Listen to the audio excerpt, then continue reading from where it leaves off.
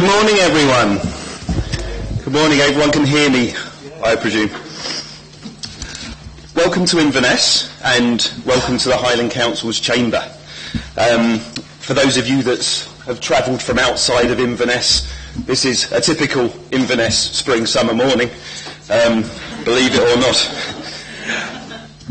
When arranging conferences like this, there's always a sense of trepidation that people won't come, they won't turn up, and that a carefully selected panel of experts will be talking to an empty room. This has never yet come to pass, we're pleased to say, but we've still been hugely heartened by the enthusiastic and at times quite overwhelming response that we've had to this conference. It's much needed proof in these straitened times that the past remains important and relevant to us in the present, and that there's still an enthusiastic public interest in archaeology, which is really great to see. Before I hand over to Rob McCulloch, there's a fairly extensive list of housekeeping issues, which may not surprise you given where we are.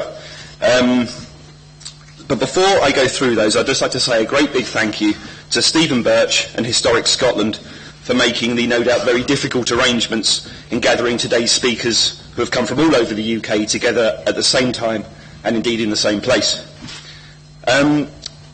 Please, downstairs, just where you registered, there's a couple of pieces of artwork out there which have been done by Jill Russell, who was artist in residence at Salmore Osteg on Skye at the time of the High Pasture Cave excavations, and inspired by the High Pasture Cave excavations. So take some time to have a look at those as well.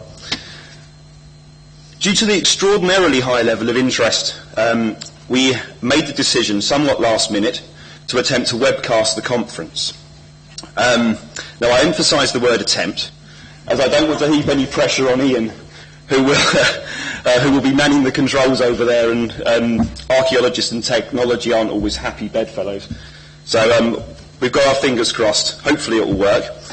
If it does, it will be made available via the Highland Council website for the next 12 months.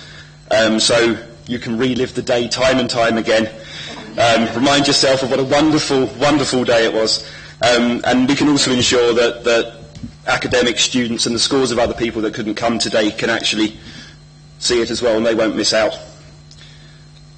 The hearing loop is switched on, but if anyone is still struggling to hear, there are headsets available that plug into the consoles in front of you, so if you do require that, if you go and speak to Duncan on the desk outside the chamber, and he will be able to provide you with a headset if anyone needs.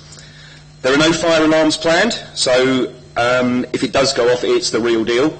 There are fire exits at the back of the building, and then just back down the stairs and through the door that you came in. Toilets, there are two sets of toilets. Again, there's one just by where you registered and another just across the foyer outside the chamber. Follow the signs. It should hopefully be quite self-explanatory. The council offices are something of a warren, so try not to wander off. I think main doors have been locked.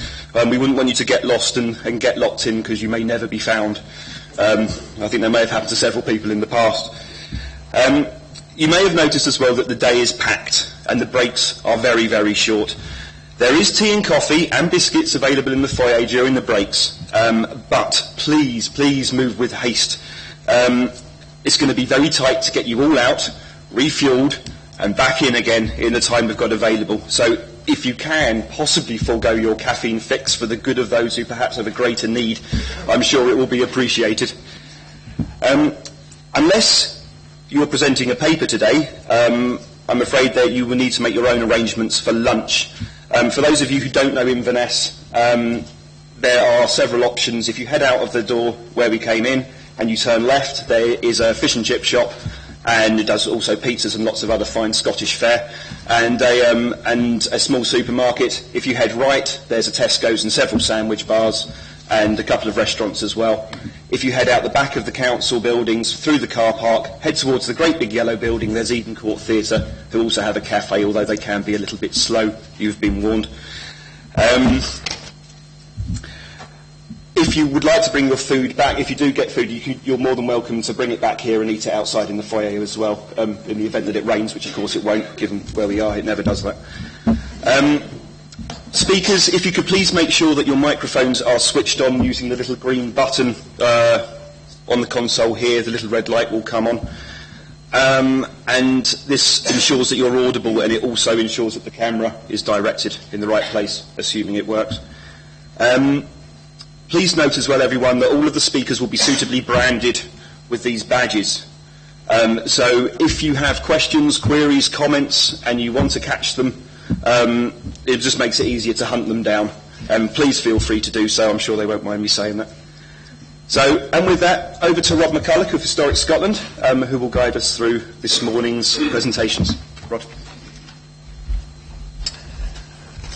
Thank you very much, Andrew. Well, welcome everyone.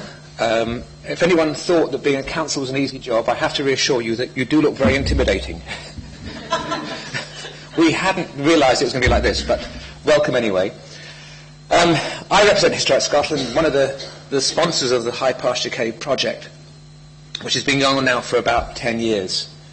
And we are now entering the phase of drawing the evidence together, sorting out the last phases of analysis, and the process of writing up a credible, intelligible report for publication.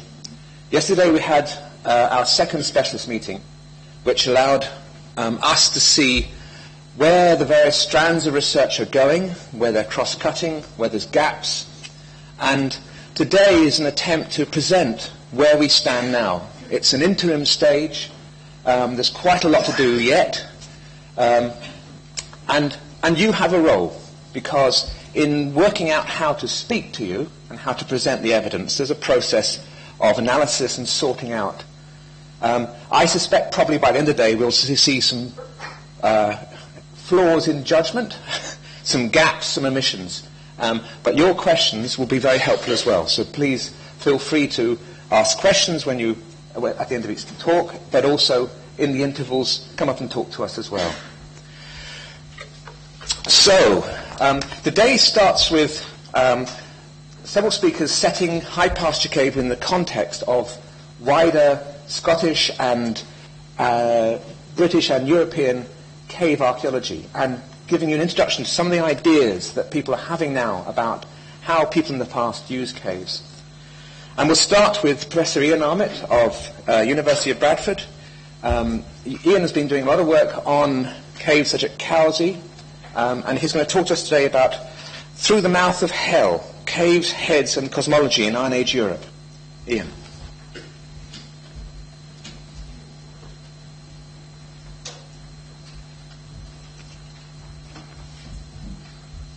Right, okay. Do I need to sort out a microphone? Or? It's on, okay. Fine. I need to get my presentation up. I'm not quite sure how to do that. Just... okay, no. Okay, thanks. Excellent, okay, thanks very much. Well, good morning, everyone. One of the best-known legends from early modern Scotland concerns a particularly nasty individual called Sawney Bean. I'm sure most of you know the basics of his story, but I'll just recap a little bit anyway. Now, according to various versions of the story, which seems to have its roots in the 16th century, Sawney Bean and his wife lived in a cave somewhere along the southwest coast of Scotland between Girvan and Ballantrae, along with an incestuous clan of around 50 children and grandchildren. And the cave was apparently pretty well hidden, completely cut off at high tide, and it was supposedly completely unknown to the other inhabitants of the region. And over a period of many years, Sawney Bean and his clan were supposed to have robbed and murdered hundreds of travellers, taking their victims' bodies back to their cave, where the remains were butchered and eaten. And the cannibals were eventually captured, taken to Edinburgh, and eventually executed. Now, despite the appearance of the Sawney Bean story in a great many historical sources going back several hundred years, there's no evidence at all that the man himself ever lived. But there's no question that the story is a powerful and a memorable one.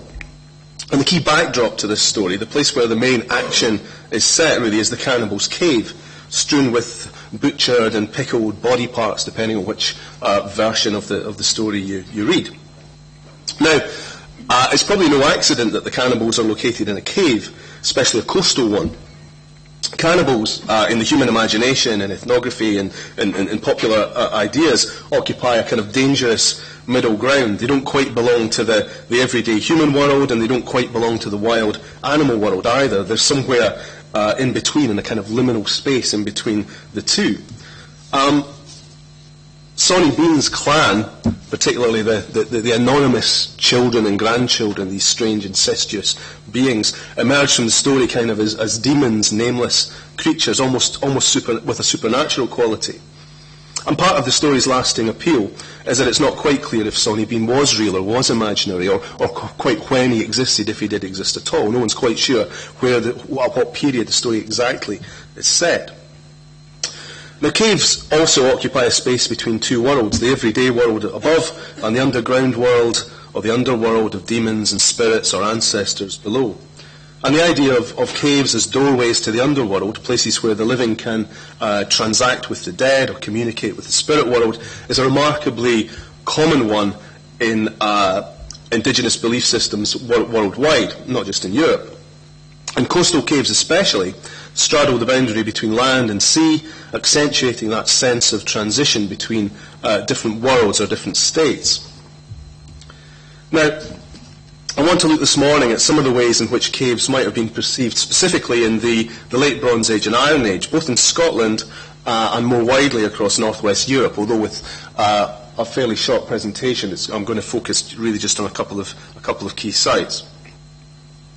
My title, The Mouth of Hell, doesn't actually come from the Sonny Bean story, although it wouldn't be completely inappropriate, but in fact, I borrowed the term from the distinguished Belgian archaeologist Eugene Vormenbal, who describes the Han-sur-Lesse cave system in Belgium as La Bouche d'Enfer, the mouth of hell. And I think we'll see that in some ways this is actually quite an apt description for a number of Iron Age caves that we can encounter in Scotland and beyond.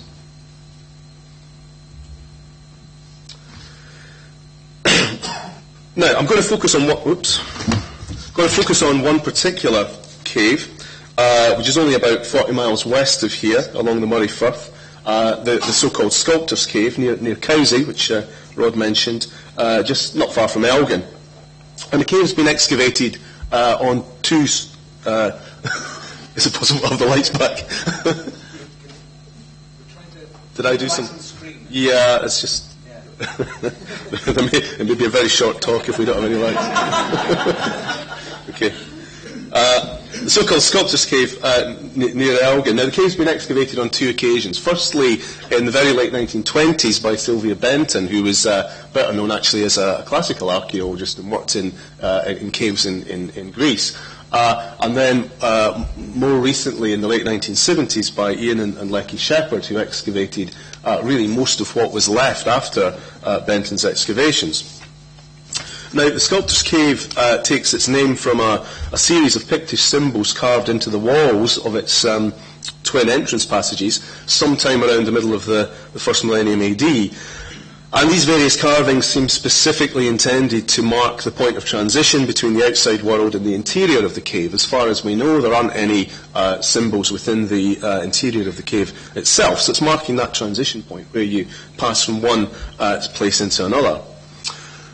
The cave's in a remarkably gloomy spot. It's north-facing, it's constantly in shadow, really, under these fairly low but quite difficult cliffs. And the only views you get, really, when you stand in front of the cave are out to sea. You get this great expanse of sea.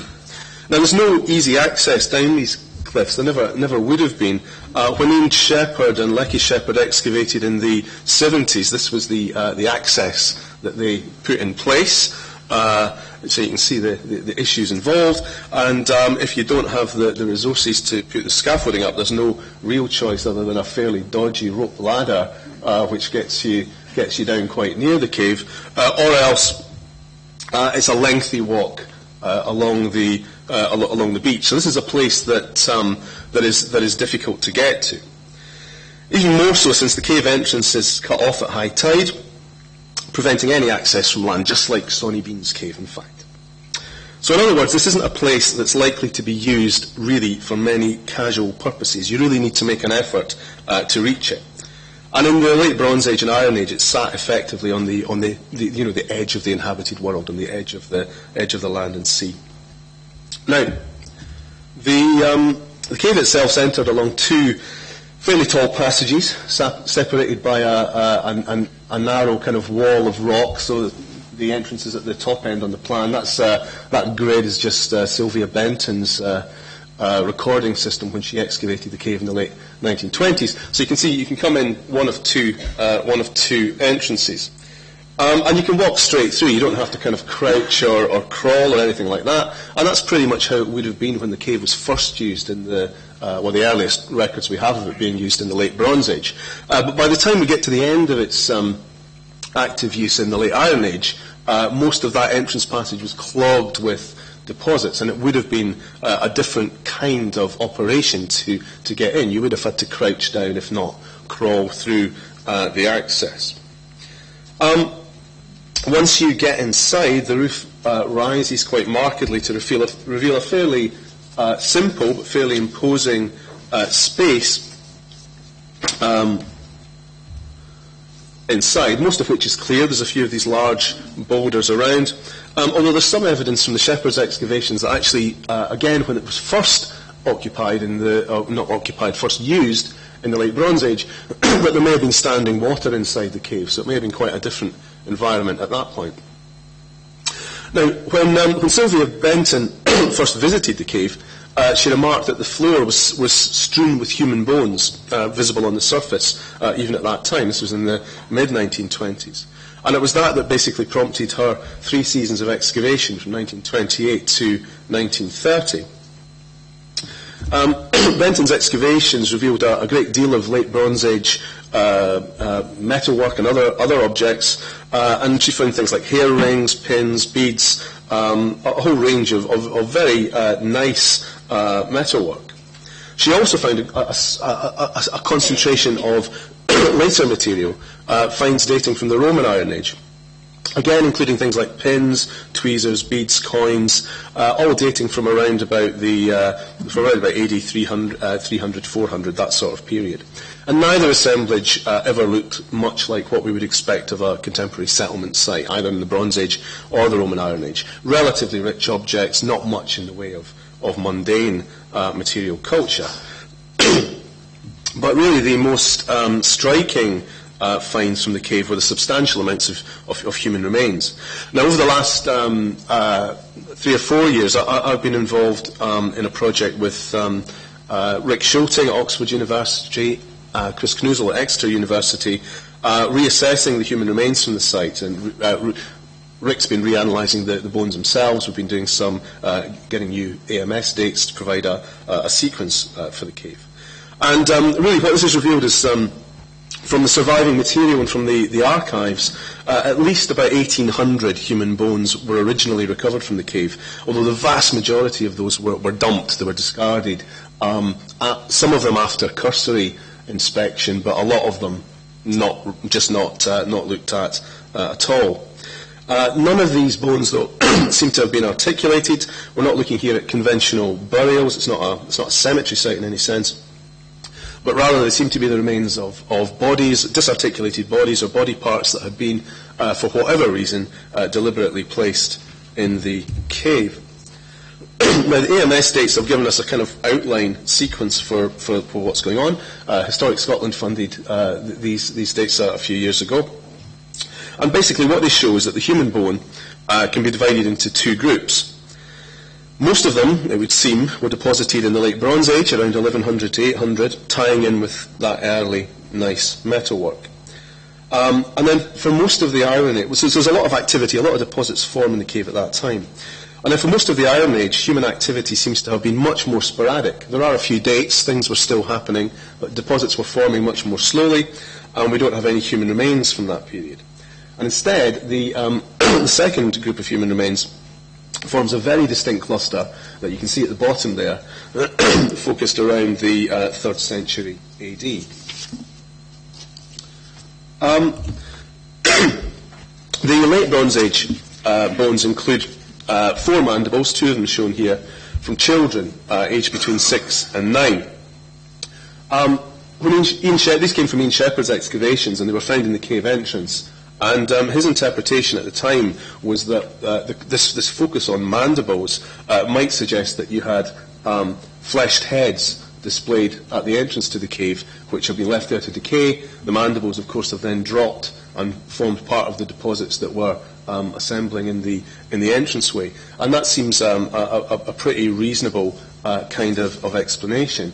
Not least, I think, because among the other finds from the same area were these hair rings, which may very well, certainly these are characteristic objects in Late Bronze Age Ireland, for example, and the current consensus would be that they were hair decorations, so we might imagine that you have heads with their finery attached, if you like, with decoration, perhaps with elaborate hairstyles. Benton records finding human hair in the cave, doesn't survive.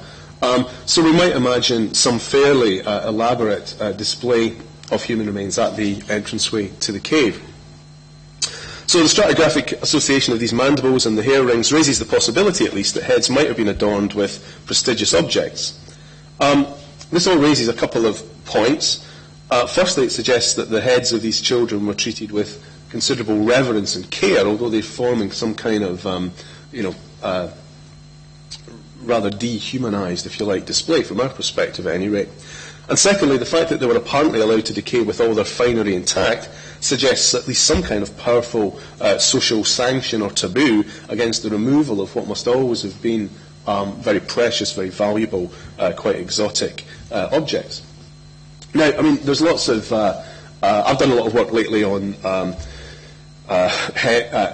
attitudes to heads and the body in general across Iron Age Europe, and part of that's involved looking at the ethnographic record, and there's lots of ethnographic parallels for similar sorts of displays of very often human trophies, in fact, very often trophies derived from headhunting, which involve the same kind of thing, the association of human remains grouped, placed in certain key locations, very often decorated or embellished in certain ways. So it's possible that we may be seeing something along those lines, whether it's related to headhunting, whether it's related to some kind of complex secondary funerary practice for children, something like that, but certainly some kind of display. And we'll come back to some of the possible meanings of these heads later on. Now, the vertebrae, these vertebrae shown here, cervical vertebrae, so just at the top of the neck. These are the only human remains that actually survive from the site. These are the only ones that were retained after analysis. And they kind of give the cave its reputation in archaeological literature as being associated with decapitation and headhunting, because they all show signs of having been cut through. And what's interesting is that they all date, all these ones that survive date very close together in the Roman Iron Age. And they're obviously quite different in character from what we've just seen before. So, from the original records, it looks like there were at least 9 individuals represented in this way. 7 vertebrae survive. These are the 6 that show definite signs of decapitation, confirmed by the recent reanalysis. You can see that pretty clearly when you look at them in detail. In each case, decapitation was carried out with great force, with a sharp, heavy blade. The profile of the injuries to the vertebrae makes it almost certain that this was a sword-type implement rather than something like an axe. It's a fine blade. In some cases, there was simply one blow which would have severed the head. In other cases, there were multiple blows, up to 11 in one case. And the position of these cut marks actually tells us quite a bit about the process, about what was going on here. In order to access the particular parts of the vertebrae that were being targeted, the victim's head must have been held down on their chest in quite an unnatural position. The fact that the assailant, whoever's doing the cutting, has been standing to their left and behind them, and the fact that these repeated cut marks are so close together suggests a tremendous amount of accuracy and skill by the person who's actually executing or killing these individuals.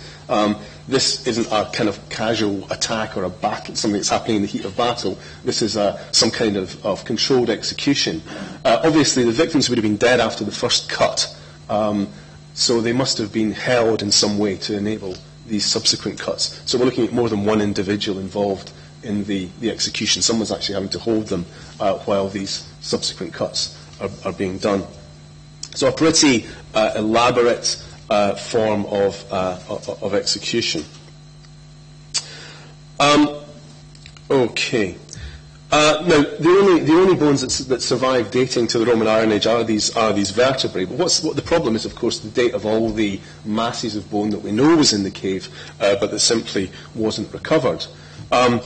One interesting hint is that there are spoil heaps from Benton's excavations just outside the cave, and these spoil heaps certainly have some human bone in them, which Rick and I were able to poke around in while we were out visiting the cave.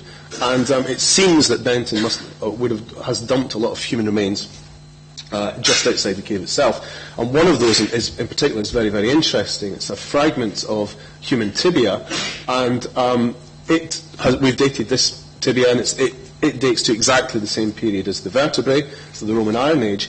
And the important thing about it is that it has a very characteristic spiral fracture that means that it was broken long ways when the bone was very fresh, either fleshed, either at the time of death or immediately before or immediately after, certainly within a very short period either side.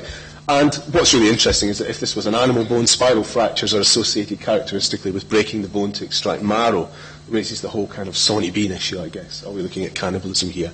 One bone, we obviously can't draw any great arguments from one bone, but it does suggest that there's a lot to be gained by going back potentially and looking at these spoil heaps and seeing what else is lurking inside.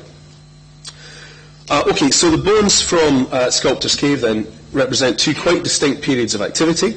In the late Bronze Age, we've got the heads of young individuals, children, apparently displayed at the entrance to the cave during a period when it was frequently visited and deposits were accumulating quite rapidly. There are other bones from that period, not all of them relating to the skull, not all of them relating to children, but there's a predominance of children's bones, a very strong predominance of children's bones. And then and it's possible that this might very well be the same period when most of the bones inside the cave were deposited. Because from what we do know of them, it does seem that there was an overwhelming preponderance of children's bones inside the cave as well. The cervical vertebrae were all from older individuals. Now, there are numerous ways in which human remains might appear on archaeological sites which were not conventional cemeteries, and this diagram just shows a few of the potential complexities and the sort of direction that bones might be coming from, either from the in-group or from outsiders. The dominance of children's bones in the late Bronze Age might suggest that the cave was a focus of child burial or child sacrifice, with subsequent dismemberment, deposition and display. It's interesting, fleshed heads, if these were fleshed heads, and Ian Shepherd's interpretation of the way the mandibles get into the archaeological record might suggest that they were, you very rarely find the display of fleshed human remains as part of secondary funerary processes. It's extremely rare ethnographically. Generally speaking, where fleshed heads are displayed, it's to do with trophies, it's to do with dehumanization, it's to do with things that are not reverential practices. Generally, if you're displaying the heads of your ancestors in most ethnographic contexts, it's clean white bone, it's not a fleshed head. So that might be telling us something. Also, where we ethnographically again, and in the historical past, where we find specific children's cemeteries, these tend not to be elaborately embellished locations. The individuals don't tend to be offered great grave goods and so on. So none of that's quite matching up with the idea of a children's cemetery or anything of that kind. And perhaps it's more likely that we're seeing children's remains being used in relation to some form of religious or cosmological practice associated with the ritual of the cave itself.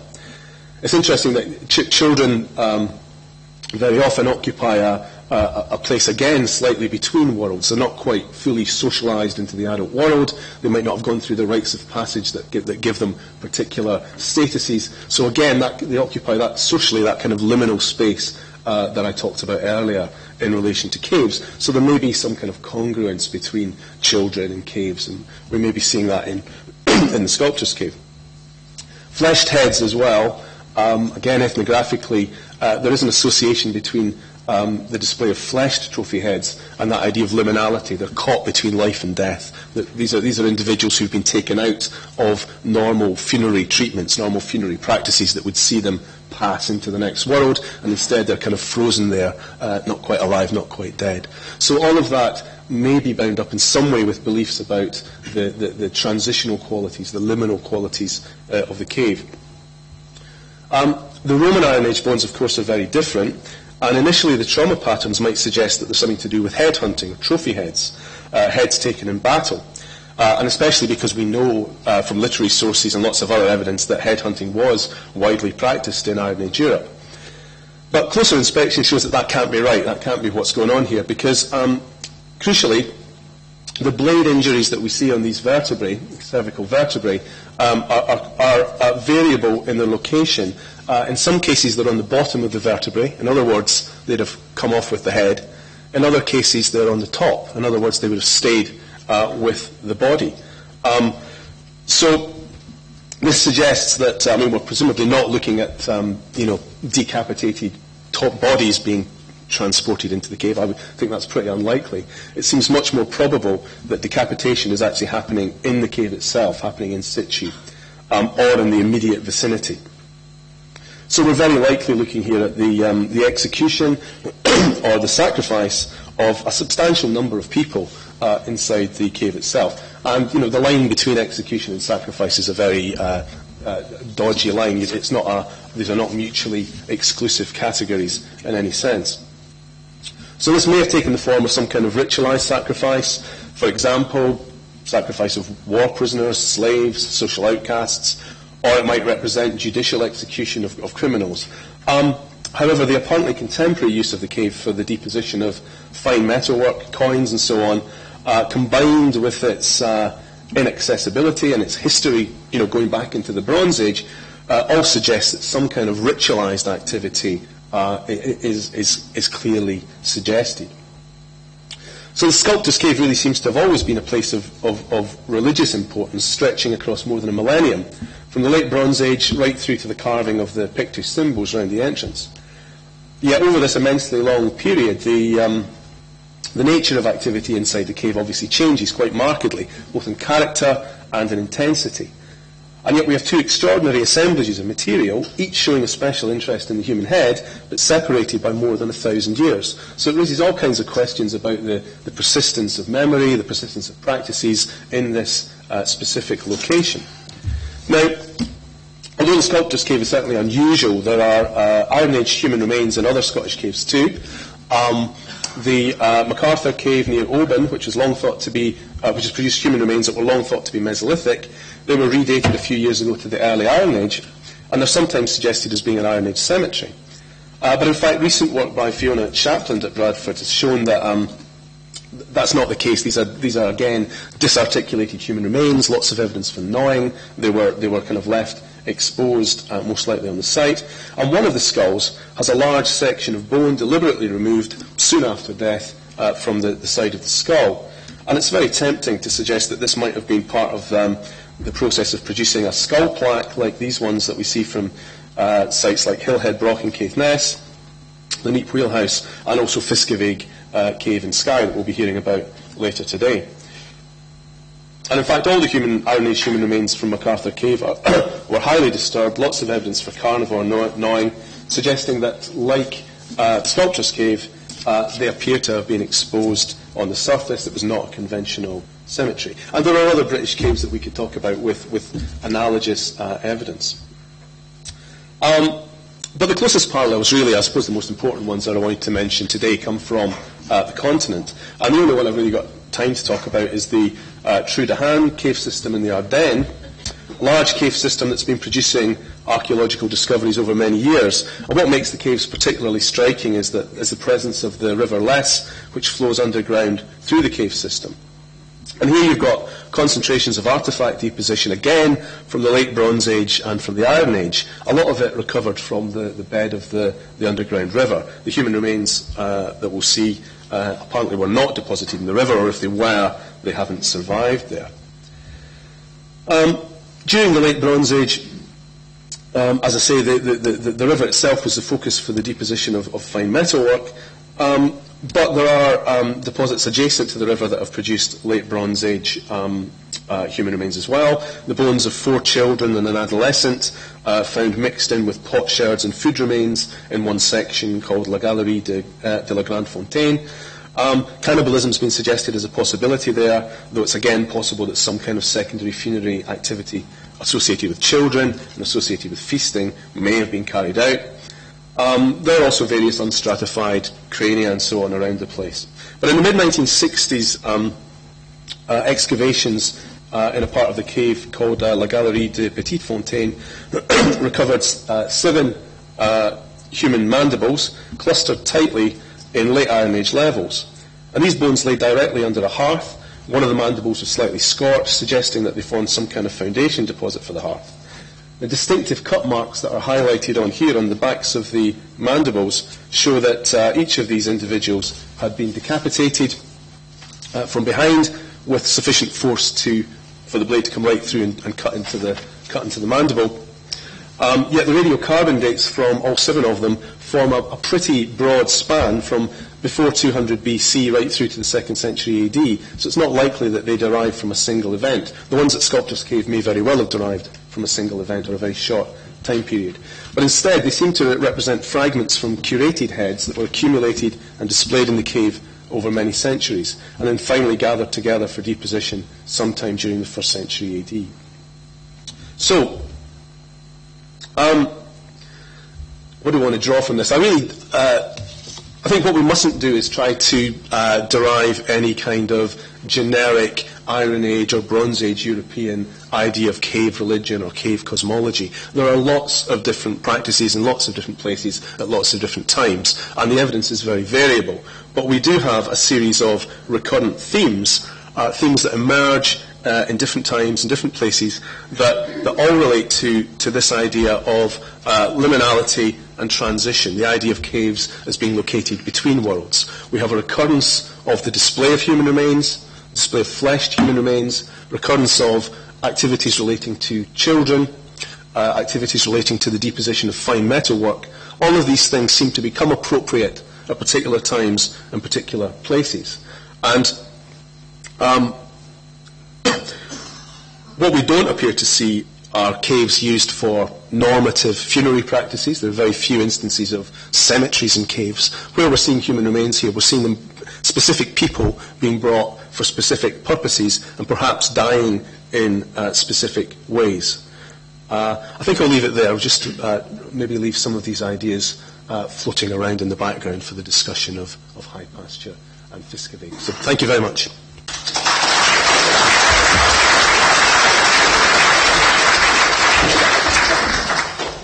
We have got time for a few questions, 2 questions, if anyone out there wants to raise an issue of understanding or clarification. Very well, thank you very much. Thank you. We now turn from the wider view back to the main topic of today's discussions, which is the site of High Pasture Cave and its attendant Fiscavig rock shelter. Steve.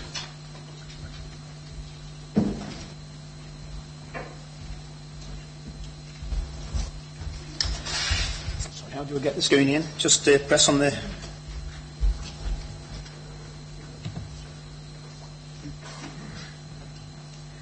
good morning, ladies and gentlemen, and thank you very much, Rod, for that introduction, and thank you very much, everybody, for coming along. It's great to see such a great turnout. The excavations at High Pasture Cave and the Fiscavig rock shelter are now finished, and we're well underway with our post-excavation analysis, which we'll hear more details about as we work through today from our specialists. I have presented talks over the past few years regarding the excavations at these two enigmatic sites and the major finds we have made. Today, although I will again provide some information regarding the main structures and features we've uncovered at the two sites, I also want to look at what makes these sites so special in the wider Atlantic Iron Age landscapes and discuss with you the activities that were taking place. In particular, I would like to promote discussion as to the potential function of these sites and the role they played in prehistoric society, especially during the Iron Age. A number of former sea caves and rock shelters have been identified during the past 20 years that are contemporary with the use of High Pasture Cave and the Fiskeveg rock shelter. And here I'm particularly thinking about sites in more sort of close proximity to High Pasture Cave and Fiskeveg. These sites often produce midden deposits containing animal bone, fish and shellfish remains, suggesting they may have been utilised as temporary shelters within a wider settlement system, where food resources were gathered and consumed. In particular, they may have been associated with transhumance activities, including management of livestock, gathering these types of resources, or whatever other means. Here you can see some of the radiocarbon dates on there. However, the discovery of metalworking residues and smithing hearths in caves such as Rudendunen Cave and Letafura Cave in Skye indicates they were sometimes used for industrial activities. While at Sculptor's Cave, as we've just heard from Ian, in Moray, the excavators discovered evidence for the deposition of metalwork and human remains.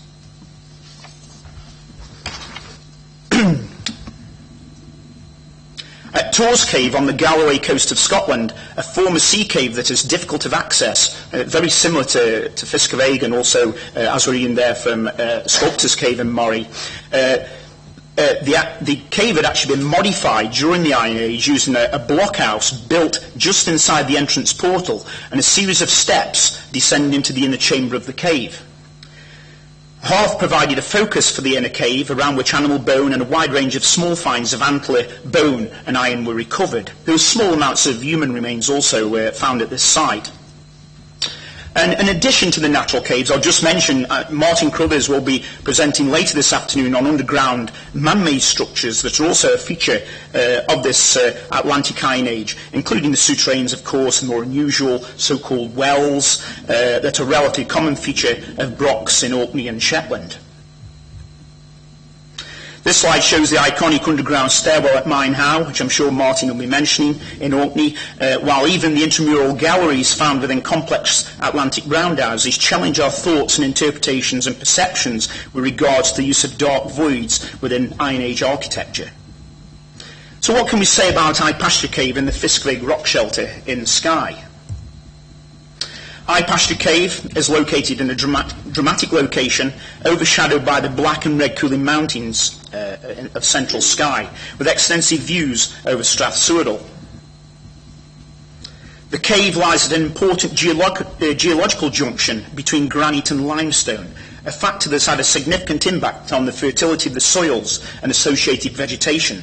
The limestone produces fertile, well-drained ground, suitable for the production of crops and, more importantly, for the grazing of livestock, while the granite is poorly drained and the acidic soils are only suitable in our relatively wet climate for the growth of peat and heath-loving vegetation such as heather and blaeberry. The geological boundary can be easily seen in this image, where you can see that dramatic change in the vegetation and the location of the cave there. The cave, which is formed in the Durness limestones and extends for some 360 metres underground, generally comprises a linear stream passage, most of which is difficult of access due to a water-filled section that often completely sumps and floods in wet conditions. However, the slides here show the section of the cave that would have been accessible during prehistory, which contains the active stream and some dramatic underground features.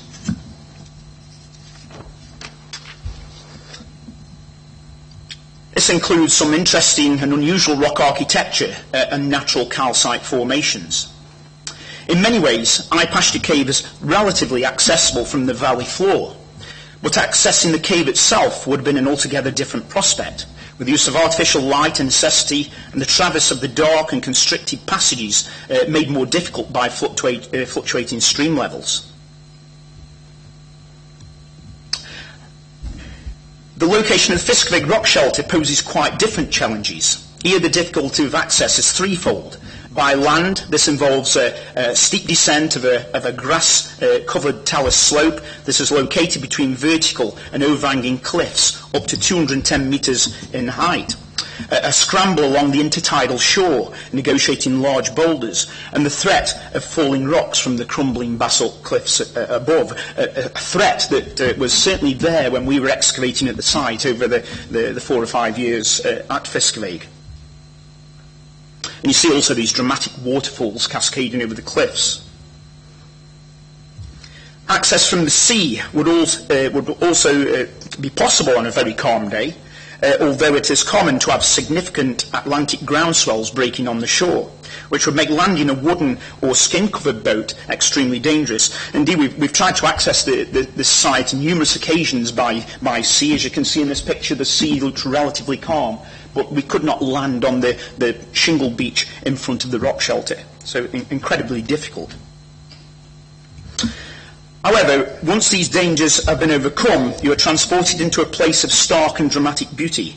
The rock shelter, which is relatively shallow at its base, is dominated by the large overhang above in the cliffs, which forms a huge bowl in the rock face that acts as a large parabolic reflector, gathering the overwhelming noise of crashing surf on the rocks below and the constant call of the seabirds. And it really is a dramatic transition as you move into the shelter itself.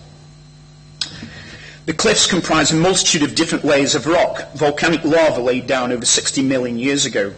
In particular, the large red rock band you see in the picture on the left there above the shelter is an actual buried ground surface trapped between these layers of lava and baked, if you like, into rock itself. And it arcs over the roof of the rock shelter, a feature that is clearly visible when approaching the site by land or sea.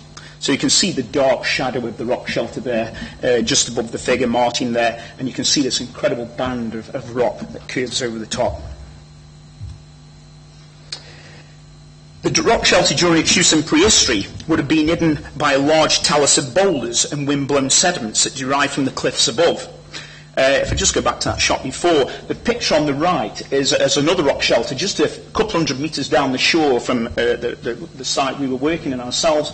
And here the talus hasn't been removed by the storm action that revealed the Fiskevig site. And it gives you some idea of the sort of secretive nature of the site. It would have been hidden much more from the sea, and the activities that took place inside there would also have been pretty well hidden from view, and it would have been a much darker place, resembling a true rock shelter or small cave, rather than the site it is today that's been, as mentioned, exposed by the incredible storms of 2005, I think it was. And there's this picture. You can see the talus to the right and the left in that image. You can see Martin there, small figure with the rock shelter behind. And you can see how the waves during those storms gradually broke down these large talus slopes comprising boulders and sediments and everything else, and eventually washed back and exposed the midden, which you can just see in section the dark patch of material in those sandy horizons just to the right of Martin there. We now know that the site was initially levelled to form the main activity areas at some time between 50 to 150 AD, after which a suite of features were constructed. This included a number of hearths, pits, and evidence in the form of posts and stake holes to indicate that the interior of the rock shelter was divided into activity areas. And in this wee plan Martin put together, you can see some of the features in Trench 3, Trench 2 and Trench 1. Very different things going on at that time before we took out the central bulk. You can see in the centre of the image there, to the left you've got this scatter of post holes forming these potential activity areas. To the right it was just levelled, shattered rock on which the hearths and other features have been cut and built on top of. The The slab-built hearths, some of which have been built directly over earlier hearth features, would have been hidden behind wattle screens, or the screens themselves were erected to shield activity and also to shield people from the direct heat from the fires. We can't be sure of that, but some potential ideas.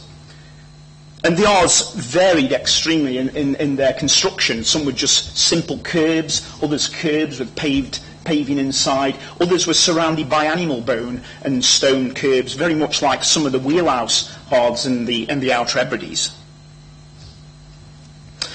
The excavations at the site recovered a large and well-preserved assemblage of animal bone dominated by adult cattle, of which we'll hear a little bit more later today, along with a few sheep or goat, and a few pigs, while bones and teeth from a wolf and a number of large dogs were also identified during analysis.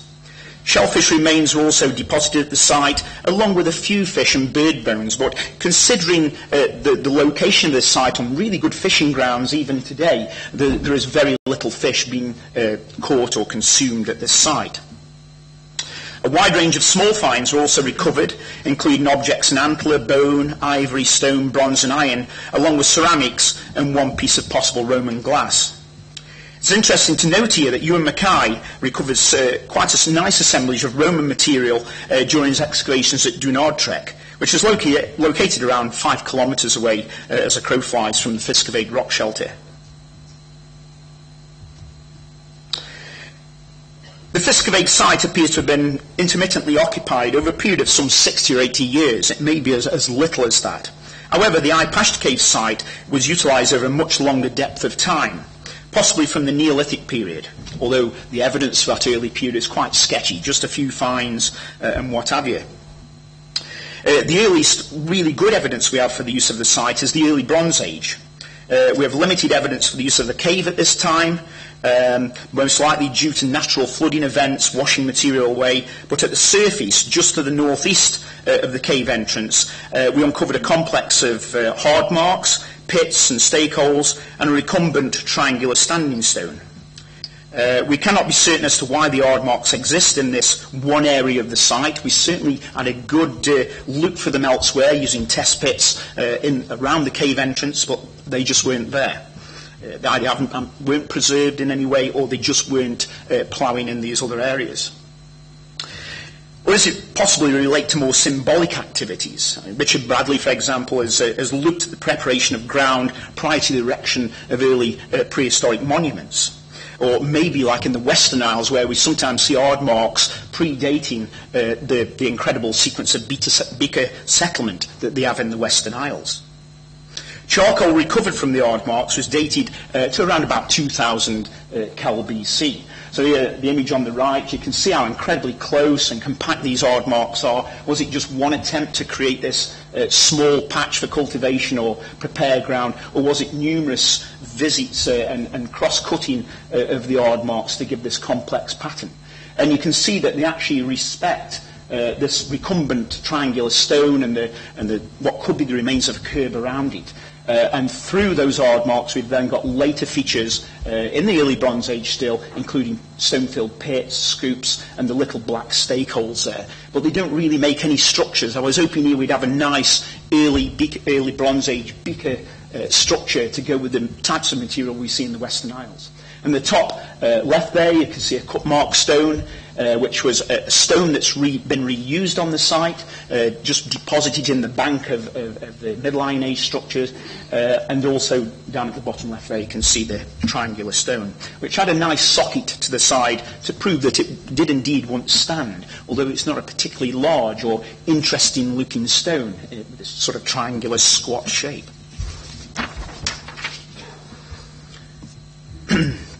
From around 750 BC, during the early Iron Age, we have good evidence for the use of the cave, especially in Bone Passage, as we call it now, and the natural hollow immediately outside. This natural feature would have been the catchment for water many, many thousands of years ago before people came to this site, where being the main input, if you like, for the cave itself.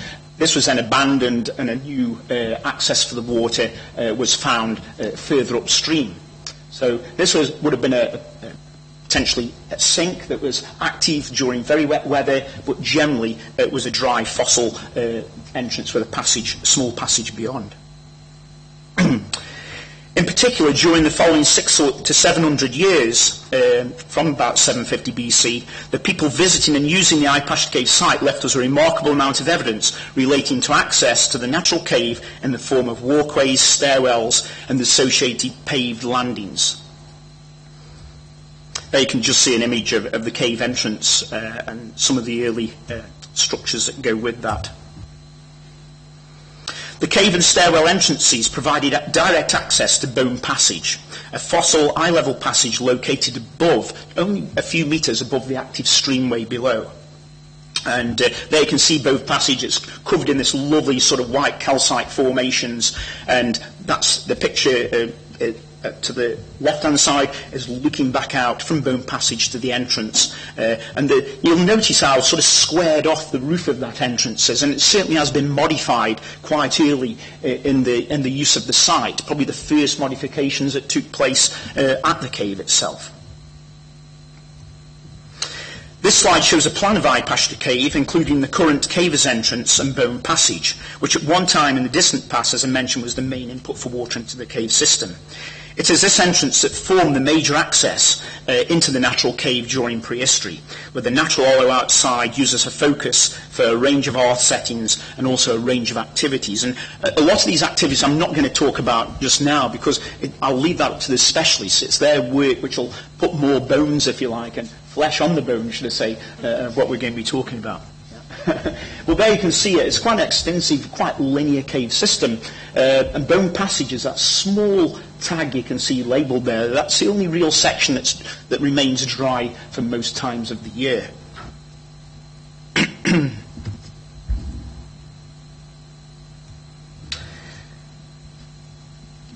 The use of the multiple earth settings located within the natural hollow produced significant amounts of ash and burnt residues, which accumulated and encroached on the cave and stairwell entrance. And it appears that constant modifications were necessary to maintain access to the cave. In particular, this included the restructuring and raising of the stairwell access through time. And this is just one diagram showing a particular phase at the site. In the early sequences, in the early Iron Age, you can see on the left-hand side, in this natural hollow, you've got this paved walkway with crushed limestone floors to each side. That area became the focus for these multiple earth settings and probably the major activities that were taking place at the site. And the little brown steps you can see leading down into the cave entrance and into Bone Passage beyond. Elsewhere at this stage, around about 600 Cal BC, we're also getting a few features peripheral to the main activity area, a few little scoops and post holes, little low revetment walls, retaining walls, and some of those earlier features are still visible, such as the recumbent stone.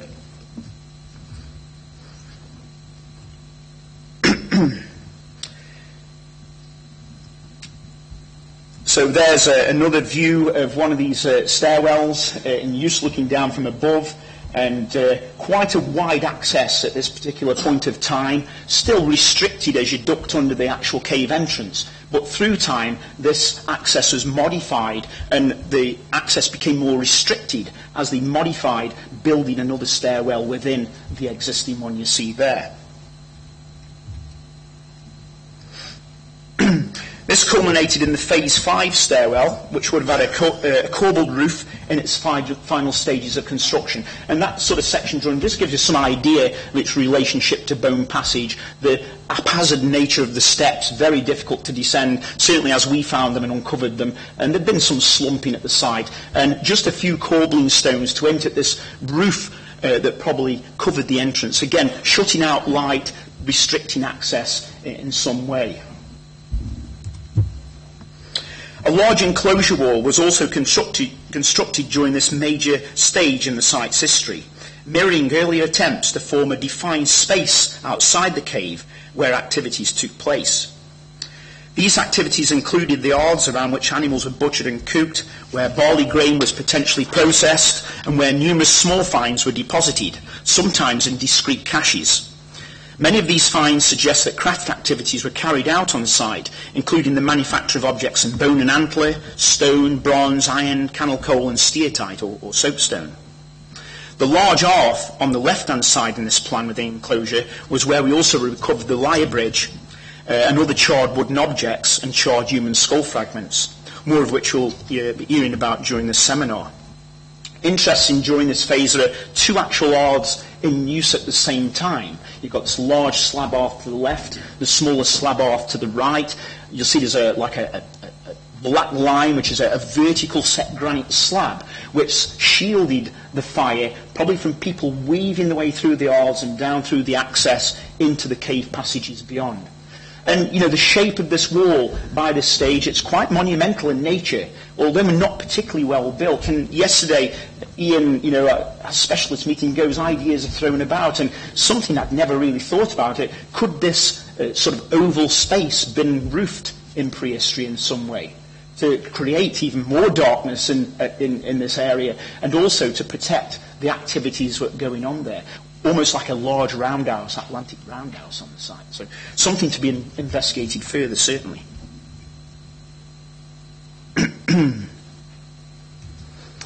Well-processed animal bone recovered from around the arths indicates that cattle form the main animal for consumption at the site. However, the animal deposits that must have been placed in Bone Passage shortly after butchery were dominated by domesticated pig, especially in the upper horizons, which have been subjected to some unusual butchery practices, much as the cattle have been at Fiskevig 2 at the rock shelter there. The large number of animals and lack of intense processing of the bone for marrow and other nutrients suggests these deposits may relate to feasting events, where a surplus of food was available to the people using the site. Several unusual cattle deposits were also placed in the cave during these later phases of use prior to its closure, and certainly Carrie will be giving us some detail on this incredible bone assemblage from the site. We also have good archaeological evidence at both of these sites, although small in nature, for metalworking in iron and bronze, although no smithing arths or smelting arths were found in situ at either site. These have either been dismantled, and we've seen the waste products of these things. At the Fiskevig site, we may have lost it to erosion from the sea. We can't be sure. But certainly we have various elements there, the moulds, and again, I'm sure Fraser will touch on this during his talk on the small finds from the site. As mentioned earlier, the Archaeology Cave site also produced convincing evidence for the structured deposition of objects. This pretty well right through the history of the site, maybe up to the last couple of 300 years. In this slide you can see just a few of the more impressive objects recovered from the core fill between two of these stairwell walls. So you've got one stairwell, then they built a restricted staircase inside, and in that packing between the walls you have this fine socketed spear, iron socketed spearhead at the top right, a bronze spiral ring, and this fine double-linked bronze chain, which also we now know from the specialist meeting, and Kath will be talking about this, was accompanied by fragmentary human remains. Other socketed iron tools recovered from the site included a woodworking gouge, iron axe, and adze shown in this image, which were possibly cached together in Bone Passage along with an amorphous iron concretion that on X-ray analysis are to be very fine links of some sort of chainmail or an iron chain.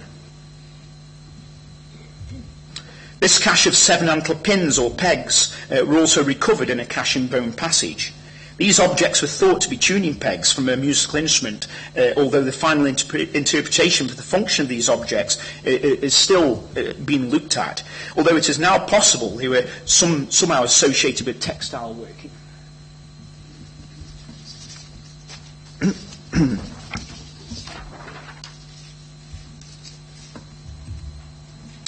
This fine cache of antler pins or pegs was recovered from the Fiskevig rock shelter site, showing that we're seeing similar modes of deposition at both sites, and the circumferential wear on the tips is remarkably similar to that seen on the pegs from Archaeology Cave we were just shown before. So again, do these objects potentially some form of hand loom, or are they just using them to work the threads? Some ideas were coming out yesterday on this during our specialist meeting.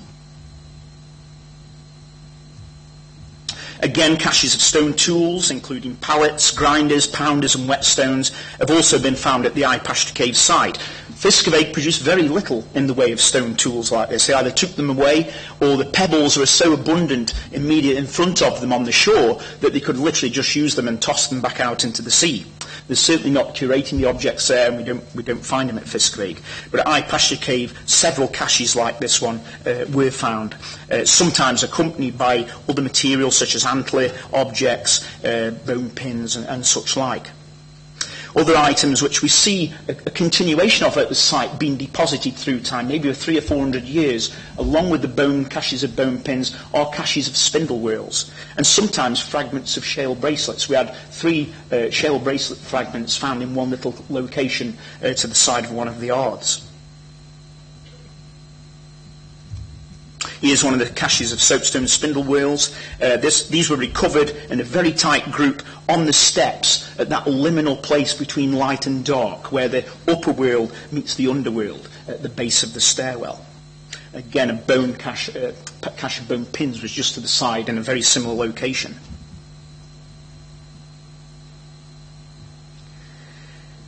This shows that both areas of the site, the earth settings and within the cave, the space enclosed by this large prominent wall, if you like, formed a special and possibly sacred place within the wider prehistoric landscape, something that was retained and maintained through time. Some objects being more common finds than others at the Eye-Pashta Cave site. We have already mentioned the bone antler pins, spindle whorls, stone tool caches, but quern stones have been recovered in some quantity from the site, including complete saddle querns, quern rubbers, and fragmented saddle querns, many of which we can refit back together and sort of spread over the site, possibly enclosing closing deposits or foundation deposits between periods of activity. This indicates the destruction of the querns, most likely on site, possibly after use, or whether it's a symbolic meaning to this. It's obviously very difficult for us to tell. But difficult things to break using hammer stones or whatever. Some of these querns are really large pieces of granite. The 8 complete querns recovered from the site had all been deposited working face down. Again, I don't think this is an accident. We see this elsewhere in Scotland on prehistoric sites. Querns deposited upside down. We just thought someone were boulders until we turned them over at the site. Some have been used in the construction of arts, some in steps in the stairwell, and others within walls, so there was a reuse of these objects as well. During the final stages of activity at the site prior to and during closure, we also found the deposition of rotary quern fragments and loom weights, most of which have been broken. And there you can just see a few fragments, some of again which refit back together. This single upper rotary quern had been deposited at the Fiskevig rock shelter, close to the cache of antler pins I showed before, and also close to this perforated human skull fragment, which I'll just show a slide in a second.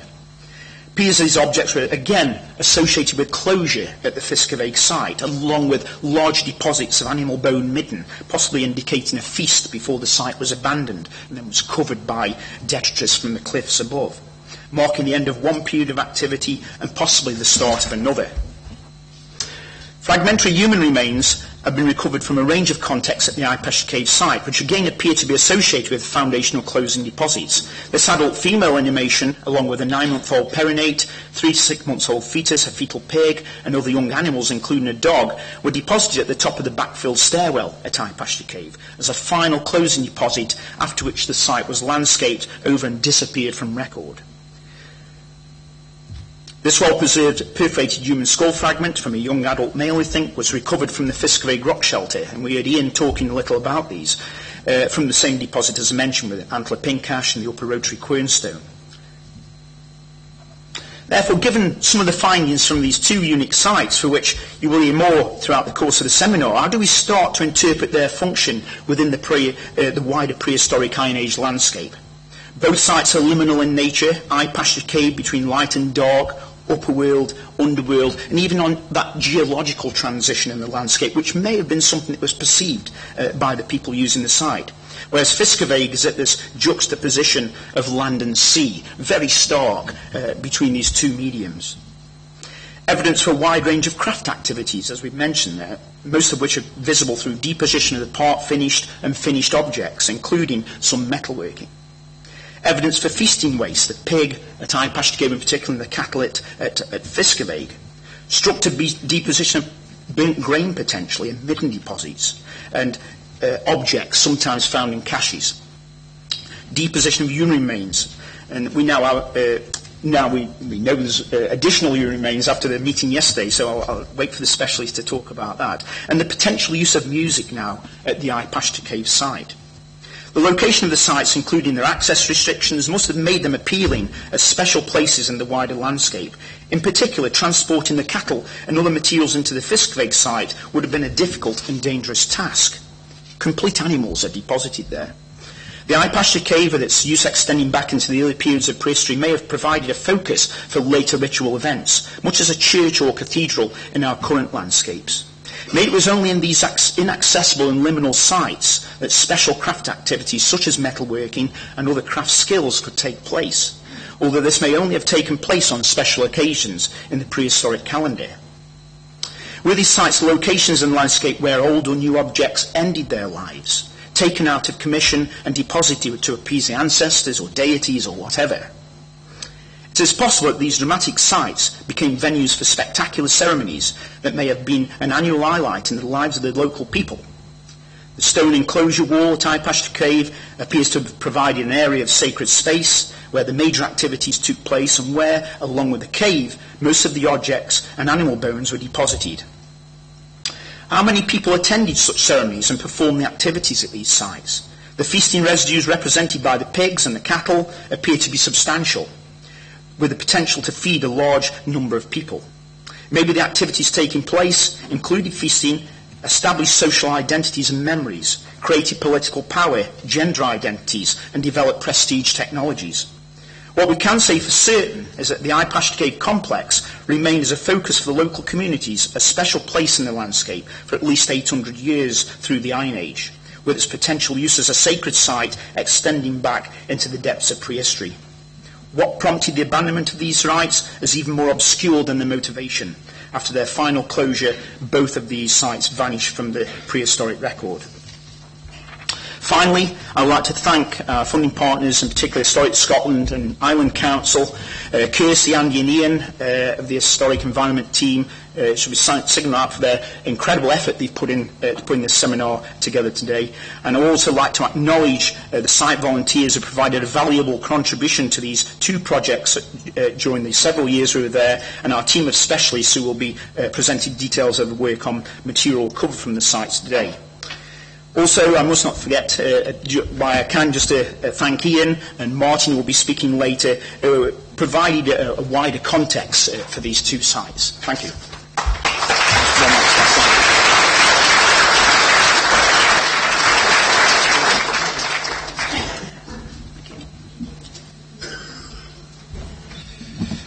Thank you very much, Steve.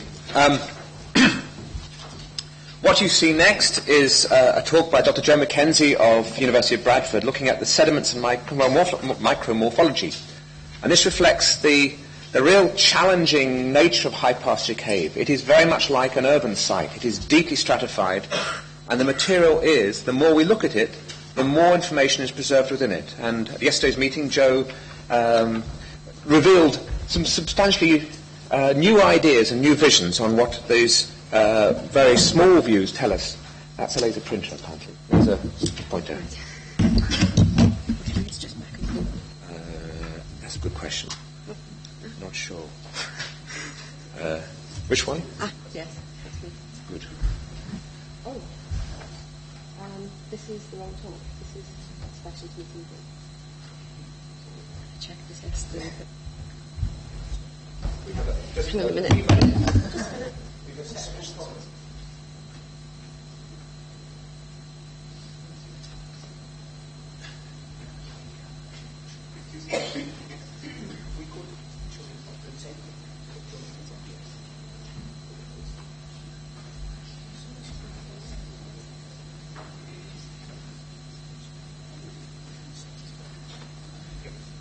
What you see here, Sorry about this. What you see here is the slides that Joe spoke to yesterday And it should be the presentation which has more interpretation, perhaps less of the highest. Yes. Just bear with us. As you all want lunch, it's probably not a good idea to have that sort of.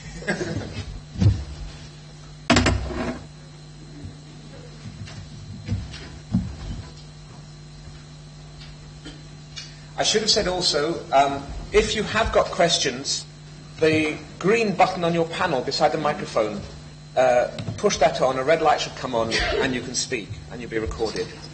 One of the other buttons is the ejector seat, so just be careful. And when you finish speaking, switch the button off again, otherwise you'll join into the seat. Rod, can you hear me?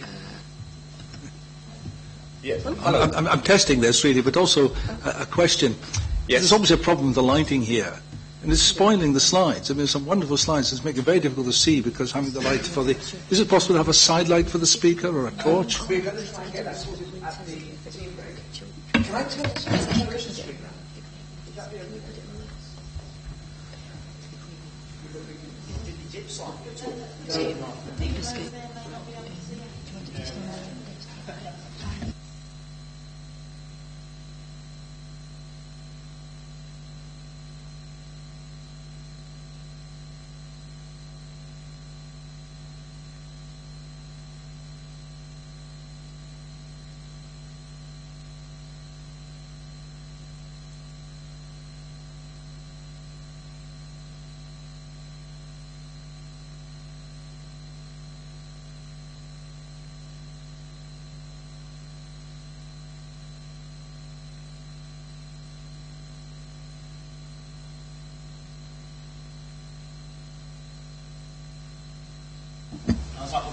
And this is the pointer.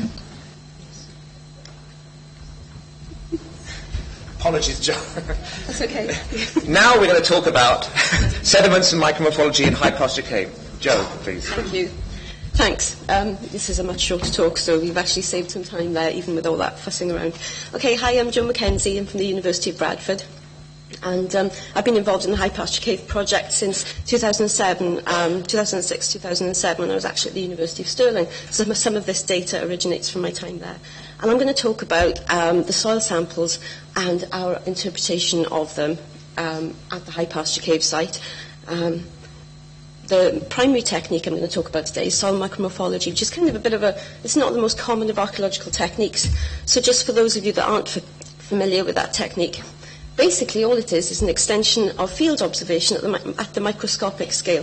So essentially it's just like looking at a section on an archaeological site, but through the medium of the microscope on a microscopic slide. So basically what we do to get those samples is take tiny tin sections through an archaeological section and then have a process of turning those tins and the material in them into a thin section slide. So you can see there's the process there of taking the material, basically going through a series of stages to get to the microscopic slide. And what that does is essentially give us a section which is an undisturbed section of the soil or sediment that we want to examine. And that's really important because we're not just seeing what we'd see in a bulk sample where we take something out of a section and we've got our charcoals and our bone or whatever, but it's all mingled up into a bag of a soil sample. What we're seeing is an undisturbed section. So we get to see the archaeological features in the position that they're in when they're laid into the soil. So it's, as I was saying, just like an archaeological section itself.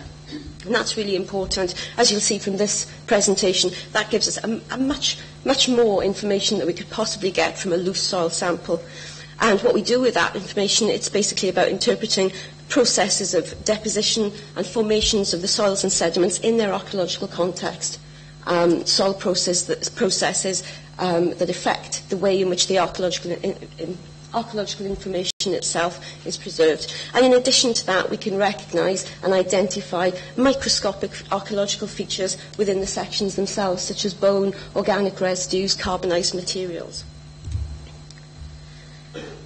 Alongside the samples that we take bulk soil samples in order to do a series of very typical chemical and physical soil analyses, such as pH, organic matter, magnetic susceptibility, and phosphate has been, as you'll see, especially significant for the high pastures analysis. And this allows further characterization of the sediments and also kind of gives us a handle on what we expect to see in the slides. The features I'd expect to see in a slide from an acidic soil profile would be very different from ones we'd expect to see in an alkaline profile, for example. So that's a little bit about the technique that we'll be using today. So the samples I'll be talking about essentially look like that. Now at High Pasture Cave, we've taken a large, varied series of samples. The small stars you can see there are the locations from where we've just got bulk soil samples. I'm not going to be talking about those today. A lot of those are actually still under examination. The key sections we've got, I'm going to be talking about, are these larger stars from where we've taken soil micromorphological samples in conjunction with bulk soil samples. So we've got a micromorphology profile through three, well, really the key areas of the site, as Stephen was just saying. We've got the bone passage, that Stephen was just talking about, the cave, the actual in-cave deposition sequence. Outside that, we've got Trench 2 and Trench 15. I'm going to be focusing on the Trench 2 deposits here. That's basically the area of the site involving the stairwell, then the deposition, the hearths, so essentially the ritual area of the site. The bone passage, as Stephen was just talking about, you've got the dry passage off the main streamway, where we've got the very large series of archaeological deposits, over 1.5 metres of stratified archaeological deposits, something that Carrie is going to be talking about later, particularly significant for the deposition of animal material in the cave, as well as the finds. Upper layers, bone-rich deposits, especially young pig. We've got this is the area where we have the ritual placement of entire carcass elements, ritual butchery, and the two deposits of the cow skeletons. Carrie Drew is going to be talking about that material later.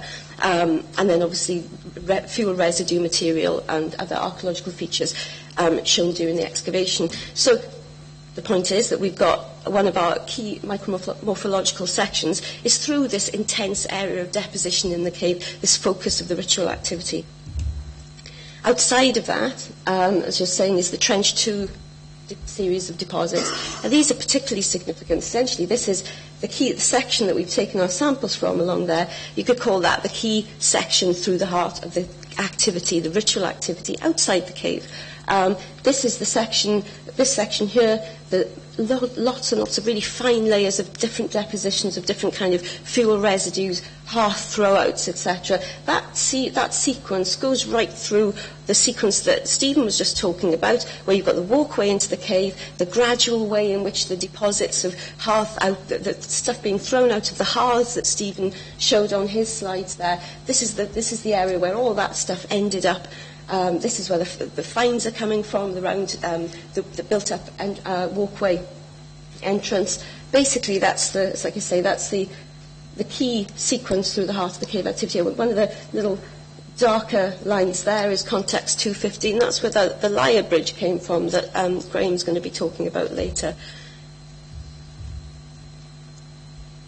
And bringing these two areas together, so we've got the Trench 2 sequence out there and the bone passage there, is the stairwell itself. When that series of deposits that you just saw in Trench 2 had built up to such an extent that the cave couldn't be accessed anymore, that's where the stairwell, the series of stairwells through each phase was constructed back down into the cave entrance. So you can see that there. And that's obviously the closing deposits there, the human inhumations that Laura's going to be talking about later on and that Stephen referred to. So what we've got are a sequence of samples, 4 samples from the bone passage and 16 samples from the Trench 2 outside. What that we've got there is the perfect, in micromorphological techniques, in terminology, the perfect kind of comparison between the two series of deposits that we would be most interested in when it comes to looking at activity inside and outside the cave. So to start with the bone passage micromorphology, now this was quite a specific environment. Obviously, a cave's a really specific environment to look at soils within. Now, of course, these aren't really soils, they're deposits, they're archaeological deposits, so quite different processes of formation. But essentially, the key things that affect them are going to be cave-specific. what we might find in a cave. Well, obviously this is a limestone cave to start off with, so we've got quite an alkaline environment, good for preservation of bone. What we also have in this sort of cave environment, a wet cave environment, is sort of possibly unexpected things happening when it comes to through flow of water and how that affects archaeological deposits. We didn't know what we were going to expect, really, when it came to how things were preserved in the cave, because we weren't really sure how the drainage system would work in the cave. Could be very well drained in some places, very waterlogged in others. And what we found were a mixture of things, really. The floor layer through the sample here came through quite well. You can see fuel residue deposits in there. Burnt bone, charcoal, burnt bone fragments there coming through nicely, and what we'd expect, a lot of calcitic material, degraded limestone from the trench, but also possibly the remains of wood ash, which also gives a calcitic signal, which we'll talk about later. And iron-rich deposits in the ground mass of the cave there, obviously, water flow through the cave and accumulation there. So, kind of typical of what we'd expect, the bone nicely preserved because we've got a nice alkaline environment. But overall, actually, there wasn't a huge amount of fuel residue material. Given the cave context, there's all this activity taking place. We had a huge amount of bone, but really not so much charcoal. This is pretty much it, really. These little bits you see in the floor layer there. That's actually not much for this kind of context. And that led us to think that although we're getting a lot of bone, which we'd expect from obviously the deposition that's been in the cave, that we've seen in the cave from the actual excavation itself, that the activity associated with that, the burning, the fires, the processing of the material, the bone material, must have been largely taking place elsewhere. To look more detail at the preservation of bone, just to underline this is amazing preservation. Even for a limestone cave, this is really, really good. This is something you might expect in a far drier cave environment where there's not so much water flooding through and leaching out the chemistry of the bone. Here you see a piece of bone in plain polarized light, a certain light source, where basically you can just see the general bone structure itself, and you can see how well it's preserved. You can practically see the bone canals there. In crossed polars, this is the same view through another light source. The lighter stuff you can see here is the calcitic material reflecting back. So basically the calcites in the bone are still there, they're still preserved, they haven't leached out at all. Quite unexpected, really. Unburnt bone here, you can still see the structure of this, and then oblique incident light, you can see the way in which the material around the bone has actually been heated. So we are having some heating, we've got masses of bone, it's very well preserved, but the actual processing seems to be taking place elsewhere. Here's another close-up of that. You can see the Haversian canals, the bone that's just amazingly well preserved. And another piece there. So at the microscopic scale, we can see that the ritual deposition in the bone passage is reflected back at us. The alkaline cave environment aids the preservation of bone, but the limited fuel residues show that the burning is happening elsewhere. So we thought, well, that's a bit of a shame, really, in a way, because obviously the other profiles outside in the wet Scottish weather, how much are we really going to see of these well-preserved, potentially well-preserved features in that profile? And here is that profile, just to sort of look at this in a bit more detail. Outside the cave, our trench 2, our big build-up of the refuse of all these fires, all this activity happening around the cave entrance. 16 slides, 21 contexts identified during the excavation. But when we looked at them under the microscope, actually you can see this is each slide sort of broken down there. 62 individual lenses, micro-horizons, actual events, activities that we could identify as separate. So really, for the first point to make is it's given us a hugely more detailed amount of material to deal with, to look at this intensive series of activities outside the cave. The first thing we looked at, the first thing that kind of bounced back at you was the fuel residues. And this was the first of a series of surprises looking at this profile of how well preserved these were. As I was saying, this is a profile out in the wet Scottish. I mean, when we were taking the samples, honestly, you should have put a picture in it. It was absolutely the wettest day possible. Yes, and this was completely waterlogged. Not unexpected, really. It's the sky weather. And that's the weather that profile has been out in for, since the Iron Age, for a very, very long time. A lot of water has gone through that profile. There's been a lot of what we'd expect of leaching out of materials, leaching out of the chemistry that keeps the archaeological features intact. And we saw a sign of that around about this area where we had a zone of iron padding. water flowing down materials, iron nodules, panning out at a certain level of the profile where they're blocked by a more stony deposit and creating a level of iron pan. So, a good sign that really a lot of the features are going to be washed away. But we looked at the fuel residues, we saw that actually wasn't the case. Really good preservation of charcoal, of peat, and even calcites from wood ash. This is a distinctive feature in micromorphology which has been identified with experimental techniques quite a lot.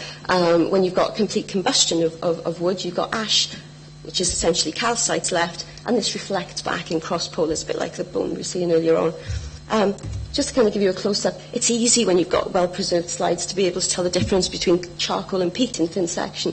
You've got a piece of charcoal here, you're going to probably see more of this kind of stuff when Mike gives his talk next. Peat is really different. It's stringy, it's sort of thicker and darker, and it just has no real internal structure apart from this stringiness to the whole deposit. So really, really easy to tell apart.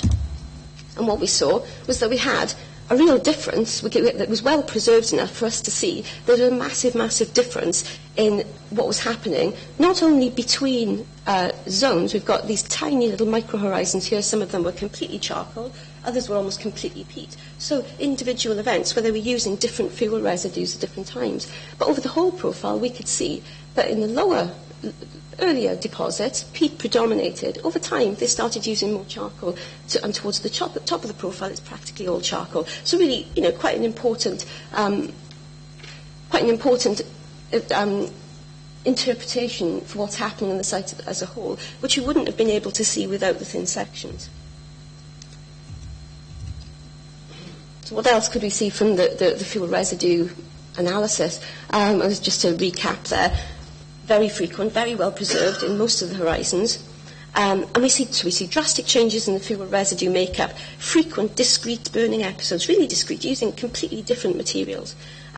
Fitting those with the dates is something we're working on now, and that's proven really interesting, and fitting with other specialist work, such as Mike's looking at the charcoal at the rest of the site. But there's no very clear switch from one fuel type to another. There is peat towards the top. Towards the top, we've got charcoal. Towards the bottom, we've got peat. We've got a switch, but the switch isn't absolutely clear. There's always a little bit of use of the other material within each part of the profile. Calcitic wood ash, very unusual in these wet Scottish profiles. More about that later. That was a bit of head scratching. And then the other thing to point out is that we've got several highly heated ground mass deposits. This is the ground mass, just basically the soil that you see in the background in the section. That's what it looks like when it's heated, when we reflect light off it. Really distinctive, massively red. That's the kind of ground mass you get when a fire has been in situ, the fire's happened in that place, and the actual soil itself is quite drastically heated. Most of the profiles look like this. You've got the charcoal and the peat, but they're against a background of unheated material. So this is rake out, this is stuff thrown out from a fire. This is where a fire has happened in situ. And again, we can now relate that and these episodes to the hearths. But what we can always also say is that in some areas where there aren't hearths, we still know there have been fires in situ. So again, that's giving us a bit more information on what's happening in the wider area around the walkway, and the series of burning episodes and, dare I say, ritual episodes that are happening in conjunction with the cave. Then we looked at the bone, and as I was saying, we obviously in the trench we expected to get good bone preservation. Outside the trench, I didn't really expect to get any at all. As acidic Scottish soils don't tend to preserve bone very well. I had a huge shock, because actually what we have is bone preservation almost better than we had in the cave, and that was a massive, massive surprise. How on earth is that possible? You've clearly got a free-flowing profile here. Water's moving down. You can see that from the iron pan. How on earth is that bone managing not to have its chemical component washed out? In fact, Stephen had said that when they were excavating that some of the bone was massively cheesy. You couldn't actually get it out of the ground. It was just disintegrating as soon as you picked it up. Anyway, we saw that from the profile. It wasn't as simple as that. And we managed to get, again, a bit like the fuel residues, managed to get a very detailed profile of where bone was most frequent and where it actually wasn't at all, and there's discrete episodes where we've got different things happening with amounts of bone in the profile as well.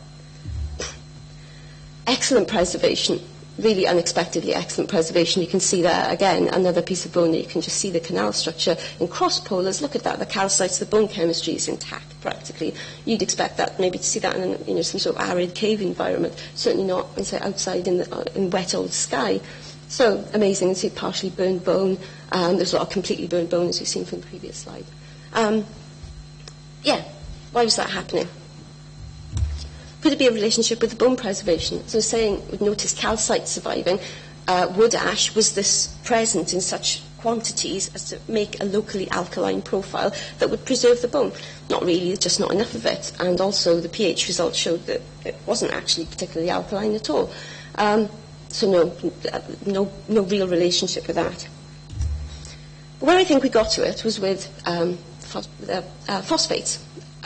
Basically, the third key element to show in the slides, and the most surprising one, was the presence of phosphate.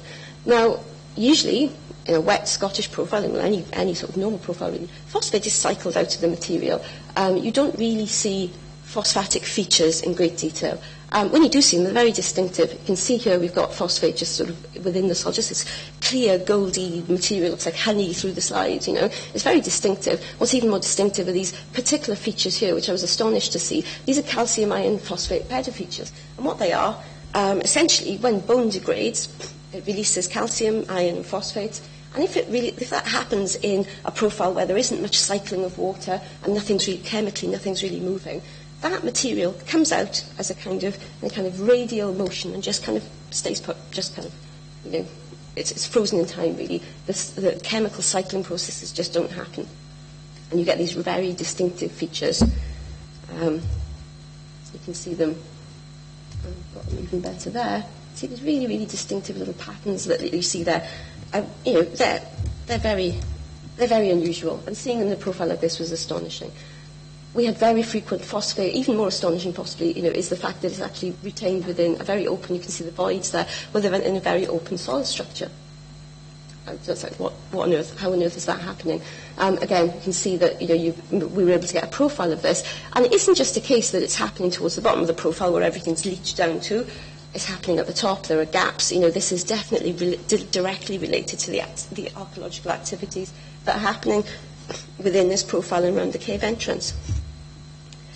So to a bit more detail on them there, you can see how distinctive these profiles are. Actually, a very high magnifications.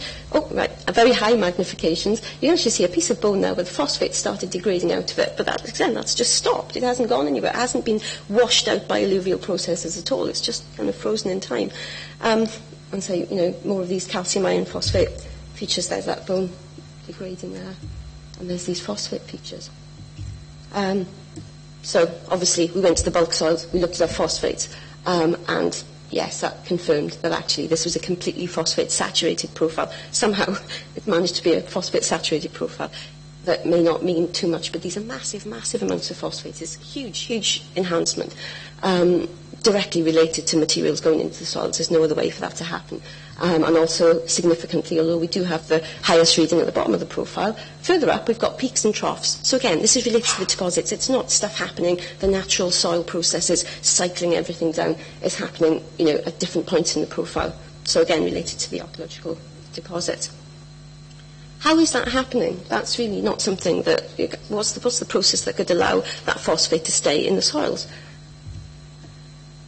And what we think is happening here is through the burning of the phosphates, what we're actually getting is a picture of the ritual activity at the hub of the site. Within the cave, we've got the bone assemblage indicating we've got this ritual activity, unusual carcass deposition, and butchery happening nearby. So masses and masses and masses of butchery happening. But the processing of that isn't happening in the cave. So it's probably happening outside the cave.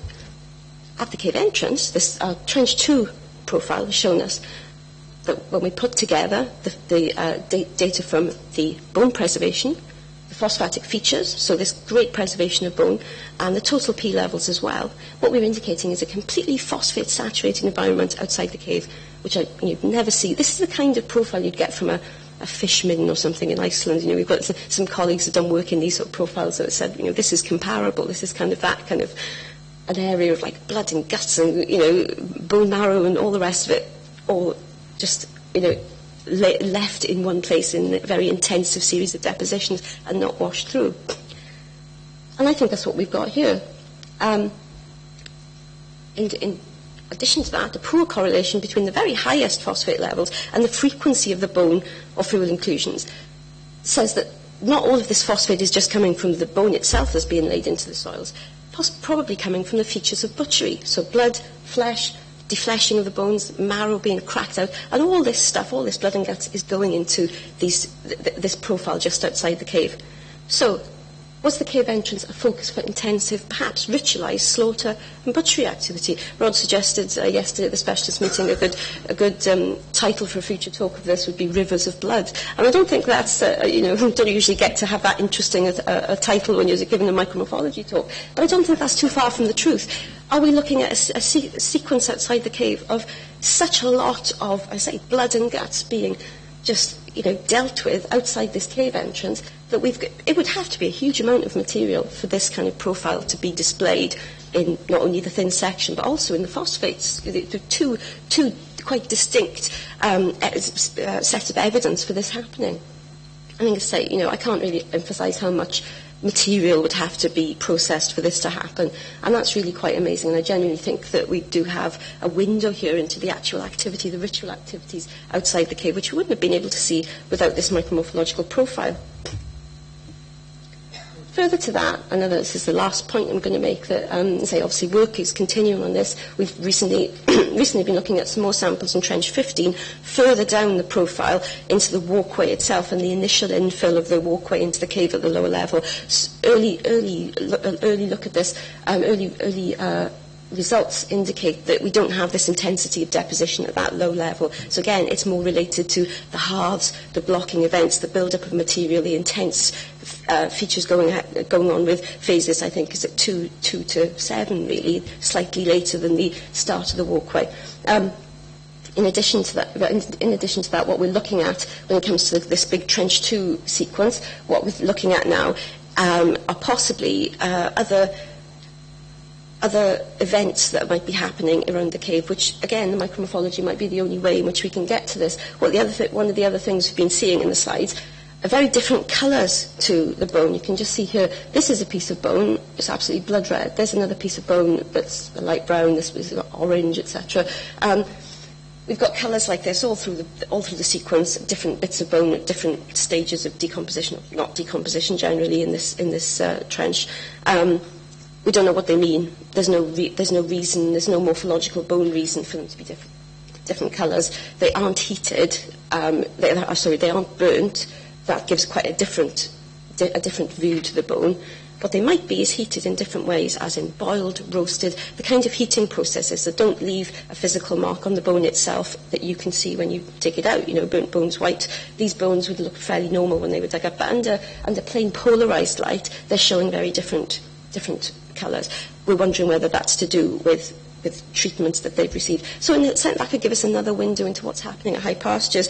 And we were talking about this yesterday, and Ian made the interesting point that if this is happening, if we can reach into the data to be able to maybe tell that they are roasting and boiling and treating this meat in different ways, it means they're not actually utilising most effectively the calorific value of the meat itself.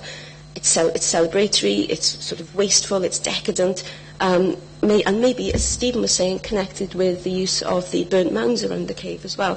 If they're roasting and boiling their joints of massive cow, then maybe that's a way in which we can further understand what's happening on the site as a whole, outside of this area of intensive activity. And you can see there, again, some different bone colours. There's a bit of burnt bone up there, just to sort of hammer home just how nice this bone is from this profile, and different colours, just different shades to the bone. I say it's quite significant. If you're a micromorphology person, you think, gosh, that's very, very unusual. Anyway, that's kind of all I want to say today. Let's look at that profile again, and some of the features we've got from it. Hope you've enjoyed just having a quick look at what we've been able to get out of the microscopic data, and just to sort of get home the point, really, that when you've got a profile like this with a massive amount of detail in it, using micromorphology as a technique to get further into this, can actually give some really amazing results that we wouldn't have been able to see without using it. And in conjunction with the bulk soil analyses, and we've got more bulk soil analyses happening around about the cave in different locations. We're hoping to get a far more coherent picture together by the time that we get towards the monograph. So just want to say thanks. That's all.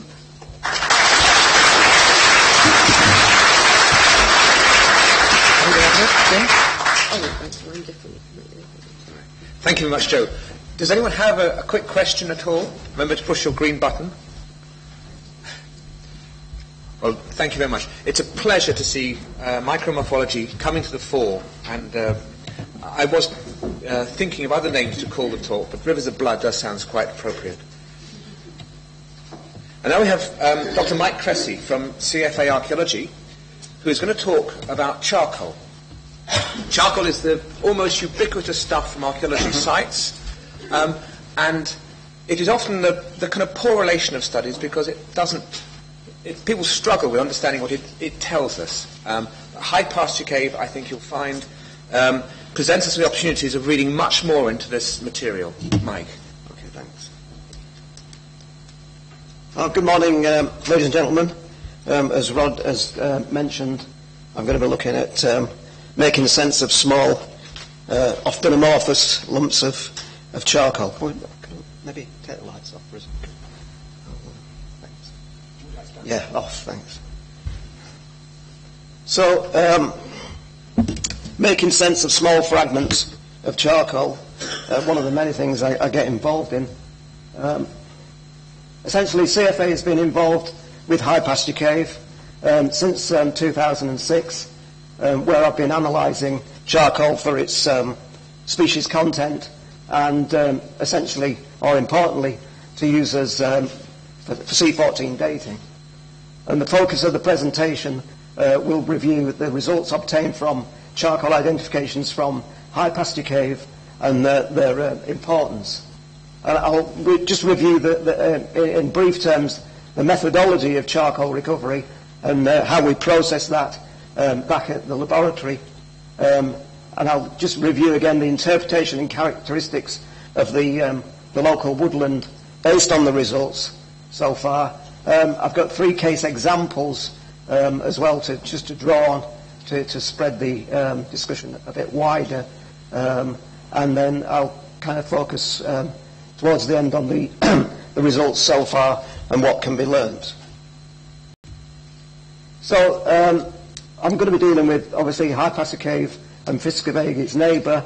I'll also mention some interim work I've done quite recently from Bellashare on North Uist, and a small assemblage of charcoal that was recovered from a Bronze Age funerary site at Seafield West, very close, well, actually under the Tesco car park now. So the principal research aims for High Pasture Cave from the outset was to determine the species composition of the charcoal and look at the various archaeological contexts from which the charcoal came, and just to really understand what was going on within the interior of the cave, perhaps look at the deposits and various hearths and some roundhouses further afield.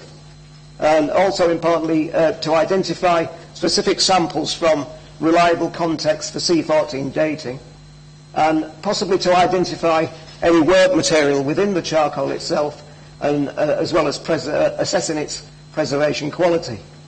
And importantly at the end, often charcoal is the only direct link that one might have with prehistoric woodland, often as it's the only material that survives.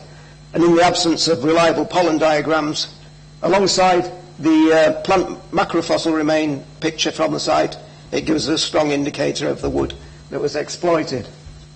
This sequence of slides really shows the process from the actual woodland itself down to the final product of making sense of the material. So essentially these are a set of filters that work through time, but essentially we have a vague or often reliable idea on the kind of woodland background based on pollen analysis, through to the society or societal cultural impact on the wood, what species might have been selected for fuel, for funerary purposes, for gathering, what methods was used in the procurement of the wood, and possibly the aspects of whether or not the hearth was continually cleaned out, how it was maintained, that has a bearing on the survivability, if you like. And then, obviously, the anatomical changes within the fragments of charcoal, the effects of temperature, whether or not it was completely burnt or partially burnt or charred. And then the anthropogenic factors in post and pre-deposition, the so-called taphonomic events, how the charcoal is fragmented in deposition, how it might have fractured as a result of natural weathering processes. And then from there to there we have the sampling strategies themselves carried out by the archaeologists. That might often have a bearing on what survives at the end, what I receive, essentially. So we might grid sample, we might judgmentally sample, that's hand-pick various pieces. But in general, at the end of the day, the best recovery method is through flotation. This is where the charcoal is put in a drum or a vessel, and it's circulated with water. Charcoal floats to the surface, and it's skimmed off into various size fractions in sieves. And then this is where it's air-dried eventually, and it comes to me, and this is where I look at it under the microscope, either macroscopically or often, if it's wet wood, microscopically, that's used in thin sections. And then, ultimately, when I get the data compiled, we can begin to make sense of that. So I hope that just demonstrates the route. Burning and preservation, there's various kind of processes that will lead to the complete combustion of charcoal. Charcoal forms as a result of burning wood in an inadequate supply of oxygen. So that's in a reduced oxygen-free environment. Up to 200 degrees centigrade, wood will dehydrate. It might not necessarily burn, but it will certainly desiccate. Beyond 200 to 280 degrees centigrade, you'll have partial combustion. But this is, again, based on a lot of empirical data, so it's never cut and dried, as it seems. But between 280 and 500 degrees, you have what they call full pyrolysis, or conversion to charcoal. Above 500 degrees centigrade, you can have complete loss, or often is the case, vitrification. That's where the charcoal is converted to a glass-like structure, where all its vascular system has been completely altered, making identification virtually impossible. But it has important bearing on whether or not the wood has been burnt a second time, or if it's been used in an industrial scenario where it's been heated to temperatures way above 500 degrees centigrade. So what I'm trying to say is the transition from carbonisation to ignition can be very quick, but other factors such as the size of the wood type, the resin quality, that kind of thing, and importantly the heat source, these are all important factors on the survivability of the charcoal. Often when it's fired, shrinking can occur. In worst case scenarios, it could be up to 80%. I mentioned vitrification, burning above 500 degrees centigrade. I mentioned the taphonomical alterations within the buried environment. Mineralisation through absorbance of iron and soil. This is where the cells, if you like, of the structure of the charcoal is completely impregnated with iron salts. Degradation through increased saturation. Often if a site has experienced waterlogging or relocation of water through the profile, this leads to the breakdown of charcoal, turning it to pulp. And often, importantly, a lot of the material I look at is often what I call amorphous. This is rounded, it's got very rounded edges. It's not difficult to see without splitting that. The cylindrical form, if you like, of the natural branch wood has been completely rounded off to just a kind of random shape. And then natural agencies before the wood was burnt, when it was actually alive or dead, we can get evidence in the form of woodworm, which is living on dead wood. That this might show that the wood was collected dead, which makes sense because it's difficult to burn. Green wood. And then marine worm, Teredo shipworm, can imply the exploitation of driftwood. I'll be able to demonstrate that later on. So what about analysis and interpretation then? Importantly, the species composition.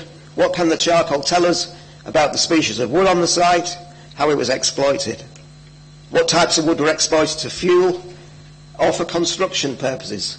Often on prehistoric sites we end up with lots of post holes. If they've been charred pre-use, often you might get a remnant of that. Importantly, the exploitation of fuels for cremation purposes. Again, the ritual connotation. How can we define selectivity? Possibly selection of certain woods to use on a funeral pyre. Importantly, the local woodland composition doesn't stand alone with just charcoal. It's far more reliable if we can use other data such as pollen, plants, or the charred seed remains. Is there an industrial use that we can see? Certainly I've got experience whereby reused carpentry remains, wood from carpentry debris has been converted to charcoal to use in iron manufacture. So essentially the most important use from our point of view is that often charcoal is the only thing that we can use on prehistoric sites to obtain a C14 date. So a basis of wood anatomy helps, and it develops all the time with new species that one might come across. Essentially, this is alder in thin section. Now this is a wetland sample, but it just shows the difference between the cell structure. This is what we call diffuse porous. The rays, these wide stripe features, these are the rays, and these are cells, these are vessels within, spread over a diffuse pattern. This is ring porous, this is oak. This will be one that's more familiar to archaeologists. This can be identified with a handheld lens or even the naked eye. And then the smaller one, this is a piece of twig wood showing the pith. This is almost like a Malteser in section, hazel small round wood. This is what it ends up like. This is a sample from the flotation, and this is a very kind of mixed bag of, if you like, but among that you can see bits of charcoal. These are taken out, sieved out, sorted out by hand, and this is a typical charcoal example, a very good example, with nice squared off fractured pieces, a very large sample. Often some of the material I get to look at is smaller than the thickness of a pencil, down to the sort of a match head. But there's a limit to what you can do, I think, sometimes. I mentioned carbonised wood. Within the flot sample, commonly, we can obtain cereal grains, and this is just a sample of, a clean sample of, and this is carbonised hazelnuts. Again, very useful for C14 dating because it represents a season's growth, if you like. So, I'm just getting. Excuse me. Fiskevague rock shelter we've seen. I was asked to have a look at the charcoal from this site. I showed you that piece of wood early on, that's where that's from. Alongside the charcoal, often we get, this is carbonised animal dung. The site did have a huge collection of animal bones, and we believe that these was actually stalled partly down there, perhaps, maybe overwintered, but they're certainly using charcoal, carbonised dung possibly as a fuel, or it might be from a domestic residue that's ended up on the fire. The preservation of charcoal at Fiskevague was excellent. As one might expect, it's not moved around, it's been sealed. Unlike on a kind of conventional archaeological site, you might not see this level of preservation where the bark, this is a piece of hazel wood that's been carbonised, but you can see the bark surviving really well.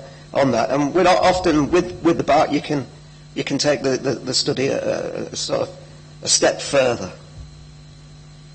So, of the charcoal examined from Fiskervig, over 70% of the material was hazel, and this hazel does dominate the woodland spectrum throughout the area, really.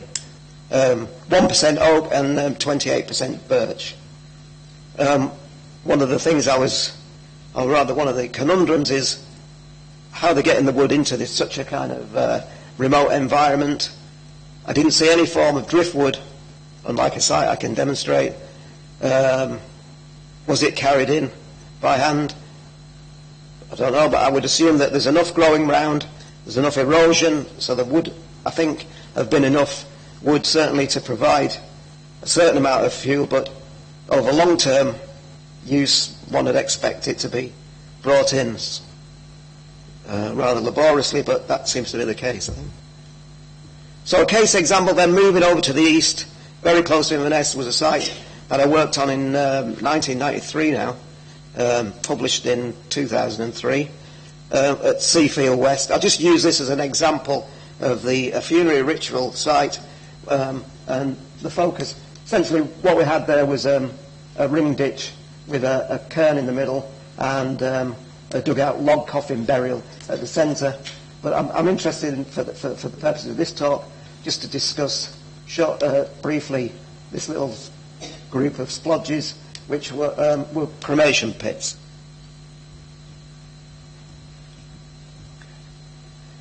So what we had then was small caches of pyre debris interned in a small pit, and you can see 83% of the pyre charcoal was derived from hazel, with smaller percentages of birch, cherry, pine, apple, and alder. And among the assemblage was a nice collection of barbed and tanged arrowheads, bone toggle, and antler pins. So I use this just to demonstrate that alongside the charcoal, often fines are prevalent as well.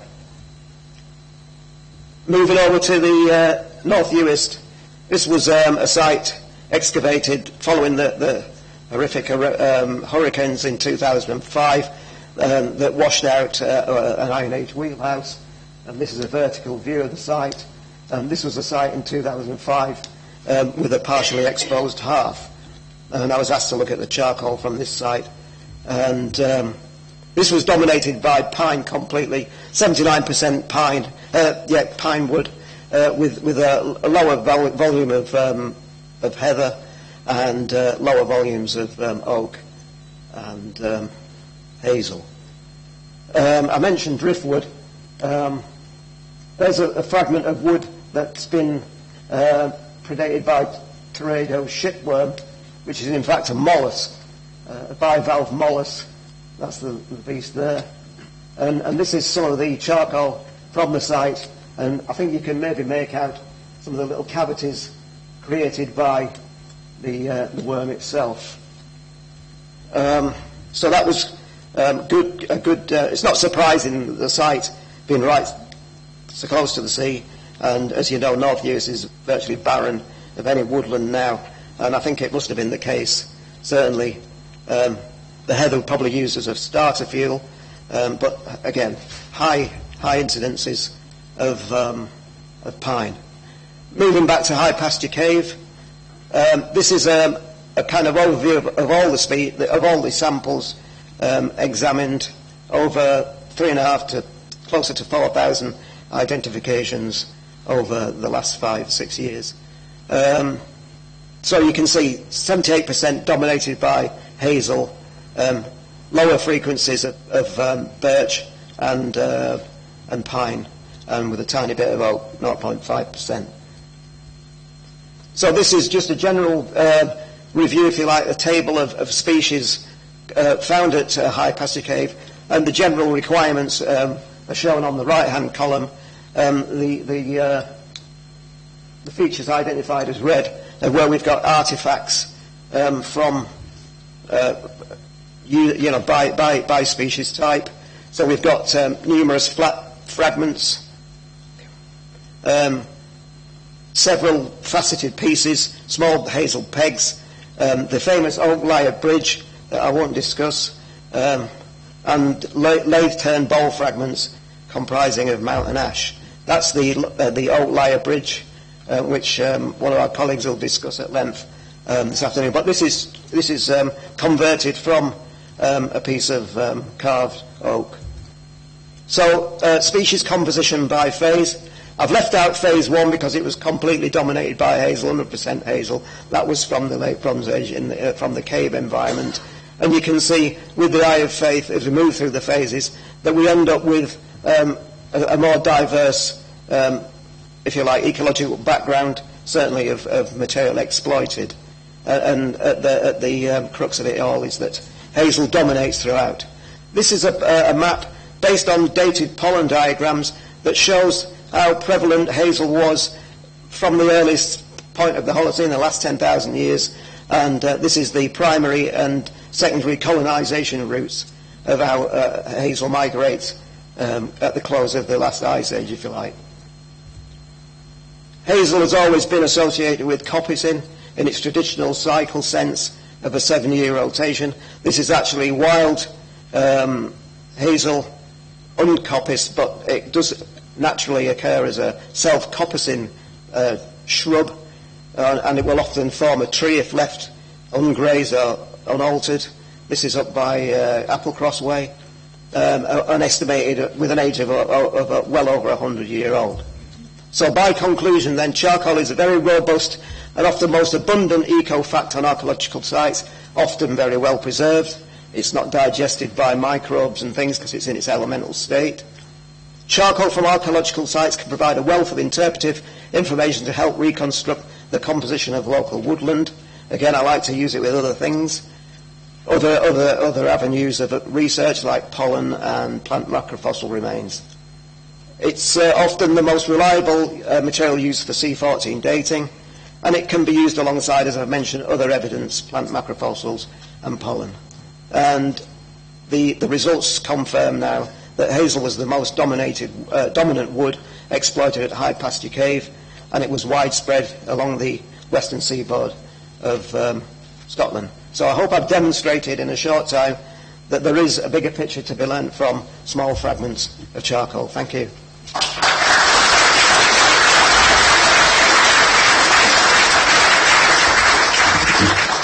Thank you, Mike. Are there any questions for Mike? Fantastic, because that means we can go and get some coffee and tea. I certainly do. Can we be back by 11:30? That doesn't give you much time, but I'm trying to catch up on the time lost with the hiccup. Thank you.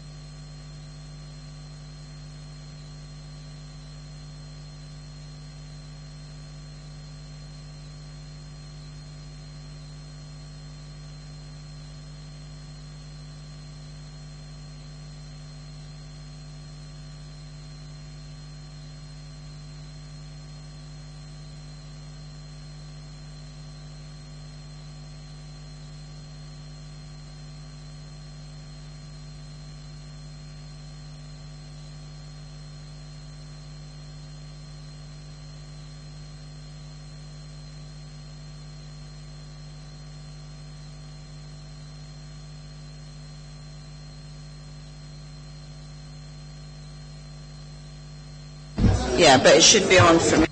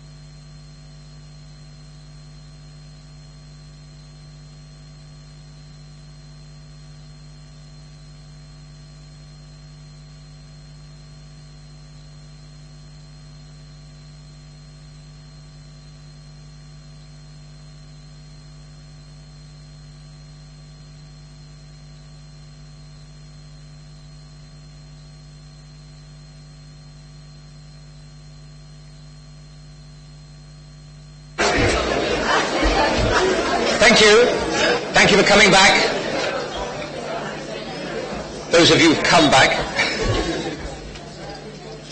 thank you very much. And now we're going to start looking at some of the details of information coming out from the site over the last 10 years. The first talker is Dr. Carrie Drew from the University of Durham, who's going to be talking about refuse and ritual, the animal bones and burnt plant remains from High Pasture Cave. Carrie. And that's a pointer. Brilliant. It's just right. Yes, it is, and you can also move that as well, up and down. And that's the microphone. I'll sort that out. Okay, that's great. Thank you, everybody. I wanted to just briefly explain how I became involved in the project. I was lucky enough to start looking at the animal bones as part of my master's dissertation at Durham University, and sort of really continued on with the sort of later material that's been excavated at the site. Emma Horton, who was another Durham University student, studied the plant remains from one of the trenches within the cave for her undergraduate dissertation. I've sort of really taken on her mantle after that time and continued looking at the plant remains. So for the plant remains, it's a sort of collaboration of both of our sets of data, which I'm presenting today. So just a brief overview of what we sort of look at when we're looking at this sort of material. We essentially spend our time sort of taking the plant and bone material that's excavated from the site and trying to get as much information as we can out of them. For example, bones are identified to what bone in the skeleton they are, for example, scapula, shoulder bone, etc. And also, when we can, to what species of animal they're coming from. And also any other sort of points of interest about them. For example, are there any pathology, any signs of disease, any sort of butchery evidence such as cut marks, interesting holes in them, any sort of signs of dog gnawing or rodent gnawing, sort of just to get a general picture of how the bones have possibly been deposited, if they've been scuffing around the site, and what we can tell about the animals that were living at the site. In the case of High Pasture Cave, the main animals identified included cow, deer, both red deer and roe deer have been identified, and sheep, goat. It's hard to tell the difference between sheep and goat skeletal remains, although on Skye it's likely that most of the remains are actually sheep. And also pig remains, which, as we've alluded to, is one of the more interesting species at High Pasture Cave. The plant material is also considered, and we're generally, with plant material, looking at this under a microscope. And this consisted predominantly at High Pasture Cave of charred barley grains, and really very much of it was charred barley grains, with some hazelnut shell, and a few weed seeds and other grains such as oat and wheat as well were also present. I think it's important to say that such species ranges are typical for Iron Age Scottish assemblages. There isn't anything particularly unusual in the types of material we're getting on the site. However, in many other ways, which I'm going to go on to explore, the animal bones and the charred plant remains from High Pasture Cave are really telling very unusual stories from the assemblages. And this is something that's already been alluded to in some of the earlier talks today. Within the time I've got today, it's really impossible to go into all the details of the site, and so I thought I'd really focus on the sort of more unusual and exciting features of the site, just to let you know some of the more interesting things that have come out of it. But I think it's important just to stress, though, that many of the trenches that were excavated, particularly from the sort of further surface trenches that weren't directly associated with the entrance, that we were really getting very typical assemblages from the animal bones. This was predominantly cattle. It was quite heavily butchered, probably to access the marrow, and very sort of small amounts of plant macrofossil assemblages. It's just a few grains coming out, and a few weed seeds, that sort of thing.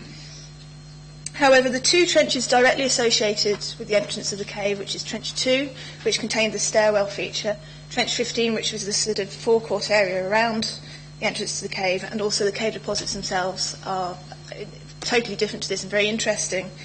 And I'm just going to briefly look at the plant evidence from these areas before moving on to consider the animal bones evidence.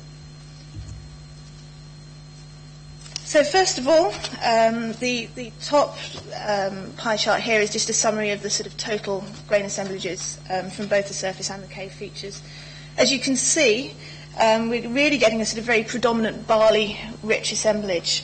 And not included on this graph, but we're getting a small percentage of hazelnut shell, and really predominantly we're getting sort of 90-95% cereal grain. It is very, very cereal grain rich. And we're getting a few weed seeds, which are presumably introduced from the environs of the site, and also maybe coming in as weeds of the cereal crop as well. But the plant macrofossil assemblage, and we're talking here of over 50,000 sort of plant macrofossil pieces, consisted of cereal grains. And as you can see, these are predominantly barley grains. First of all, it's important to stress this is an extremely large charred grain assemblage, particularly considering that over half of these grains were recovered from actually within the cave itself. We had sort of about 26,000 charred barley grains coming out of those deposits. The majority of the rest of the material was found in the 2 trenches around the entrance to the cave, and you can see this particularly in the lower pie chart, that really that's where the focus of the grains are. The grains were carbonised. There was actually no real evidence of any sort of waterlogged deposits on the site. And they really contained remarkably low levels of chaff or weed contaminants. There was not very many rachis fragments or other parts of the cereal plant. It was really just the grains we were getting, which indicates that the grains were deposited at a very late stage in the processing sequence, after they'd been sorted to remove all the sort of other impurities. On an Iron Age site, you would expect barley to be a common cereal grain. However, it wouldn't really be expected to be encountered in such numbers. And the quantities involved can't really be accounted for by a sort of domestic cooking accident or similar accident alone. From the surface deposits, particular concentrations were found in association with the hearth features, especially hearth F1520, which was sort of directly near the entrance to the cave. And this is the hearth from which the charred lyre fragment was found, and as we'll see later, some other quite interesting small finds were found from this hearth feature. So while animal bones could easily be seen to represent deposition of waste themselves, because bones themselves are actually never eaten by humans, in the case of the grain recovered, it's less easy to see how such massive cleaned grain deposits can be defined as sort of waste. Waste products from the use of barley are precisely what's missing. You're not getting the other parts of the cereal plant, the chaff and things like that. It's only the useful components which are represented. However, it's obviously in a very useless form. I mean, once it's been burnt, you can't consume it or anything like that. Maybe the barley was accidentally burnt. However, in such large quantities, this seems unlikely. Or maybe the barley was not consumed during an event. They had enough. They just sort of burned in the waste. And so it's deposited in the cave alongside the bones and other debris. But it's unsatisfactory, however, because it leaves a question as to why it's uncooked and unground grain that's being deposited. You'd think if they were preparing it for a feast or something like that, they would have gone through all the processing sort of feature techniques with them and just had some left over. Such considerations really apply if it's normal sort of domestic waste, and again, the massive amounts of grain really suggest we're looking into a different sphere here, that there's possibly it's feasting waste rather than a sort of normal domestic accident. So could the grain have been being stored in the cave? Is that why it's there? In the Iron Age, and this is seen throughout Iron Age Scotland, there are moves towards sort of larger pits or features such as souterrains, sort of dug into the ground close to settlements, possibly being used for food storage. There's quite a debate about whether such features are sort of being used for food storage or not. And in such locations, deposits of large assemblages of clean grain have been found burnt. But I think the non-domestic nature of High Pasture Cave really raises questions about this. Why would anyone want to store such quantities of grain here? There's no evidence particularly of any domestic dwelling at the site. I think the nearest one is a good few hundred metres away. And also the bone passage is relatively damp. It's very questionable as to whether it would have been particularly successful to store grain here. Particularly in an area where rainfall is high and frequent, and we know water would have been sort of entering the cave. The grains themselves recovered from bone passage display little evidence of insect attack or sprouting or mould damage, so again they're not looking like they've been stored in this sort of damp, fairly horrible environment. And again, another question that would come from that is that we're seeing the large amounts of grain being burnt on the surface features as well, so that the grain appears to have been being burnt on the surface before entering the cave. And I think a particularly interesting pattern from the soil micromorphology evidence is that we're not seeing particularly burning events going on in the cave, which obviously if the grain is being stored within the cave, they would have had to take it out to burn it and put it back in, which seems to sort of really make very little sense at all. So I think the third explanation is that maybe the grain represents some kind of offering or some sort of ritual or structured deposition. And I think this is particularly intriguing when considered alongside the other evidence from the cave, such as deposition of quernstones. There's a quernstone placed at the base of the stairwell within the cave. Obviously, we've got from later on human burials being sort deposited in the sort of closing sequences of the stairwell, and other sort of caches of interesting things being placed within the cave or in the sort of entrance to the cave itself. And so maybe the evidence taken all together does take this sort of explanation towards a sort of more unusual ritual or sacred explanation for why we're getting such quantities of cleaned grain here. So moving on to the animal bones. The animal bones are actually one of the first indicators at High Pasture Cave of something odd going on. An assemblage of bones was initially collected to prevent damage or further disturbance from visiting cavers. They identified that they were finding all these bones within the caves as they were exploring them. And again, I think it's important to emphasise that the particularly unusual assemblages are really associated with the caves themselves, particularly with regards to the bones from the surface deposits within the cave, which is something I'll explore a little later. In a somewhat different pattern to the charred plant remains, there are unusual deposits within the stairwell itself, and with the charred plant remains, you're not getting many grains actually coming out of the stairwell deposits. In the surface trenches, however, cattle dominates, and many of the bones are broken, probably to access marrow, which is, as we sort of looked at earlier, a nutritional source which is very much accessed at this time. As you can see from the graph, trenches 2 and 15 contain the concentration of faunal material on the surface, which is quite similar, obviously, to the pattern we're seeing with the charred plant material. But with the bones, the material we're getting from trenches 2 and 15 is actually very different to the material from the cave, which is unlike the plant material, where there's a sort of quite clear match between the 2 points of evidence. The morphology of the cave suggested that the bones couldn't have sort of been thrown down into the caves or anything like that. It does appear to be a deliberate placement within the cave, and obviously the evidence of stairwells and things like that suggests the bones are actually being transported down into them. And as I discussed, the most interesting point, sort of part of the mammalian assemblage, is this disturbed, what we're calling context 1 deposit, which was sort of very much the surface deposit within the cave. So, what is interesting about the bone assemblage? Well, one of the first things that must be emphasised is its excellent condition. It's incredibly unusual for any mammal bone assemblage to be really this nice from the Iron Age, particularly when you consider it's in a relatively damp cave environment. Fragile elements such as ear bones and the hyoid, the front of the throat bone, were recovered. And the condition was even so good that for a high percentage of the pig bones, unfused epiphyses, which are the ends of the bone, were actually able to be refitted back onto the bones. I had a good fun playing a sort of like giant jigsaw puzzle, trying to get all these bones fitted back together. And this is something which is actually rarely attempted. Normally we're getting much more fragmentary material. The second point of interest, which I think is fairly clear from the context 1 assemblage, is it's dominated by pig, sort of 89%. This is unprecedented in other Hebridean sites. A general average is about 4% of pig. Sometimes that can rise to about 15% in often deemed fairly unusual levels there. Obviously, 90% is something really spectacularly different to that. Reconstructions of the past climates and habitats indicate that pigs would have struggled to survive in large numbers in Skye, not particularly due to the temperature, but actually due to the wind factor on the island. They would have struggled and probably needed quite a lot of human input in large numbers to be kept.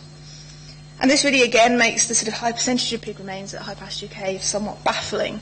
But it's certainly not something that's reflected throughout the sort of archaeological sites of Skye as a whole. The quantity of pig in context 1 is an enormous contrast as well to the rest of the bone assemblages. Obviously, as I discussed, the surface assemblages are predominantly cattle-rich, and also the lower deposits within the cave, within these 3 trenches that were excavated, cattle again predominates, and also the bone is very much more smashed up in those positions. But because of the excellent preservation of the pigs, we could really look in further detail at this population of pigs present within the cave. It was possible to attempt to count, to estimate the number of pigs. In order to create the counts, attempts were made to refit these unfused juvenile bones, as I discussed earlier, refitting these epiphyses onto the diaphyses. And also we attempted to pair lefts and rights of the limb bones, which was mainly based on visual symmetry and also on measurements. And it's really actually quite surprising how clearly pairs were evident. And this sort of leads to a more accurate count that can take into account whether bones can come from the same individual or are so vastly different that we go, no, that's definitely 2 different animals. Using this technique, a total of 15 pigs was concluded from the postcranial elements, of which one individual was a perinatal. The mandibles and cranial elements, however, gave a count of 23 pigs, which may suggest some sort of additional deposition of skulls, as well as the whole sort of complete animals. It's likely that we're sort of looking at a minimum of 23 individuals being deposited in the cave. I think it's important to stress that this really, again, is quite a massive amount for this time. We're also, and it's not really reflected in this graph because here we were looking at the sort of pairing of left and right elements, but we were getting elements from the whole of the body, from the cranium, from the vertebrae, from the ribs, as well as the limb bones. And again, this suggests that we're not looking at a sort of deliberate deposition of meat-rich bones or only heads or things like that. We're getting really whole animals deposited, as well as these few extra possible skulls. The second thing we looked at doing was aging the pigs, and we aged them predominantly from using dental eruption and tooth wear data, so looking at whether their adult teeth had erupted, and we have a knowledge of what sort of months and years that happens at. From the aging of the jaws, there appears, as you can see, to be a major group of mandibles of 7 to 8 months in age, as well as a few older mandibles of varying age, which is actually a grouping not uncommon to pig assemblages that you get during this period. Pigs don't reach their full size and weight, though, until they're about 2 to 3 years old, and so we're obviously not seeing the sort of full sort of utilisation, the sort of full nutritional value of the pigs being used. Whilst evidence is more limited for the surface materials, really we're mainly getting single teeth from the pigs being recovered.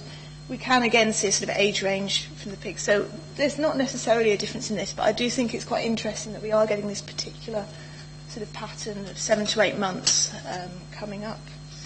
And if we consider the time of year that these ages would represent, pigs in the wild are sort of born in a relatively short season around April in this area of the world, we can get an idea of the season of the death.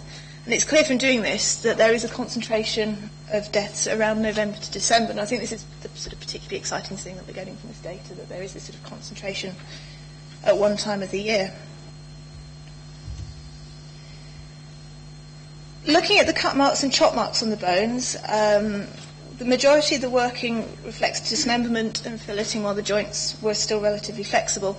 And you can see from the top diagram that really a lot of the cut marks were being concentrated around the sort of areas of articulation, so sort of trying to break the bones up. Suggesting that the pigs were worked for meat while relatively fresh, which again suggests that the butchery is occurring on site, they're not being butchered elsewhere and being brought to site. However, and I think this is the really exciting thing about this, is that unlike the vast majority of domestic archaeological assemblages, the big pig bones are showing no evidence of having been broken to access the marrow. And this pattern really differs materially from the fragmentation seen in the bones of the surface trenches, where vast amounts of the bones were smashed up, and you could see very clearly they were being deliberately smashed for marrow, and also from the lower contexts within the cave, where again the material is much more fragmentary. The exploitation of bone fats is almost ubiquitous in the past, either as a source of food or as a use of grease or fuel, and the only methods of accessing such a resource is to smash the bones, and so the lack of bone breakage in context 1 is really quite remarkable. One suggestion from this evidence is that the context 1 assemblage may represent a pig feast, particularly when considered with the predominantly single season of death evidence. If all individuals were being killed at the same time, there may have been such a surplus of meat for the inhabitants that there was no need to extract sort of extra nutrition. They got enough meat, they were going to be full, so they didn't need to bother. However, there's also another intriguing pattern from the butchery at High Pasture Cave, which is that the skulls and jaws have not only been removed, but have been split down the medial line, which means sort of head to tail, down the centre of the skull. And you can see the skull in the slide here. And this actually continued, that you were even seeing the splitting of vertebrae into the sort of left and right sides. The proportions of lefts and rights in the assemblage were similar. We're not seeing a deliberate deposition of only the right side of the body or only the left side, which you have seen at other unusual sites elsewhere. But it suggests that really there's no preference here, particularly about sides.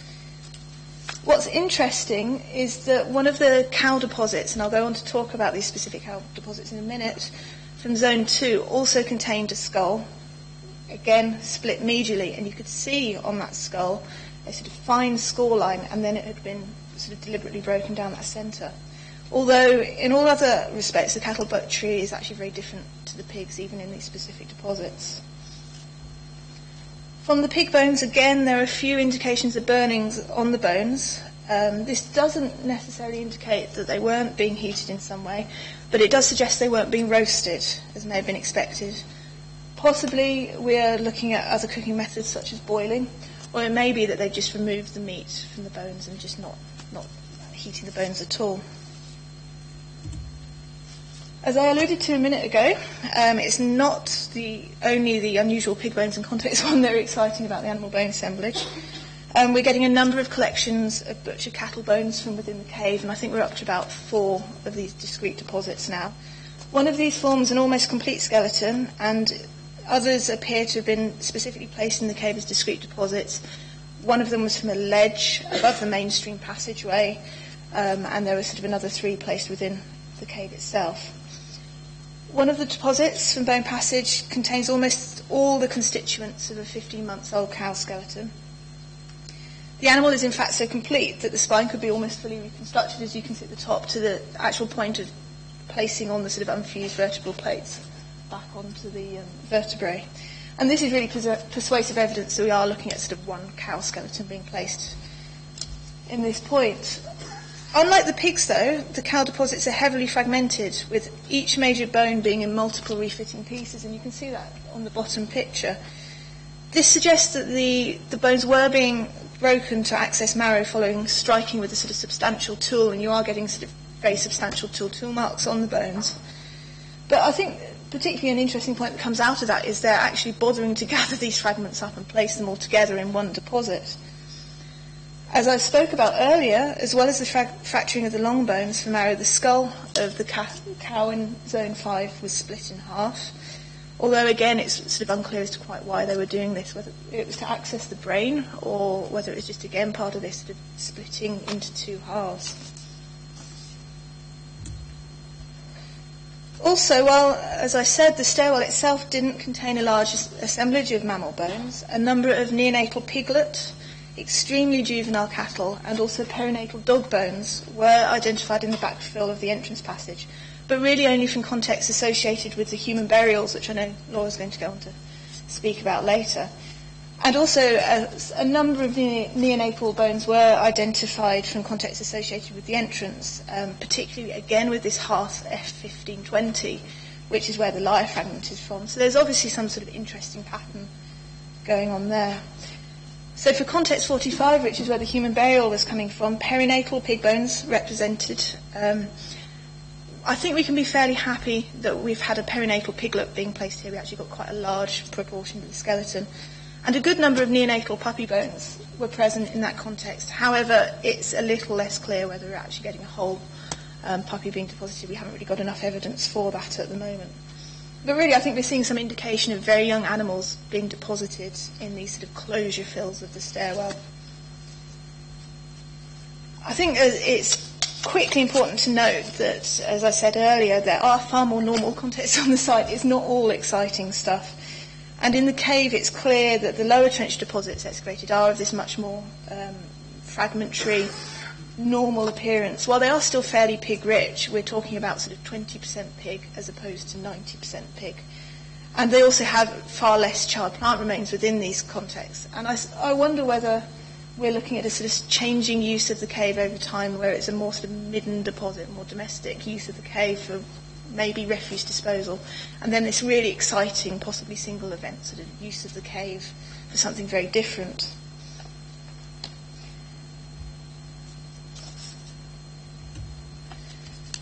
So finally, just to summarise, I think it's clear there are a number of particular areas of very high interest in the environmental evidence at High Pasture Cave. From context 1, both from the disturbed pig-rich deposits and the cow deposits identified within the cave, and also the burial of very young animals linked to the human skeletal burial in the closure of the entrance to the cave, which we think happened sometime later. From the plant remains, to summarise, a massive amount of grain has been deposited, both deliberately in the cave, and apparently this seems to be from burning events in the area close to the cave entrance. As I just spoke about, a changing use in the cave is also seen through this evidence, with the lower cave deposits, as well as the assemblages from many of the surface features, appearing much more standard for Iron Age assemblages. I think what you can really say is that certainly the people unquestionably held whatever was happening here in high regard, because this evidence really shows they were expending a significant amount of their scant resources on this. At the very least, certain areas of the remains are unusual, and there's nothing really about these that are suggesting normal domestic refuse. On its own, does such evidence say ritual feasting? Maybe, maybe not. At the very least, I think it certainly suggests some form of deliberate excess going on at specific events. And really, just to reiterate, I think we can say that the animal bones and child plant remains confirm this is anything but a normal run-of-the-mill archaeological site, which I think we can see through many other lines of evidence as well. So, thank you very much.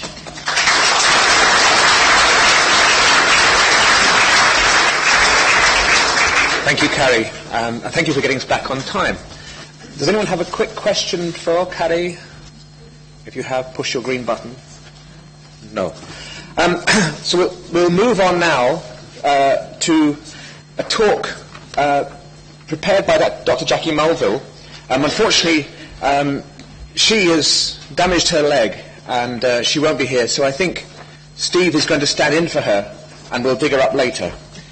Had she been here, she would have told us about bringing home the beef, the animal bone from Fiskeveg rock shelter. Thank you. Thank you very much. As you probably well realise, I'm no animal expert, so I'll do my best with this. Sorry, Alan. There we go. You'll see this is work undertaken by Jackie and particularly Claire Ingram, but other students at the University of Cardiff in respect with the Fiskeveg rock shelter, where again we do have a very important animal bone assemblage. Fiskeveg had produced a reasonable large assemblage of material from the cave and rock shelter, should I say, with around 20,000 fragments recovered, of about 1,500 were identifiable to species. The bone at the site is generally in good condition, with preserved surfaces. Recovery was by hand collection. No sieving took place at this site. It was just too far out of the way to get any equipment in for that sort of thing. And the material contained instances of articulating bones and also unfused shafts with accompanying epiphyses, very similar to what Carrie was just saying about Hypatia Cave, suggesting movement of material after deposition. But what we're looking at is significantly quite complete animals, I think, at the site. Burning, probably around 6% of the bone recovered had been burnt. Jackie says it's relatively high compared to some settlement sites.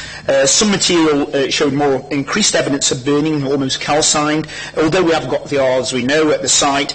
And evidence suggests there is a possible cattle cremation which needs a little bit more work to look at, and heavily burnt remains of a cow. 10% of all bone demonstrates buttery marks, again, which is reasonably high for these sort of assemblages, which are normally around 5%, Jackie says. However, there's an unusual focus on using heavy bladed tools, with 63% of the bone chopped, about 26% showing cut marks, and 10% had either been struck or snapped with heavy tools, hit by something, obviously no blade markers left behind, so maybe stone tools or whatever, or wooden objects or something. Cattle are predominantly butchered by heavy bladed tools, and the cattle demonstrate more butchery evidence, and obviously being a larger animal, they generally require more division into usable parts. However, an unusual amount of chopping and unusual working on the interior cavities of the cattle inside the ribs. Chopping bone will tend to blunt sharp tools, so good butchers tend to avoid hacking through the bone. Is this a sign of a good availability of metal tools, or the ability to sharpen tools on the site? And hopefully Fraser might shed a little bit of light on that later in his talk. And how do you carry all this sort of processing out in a rock shelter such as Fiskeveg, which is, as you see, well out of the way and difficult of access? We've got some gnawing by dogs, around 9%, which is lower than settlement sites, but you'd understand that from this site at Fiskeveg. Dog bones are present, but the material, she says, is not subject to probably to the attention too much of resident dogs. I'm not sure. I'll come back to that one. Species present. The range of species is similar to other Scottish insular and mainland sites, with the big three domesticates, cattle in particular, 83% in normal, the Fiskevig side, along with some sheep, goat and pig dominating the assemblage. And there you can just see the percentages. Other species, a bit more detail on the other species. Goat is also recorded as being present, although this requires further clarification. The IDs are generally on Orncores and Umeri, but there are few records of goat across the islands, but they do not tend to appear until the Norse period, a good few centuries later. There is some evidence of safer dog on the site, but no cats. The wild species are made up of red deer, wolf, a few bird bones, and the odd fish vertebra. In the minimum number of animals at the site over the old period, if this is calculated, it sort of adds up to around 57 cattle, 12 sheep and 7 pigs. Now here we're looking at a site, as I mentioned before, probably utilised for 60 or 80 years, but these are periodic episodes and events we're identifying now within the stratigraphy at the site. And it is highly likely that most of these cattle and animal remains relate to two major possible closing events at the site. Very similar perhaps to what Carrie has been talking about, this pig deposit within the cave. This is a highly unusual profile when compared to other sites in the Hebrides and elsewhere in Scotland. This can be compared with other mainland, inner and outer Hebridean sites. Proportion of cattle compared to sheep and pig there. As can be seen, there are no other sites with as many cattle as Fiskevig, so quite unusually high numbers there. Cattle appear to be relatively more abundant on the inner than the outer Hebrides. Nearby places like Dunardtrek, Ewan Mackay had a reasonable assemblage of cattle bone there, making up to something like around 50% of the assemblage. And now we come to the cattle age, if you like. This is the other interesting aspect of this quite unique assemblage. Not only are the unusually common at Fiskevig, but the population made up almost entirely of adult animals. There is a good sample size of mandible, so this data is robust, along with other measurements on long bones and such thing. So as you can see there, you're looking at certainly majority being adults, but also some incredibly old animals. I mean, she says senile there. I don't know how that fits in years-wise, but old animals at the end of their working life, possibly. There's some fusion data here, and it confirms the mandibular data from the cattle, showing that these are old animals. However, the bone evidence does indicate that a few neonates are present. Again, something reflected at other sites around the Hebridean Islands, elsewhere in Scotland. Little note here on Crosskirk Brock, which I think is up in Caithness, yes. This can be compared with, the Fiskevig site to some extent can be compared with Crosskirk Brock, which has a large assemblage of cattle, comparatively detailed analyses. At Crosskirk there are younger animals present, with a peak and slaughter of prime meat, sub-adult animals, followed by a later cull of adult animals. And hopefully that data just shows that there. If we look at the other inner Hebridean capital-dominated assemblages, we have to do this by combined age classes due to the analytical techniques used. We can see that all of the sites have a higher slaughter rate of young animals, and that is probably something we do see more typically across Iron Age sites. And the Fiskevig data is this lighty blue line on the right-hand side there. Compared to the West Niles, it appears a very different system of cattle husbandry is being practised here on Skye at Fiskevig. On the Outer Hebrides and indeed on the Northern Isles, cattle die significantly younger. These differences will be explored further via dietary stable isotope comparison of cattle and dental microwear in future studies on this material. So Fiskeveg is more in line with the inner Hebridean sites, but still has an extreme version or a number of older cattle dominating the assemblage. Are they just importing joints of meat to the cave? Especially given the cave's location and access, getting cattle there would be tricky, as she says, so joints of meat would be expected. But from the data that's been analysed and the full assemblage, entire cattle are appearing at the site. There's little evidence for side selection, very similar to what Carrie's saying about the pigs, and apart from a lack of the smaller toes and a slight emphasis on forelimbs, it appears that entire cattle, alive or dead, were turning up at this very remote and inaccessible site. We have to say how and why. What is the purpose for this? There's evidence of rapid butchery, with many articulate bones left on the sites, at around 60 examples of articulated bone were recovered. Rather than complete or partial burials, these often appear to be butchery waste, especially from the hock joints and things like this, so down on the legs. And these haven't gone on to be processed further, which again makes us compare with what Carrie's saying about the high pasture cave pigs. You know, they're not getting the full nutrition from these joints of meat, but they're just being deposited in the midden as they are. Phalanges are often also found in pairs. Other articulating elements suggest the incomplete processing of limbs, with articulating upper and lower limbs. Also, it is possible to pair limbs, very similar to what Carrie was doing with the pigs at High Pasture Cave. This suggests processing and deposition within one context or event, or lack of processing of material replaced together after butchery or cooking. All of these are possible and have parallels elsewhere in the Hebrides.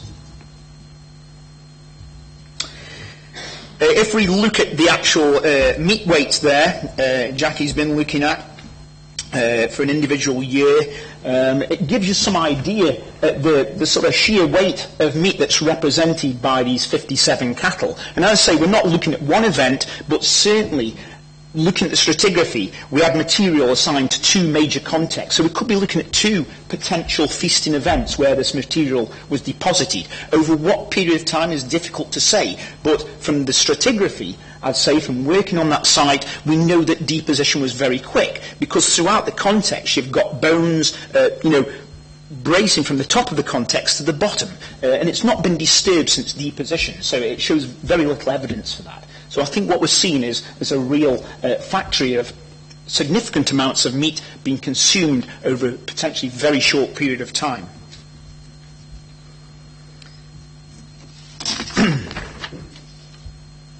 A number of these cattle were old enough to show age-related arthritis. As yet, metrical analysis has not been undertaken, but this may be able to identify the sex of the cattle. And it's likely that many of these, on initial assumptions and analyses, are older breeding stock, possibly utilised for milk, or have reached the end of their useful lives. So we're looking at very old cows, if you like.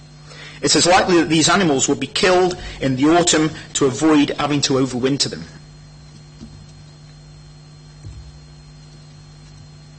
So why target older animals? Were they imported from other sites? How many? Were they all or whatever? There's a potential there to use migrational isotopes to look at that data to see if they're local to Skye, to Fiskeveg, or if they may have come from elsewhere. Deposited at the end of their useful lives, you could use the measurements to distinguish sex and other types, and extract other types of data. And, are we... So looking at the full data set, we could look at potential parts of the assemblage, if you like, that's missing, and compare to, she says, vellum sites such as Iona. I'm not quite sure what's coming from that, but just some thoughts I think she's having about potential other things that are going on. The other species, there is a reasonable quantity of sheep remains. However, they also derive mostly from older animals with a peak at around 2 to 3 years of age, with no mandibles from animals under 12 months of age. Fusion evidence suggests that they come from a slightly broader age range with some younger animals present.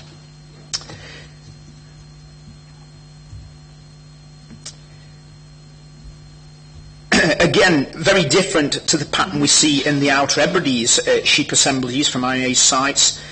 She has not as yet, Jackie has not yet as closely examined relationships with potential inner Hebridean sites, but generally there appears to be older animals again being utilised at the Fiskevig rock shelter.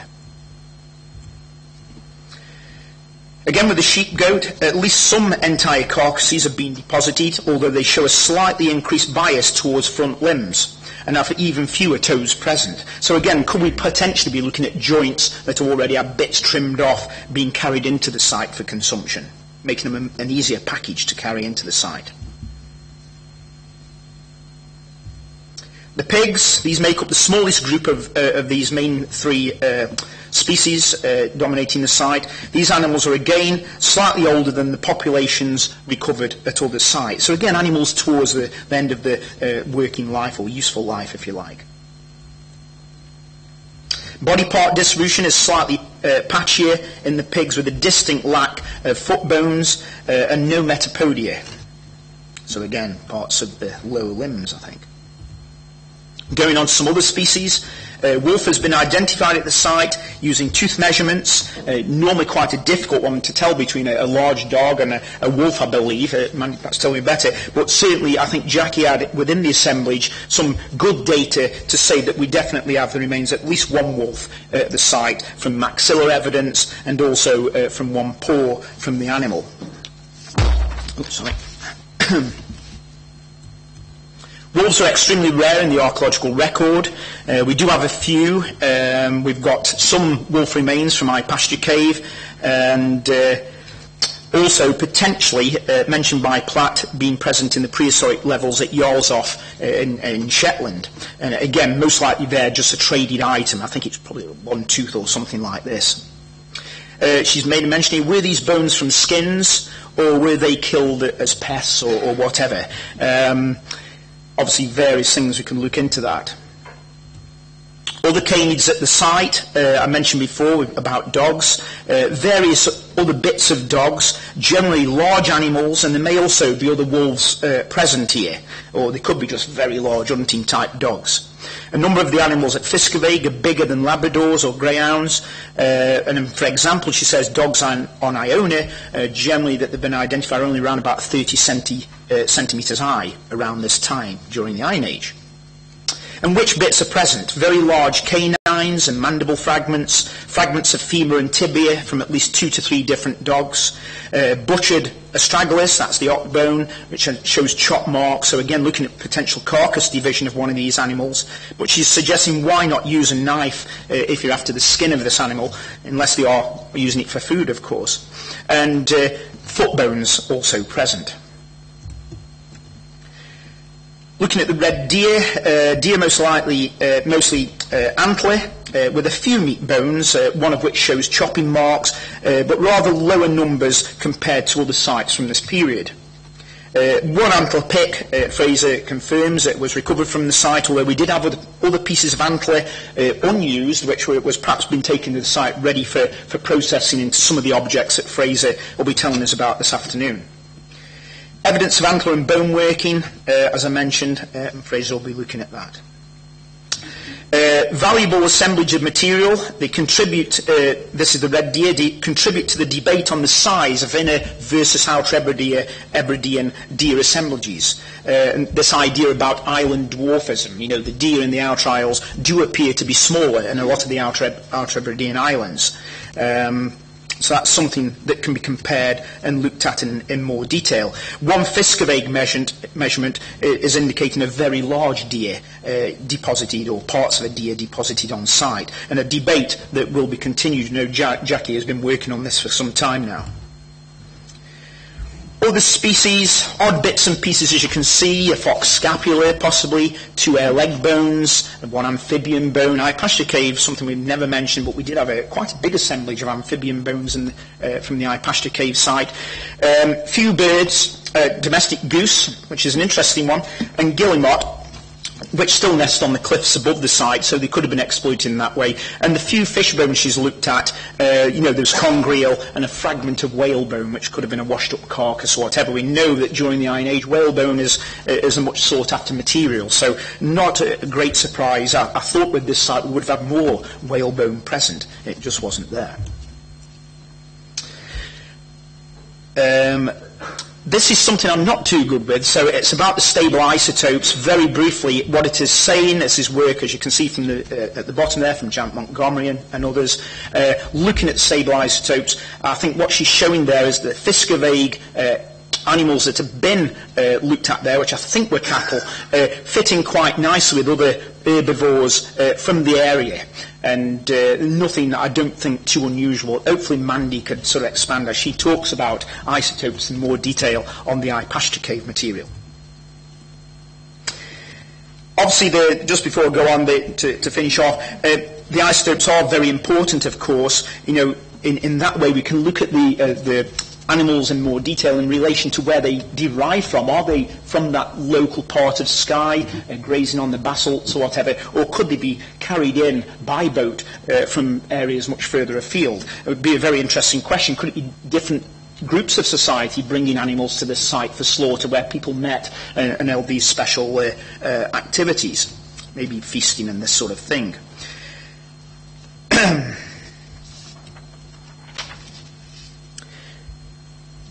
As yet, we've been unable, should I say, to feed Jackie too much contextual detail. So that's something that has to go on now. We can start to look at the grid squares that we sampled this material from these trenches at Fiscovage, and start to look at refitting pieces and the spatial distribution of the bone that's been recovered. And to summarise, you know, thinking about what all this means, a very unusual site, very much like High Pasture Cave, again in a way, and that's why we wanted really to introduce Fiscovage alongside the High Pasture Cave data here today that we have up to now. Species abundance, obviously age of all the domesticates, deposition of articulated waste, not all the meat is exploited. So again, was a potential, like Carrie said, an overabundance of food at these very special events. Strange butchery practices, as haphazard chopping and hacking at the bone, whereas obviously with the pigs we see very much more intricate butchery using the tools they had available to them. And then generally, like HPC, she said it is fitting a feasting criteria, where you have a surplus of animal that you could use, and it didn't matter if you slung some of it away into the midden and leave it to waste away. Okay, I think that's me done. Thank you very much.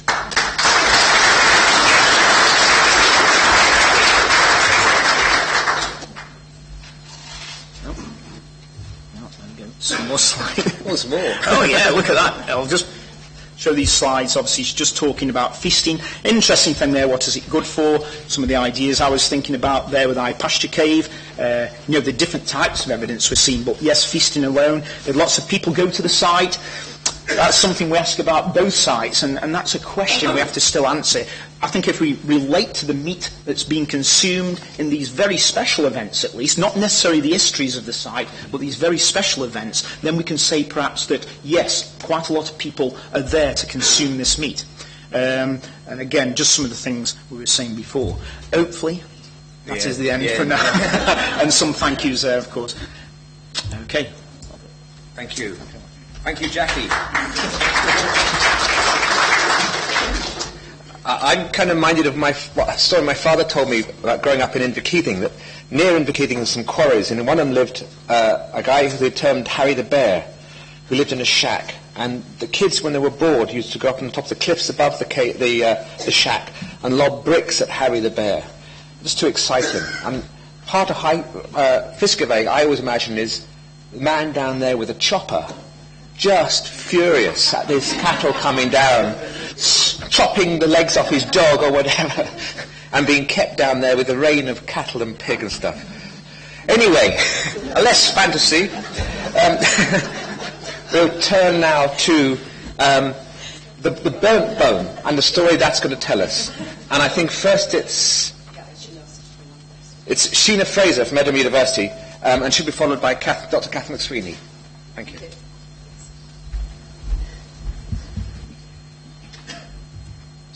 Good afternoon.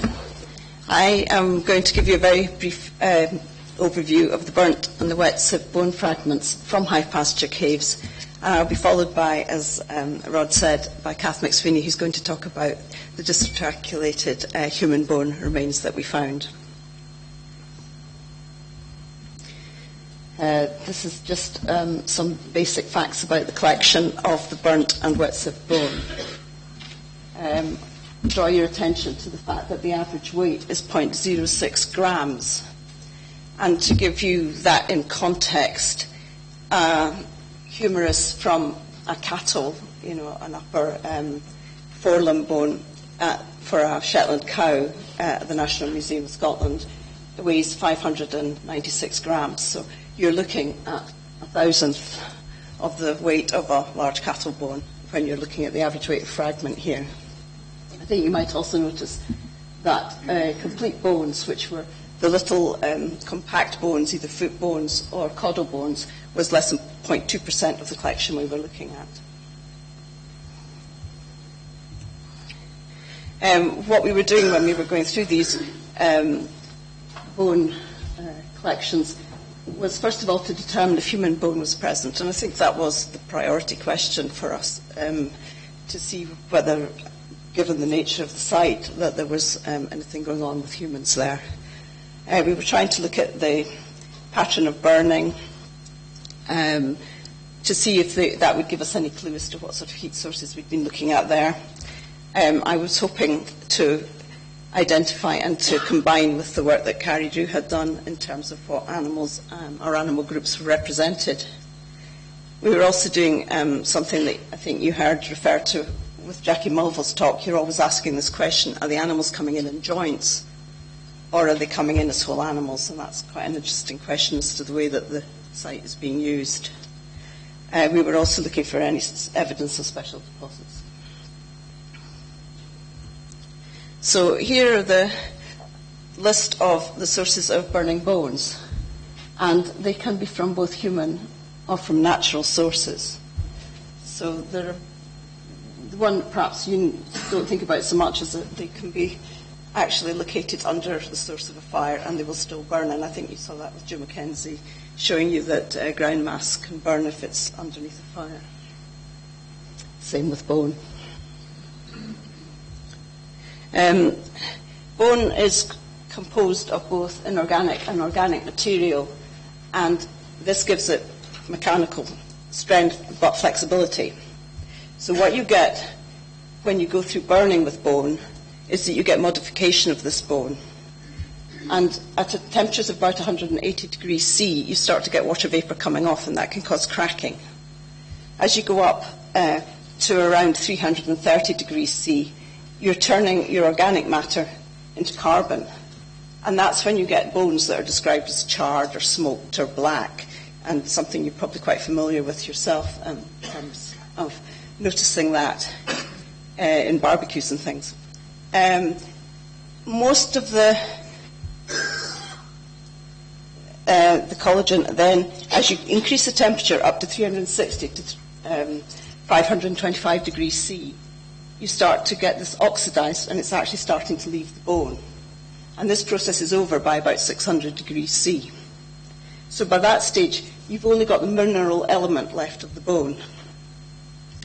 And even this mineral element can be adapted and reformed in very high temperatures of over 800 degrees C.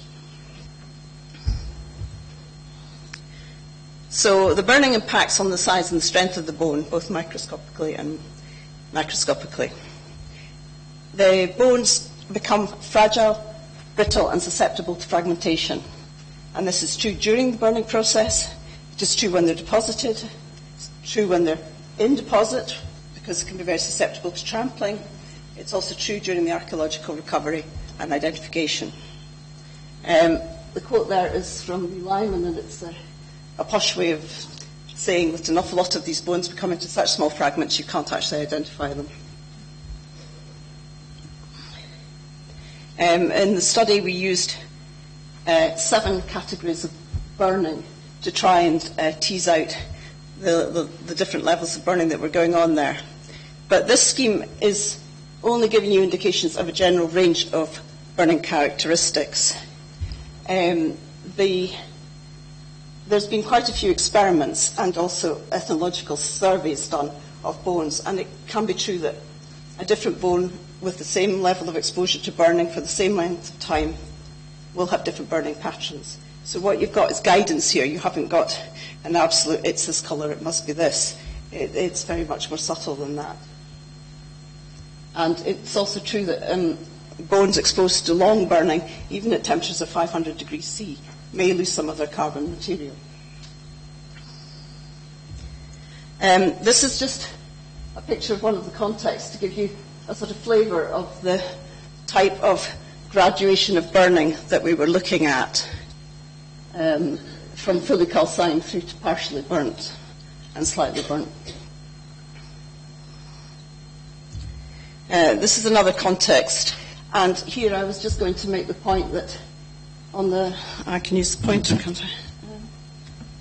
On this one here, that's good enough condition to be able to tell that that's the maxillary teeth of a cow or cattle, and all these pieces are fragments, and I think it serves to illustrate, that's probably, could be just two teeth there. It serves to show the fragmentation that you're looking at there. That's a sheep, goat, mandible, and this little bit here is the hinge of a jaw. And so these ones give you some hope that you can get some identification of what's going on there. But, for example, another piece like that would have to be classed as a medium mammal shaft fragment, and you can't do any more with the bone like that.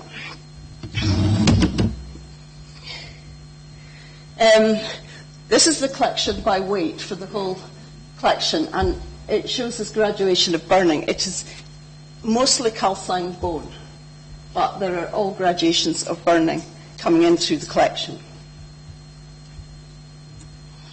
If I take that into percentage graphs and I collapse the three calcined groups into one and the charred and slightly burnt, partially burnt into another, you can see that we're getting the same pattern through the different trenches, albeit with some variation and increased charring in trench 6. When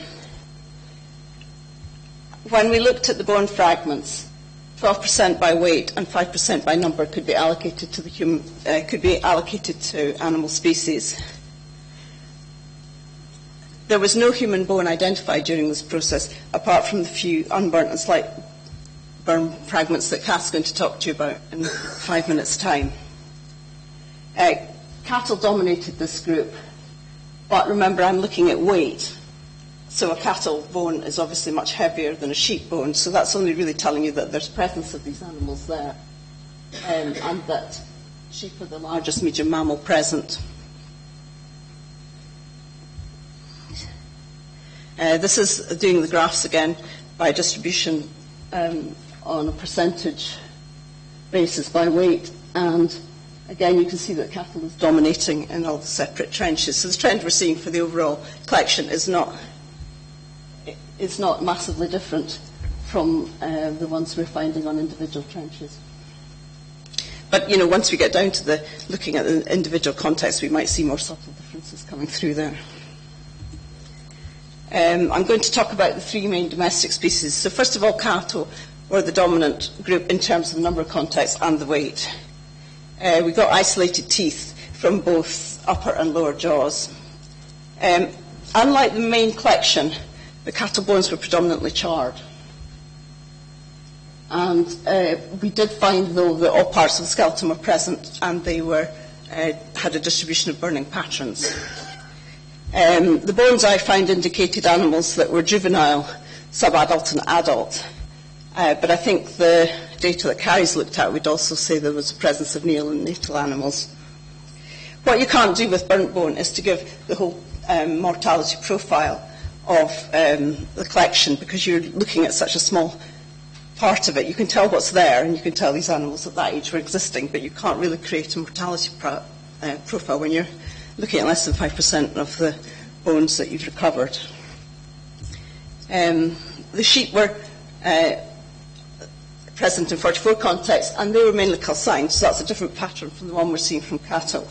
Again, there was all parts of the skeletons present, and they had a range of burning patterns on them. This time, most of the bones that I could age were from younger animals. And in fact, I only found one older animal bone. With pigs, I got a different category. We had 25 contacts with them in it, but it was dominated by tooth fragments and by foot bones. Now, one of the things with the identification of the burnt bone is that teeth of pigs are quite easily identified, so probably what I'm showing there is an over-identification of the pig bones, because I could recognise them as pig bones, whereas a lot of the other bone fragments I would have had to said were ruminant teeth because they were so fragmented. So we seem to be getting a different pattern of pig from the rest of the species. And I am getting only younger animals when I'm doing the ageing there, which ties up with the fact that most of the pig bones that Carrie was looking at were also from younger animals. There were some red deer bones, including antler, and some foot bones, and it's not clear from this whether whole red deer were coming in or whether they were being processed, coming in as material for bone working. I had various carnivore teeth, including dog, and we also got some otter, but the question mark on that is they were deciduous teeth, and I also got a caddisfly larvae, which must have come from the wet sieving at the burn. And so, when you get very small amounts of teeth like that, you have to bear in mind that there could be another source for them and look at what the general collection is at the same time to decide if that was a factor. We also got rodents, including wood mouse and field vole, and we know that they're on the site at the moment. So again, if you've got a research question and you wanted to know if they were from the Iron Age, you probably need to do some dating of them, because they could be from that period, but they could just as easily have been from the ones that are nesting there at the moment.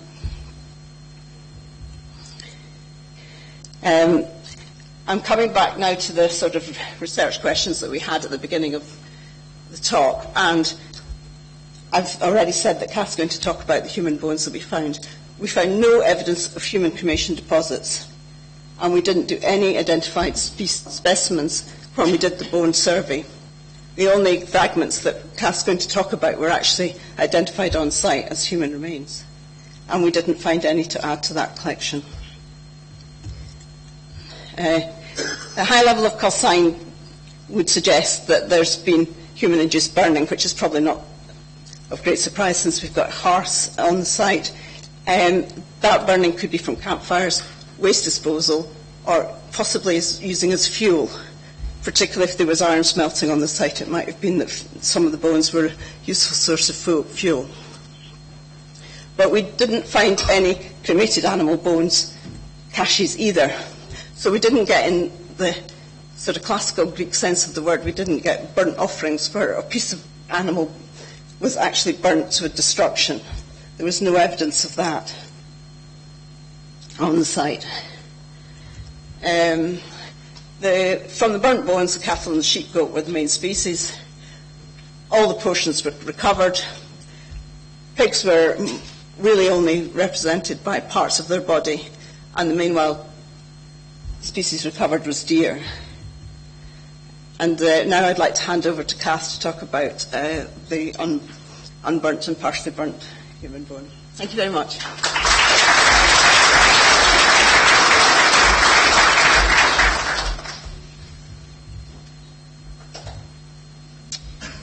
Okay, as Sheena said, I'm going to talk about the isolated human remains from High Pasture Cave.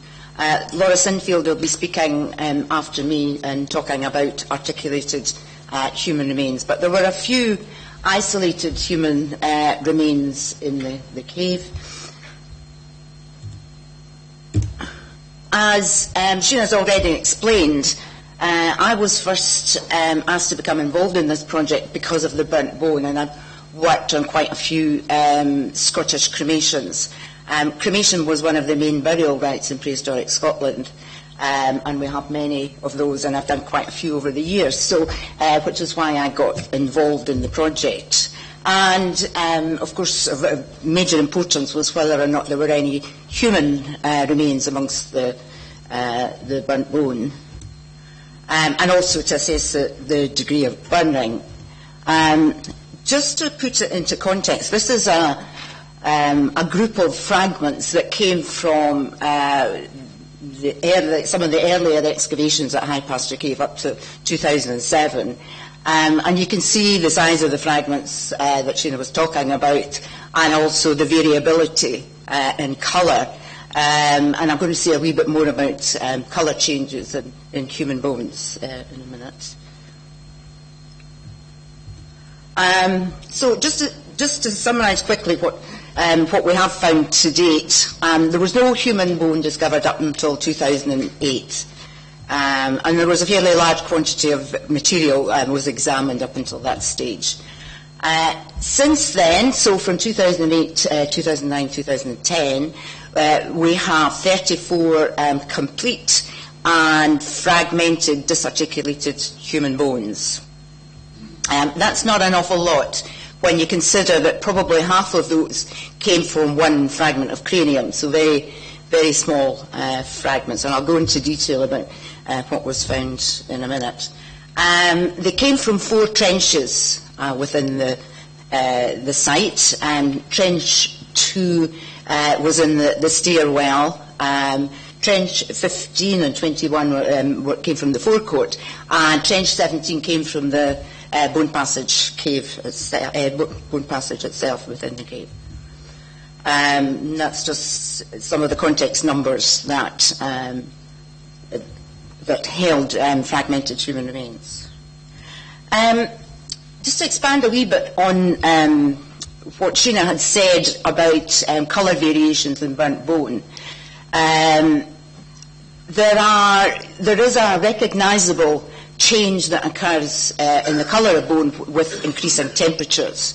And this is an experiment that was carried out, or the results of an experiment that was carried out for various durations and also in various conditions, so in the air and topsoil.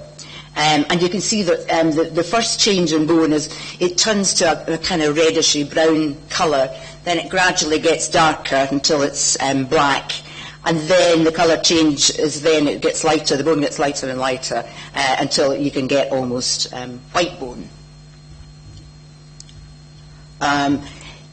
Experiments have shown that this is linked to fairly precise temperatures, although there have been some variations in the results produced during experimentations. But less than 200 degrees centigrade, you get a gradual darkening. Roughly about 300 degrees centigrade, you get a shift to black.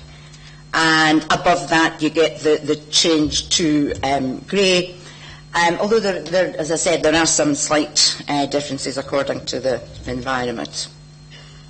And although some of these bones were burned for 1 hour and others for 3 hours, and although there are slight differences in the results, nevertheless the general principle is the same.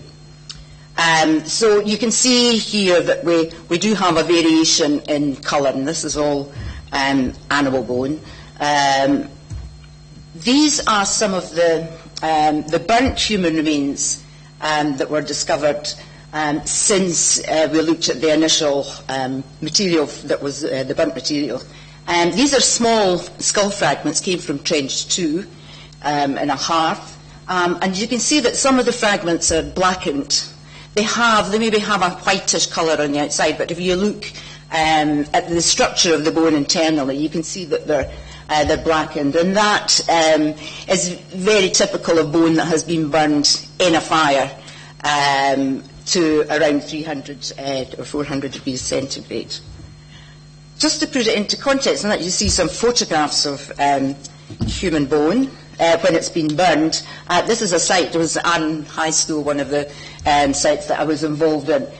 We actually have very good preservation here. It's quite remarkable for cremated bone.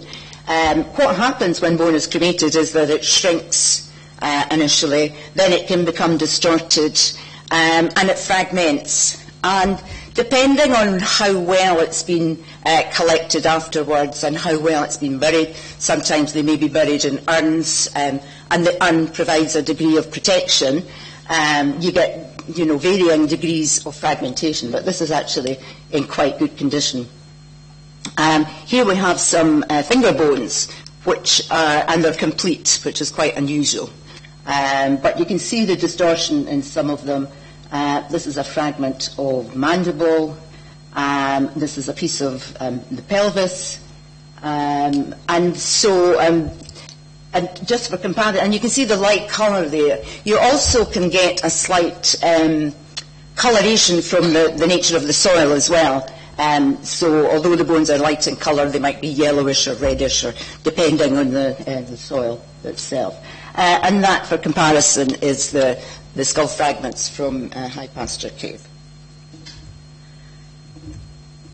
So they weren't cremated. We've established that. We did have some burnt bones, as you can see, and the only evidence of burnt bone is from Trench 2. And we'll hear more about Trench 2 this afternoon because of some of the really interesting finds that came from there. And they were charred. So that's quite consistent with being burned in a fire. So temperatures probably of up to 300 to 400 degrees. These were the bones that came from Trench 2. So we had, these 15 fragments of cranium of the slide that you've just seen. We had a foot phalanx, so a toe bone from an individual who was aged at least 14. We had, what else we have? Almost complete immature right pubis. So this is part of the pelvic bone. From an individual aged about 6 to 12 months. Then we also had a fragment of lumbar vertebrae, and because of the development of the bone, we know that that's from an individual who aged at least 21 years of age. There were some smaller pieces of bone that couldn't really be securely identified, but interestingly we had a fetal pig bone along with these remains. We also had some foot bones and another phalanx of toe, so another another toe bone. We had a metatarsal from an individual and an ankle bone, and these three bones here could have belonged to the same individual. They were all left foot bones. So from Trench 2 we had at least 3 individuals. We had an adult. We had an infant aged about 6 to 12 months, and we had a fetus. The fetus, unfortunately, was only represented by a very small foot bone, and there are no clear standards for actually aging a bone, that kind of bone. But we know, just based on the general size, that it had not reached full term. These are the foot bones that I was telling you about. So this is a bone that's associated with big toe. This is a phalanx, so one of the toe bones, and this is the ankle bone. This one we know was from an adult because this part of the bone here had not fused. It's a separate part during childhood and adolescence, and then sometime during adolescence it fuses to the main bone. So that's how we age the bones, such as the foot bones. And the other two, just basically by the general size, we suspect that they're from an adult. But you can see they're all slightly damaged. This one is the most complete, but there's a little bit of damage there at the end. That's just a fragment of cranium, and that's a part of the parietal, so one of the bones at the top and the side of the head. Okay, so that's Trench 2. Oh yes, some more bones from Trench 2. Sorry, this is the fetal bone from. So it's one of the foot bones from a fetus, as I said. This is a piece of pelvis, and it's part of the pelvis at the front that forms the pubic area of the pelvis, and that's from a child aged about 6 months, 6 to 9 months, something like that. From Trench 15, we had another fragment of parietal bone, and we had a tooth bone, an incisor, okay, that was from an individual who had reached the age of at least 10, and we know that because that's the time that it takes for that tooth to fully develop. How much older than that is difficult to say. We also, from 10 to 17, we had a lower right deciduous molar, and that was an unerupted tooth from an individual aged about 6 months old. It was unerupted because the root hadn't formed, only the crown of the tooth had formed and the root had not yet started to develop. This is, it's an immature humerus, so part of the upper arm bone, again from a child of about, maybe around about 9 months of age, 6 to 9 months, something like that. Okay, so we had, it depends how you, how you count your individuals, because they came from different parts of the site, whether related or not. But we know we had an adult from the cranial fragments, from some vertebrae, from hand bones and foot bones. We had a fetus stroke perinate. We don't know exactly at what stage of fetal life the child was. And then we had this infant of less than a year, and that was represented by the molar, the unerupted molar, the fragment of humerus and the fragment of pelvis. So counting how many individuals, as I said already, it depends how you count them. Whether or not you count them as a whole, so taking the numbers as a whole, and with the possibility of fragments being moved around the cave at some point. So if we just took the 34 bones, or fragments of bones, we had one adult, one infant, and one fetus. If we consider the trenches, so these are isolated deposits of bones, we could have had 3 adults, 3 infants, and a fetus. Unfortunately, there was no indication of sex of any of the individuals. We didn't have the right bones remaining, and there was no information on any pathology because we're just dealing with such small fragments of bones. So we need to think about the possible explanation for the presence of these isolated human remains. It could have been accidental inclusion. That's a possibility. We often come across isolated fragments of bones. Laura Sinfield is going to talk in a minute about the articulated bones. And it's possible that at least some of these bones there were stray bones from the articulated burial. Maybe there were deliberate depositions. There's some indications that at least the skull fragments, the charred skull fragments, may have been deliberate. Or there could have been a combination of deliberate and accidental. But these are some of the questions that remain for us to decide and discuss. Okay, thank you.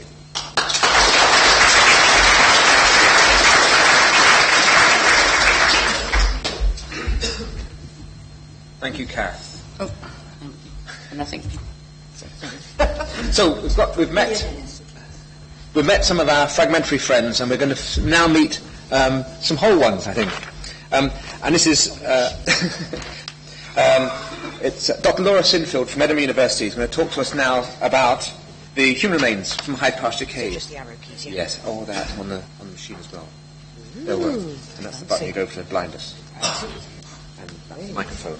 No, that's not fine. That's going backwards.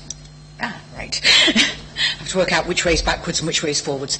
I get the exciting job because I don't have to talk about microscopic things. I get to talk about skeletons, which is much more fun.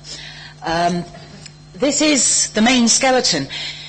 To put this into context in the site, that stairwell that you've been hearing about all morning, where you have a natural hollow where the ground changes, and as one walks along this hollow, getting lower and lower below the surrounding ground level, there is then a hole in the ground, a sinkhole down into the cave system, which at various times in prehistory had a range of types of stone stairs leading down. And it is a considerable depth down as well. It's, I don't know the exact drop, but it's at least 12 foot or so, if not more. This individual is an adult female. in her early 30s. She was buried lying across the top of that stairwell. The stairwell was backfilled in probably a single incident. It was completely blocked up with earth and rubble. And the last thing they did, when they blocked up this stairwell, they blocked the access down into the cave system after using it for however many centuries. They then buried this woman lying on her back across the fill of the stairwell, which is intriguing.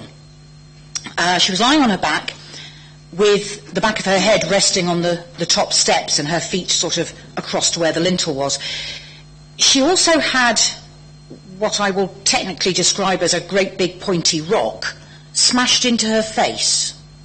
The kind of rock that you need two hands to lift. It's not a small stone that somebody picked up. This is a big pointy rock smashed into her face, which is why the facial bones are so badly damaged. The reason her chest area is so badly damaged is she had another large rock smashed into her rib area, into the chest. I don't know why. There's a lot of possible explanations. In this photo, the reason that she appears to be missing her right thigh and her left upper arm is because those were taken for sampling for various other scientific tests. They were there originally. Preservation is middling. There's a scale of 0 to 5, and she came out as a 3. So, middling preservation. Although I have to say, that's middling preservation in terms of archaeological skeletons across all periods, across Britain. There are some worse, there are some better. In terms of archaeological skeletons from this period in this part of Britain, the preservation is brilliant. This is exceptional preservation and exceptional excavation and recovery, because as well as these adult remains, scattered around were, not shown in this photo, some, but not all, of the bones of at least 2 very, very, very young individuals. One from the middle trimester of fetal development, 3 to 6 months of pregnancy, and one from around the time of birth. Might have been the last couple of weeks of pregnancy, might have been the first couple of weeks of life after birth. So this just raises more and more questions. But you'll see in a minute the size of some of those fetal bones in particular, absolutely tiny. And to have those preserved at all is exceptional. The other thing I've mentioned in this slide is the adult. These blunt force trauma injuries to the chest and the face, there's no sign of any bone reaction, but bone, it takes time to respond. If you break your arm, then the bone will respond to having been broken, assuming you survive breaking your arm, but it will take days, at least 5 days really, possibly longer, for the bone to start showing anything. So if somebody has massive blunt force trauma to the skeleton, they die after, say, 3 or 4 days, probably we're not going to be able to tell years later whether they were alive or not at the time of the injury. So we don't know if this is the cause of death. I suspect not. I sort of feel it's something that was probably done post-mortem. The age, there's a range of different ways to work out the age. The most commonly used method you may have heard about is looking at the amount of wear on the cheek teeth, the chewing teeth. The problem with this is she had a really, really, really bad toothache on one side, and she wasn't using that side of her jaw to eat with. And I don't know how long before death she'd been only using one side of her mouth. But it means that one side was getting more wear than usual and one side was getting less wear than usual, and that starts to raise problems. If you're going to use the wear on teeth, you need to know that the whole mouth was really in use as normal. Cranial suture closure, the way the plates that make up the skull join together gradually through life, it's about the least reliable method. I've used it occasionally, but really when all I've got is the cranium, the brain box. Realistically, if you've got anything else you can use, you use it in preference. It tends to have a very wide margin of error. It's not something which happens really dependably at the same age in all individuals all the way through life. It varies a lot. And that means that although there was only one of these auricular surfaces, part of the hip, that's my preferred area for looking at the age. So with the official age estimate, I've said something like 25 to 40, which is playing it safe. Realistically, early 30s is probably right. This is just showing the pelvic bones with the top of the femur there, and this ear-shaped, auricular, ear-shaped area here is where the pelvic bone joins onto the sacrum, the back wall of the pelvis. And that changes through life. And that came out with an age estimate of early 30s. That's just showing dental attrition and these cranial sutures, which change through life. Very slight anomaly. She's retained a suture down the front of her forehead, which is quite unusual in adulthood. Normally it fuses in life. In terms of the sex, back to the pelvis, best indicator of sex, because there's the big difference between males and females is females lug around a fetus for 9 months with all the amniotic fluid and then have to get the fetus through the birth canal. So there are some changes in the structure because of that. Sciatic notch gets mentioned all the time on TV. Personally, I don't find it that helpful. There's an area, here we go. This area here, in males, it's a very clear V shape with an angle where the two halves meet. In females, although this isn't in great condition, you can see that if it was mirror image, that would actually make more of a curved U shape rather than being two straight lines that meet at an angle. That strongly indicates female. There were other areas in the skull and measurements of some of the joints and so on, which all also indicated female. Stature, that missing right femur and left humerus that were the only intact long bones that went off for sampling. Before they went off for sampling, I measured them. I used data from America and France because there are no stature data equations for British populations, well, not for females. There's a very small one from 1960s for males, and came out at about 155 centimetres, about 5'2", which is actually a pretty good height, given that the UK average height for a woman nowadays is 5'4". 5'2" is a reasonable height for a couple of thousand years ago, living in a fairly challenging environment, although obviously with a great deal of meat to eat. It's just showing the... This is the reason I didn't use the left thigh bone. You can see how difficult it would be to work out the stature because you can't measure the length of these bones. That's a teaching skeleton next to it for comparison. That's the arm bone. In terms of pathology, there was very slight lipping on the jaw, where the jaw fits into the skull, which is due to this dental abscess. That's a fairly healthy jaw, and that's not. And that's not what a tooth should look like either. That's lost almost all of its root, all of its crown. This has lost quite a lot of it. They are not in good condition at all. This is what the jaw should look like round the molars, coming nice and snugly almost up to where the whitened enamel starts, coming nice and snugly and supportive up. This is a whacking great big erosive lesion, which would have been extremely painful. It could have been the cause of death. People still die of blood poisoning. If you get really bad toothache, go to the dentist quickly. It can kill nowadays. It certainly could kill then without antibiotics. Did it kill? I don't know. As I say, bone takes time to respond. And for all I know, she had very bad toothache, which was starting to put poison into her blood, but she might have died of flu. I don't know, because we can't tell unless it's something which leaves a mark on the bones. So, a woman in the prime of life, reasonable stature, reasonable health, apart from this big dental abscess. and the fact that she's dead. And then we get on to the juveniles. I'm calling them juvenile. That's a term that gets used to cover any human skeleton up to about mid-teens, really. These are very, very juvenile. These are possibly all pre-birth.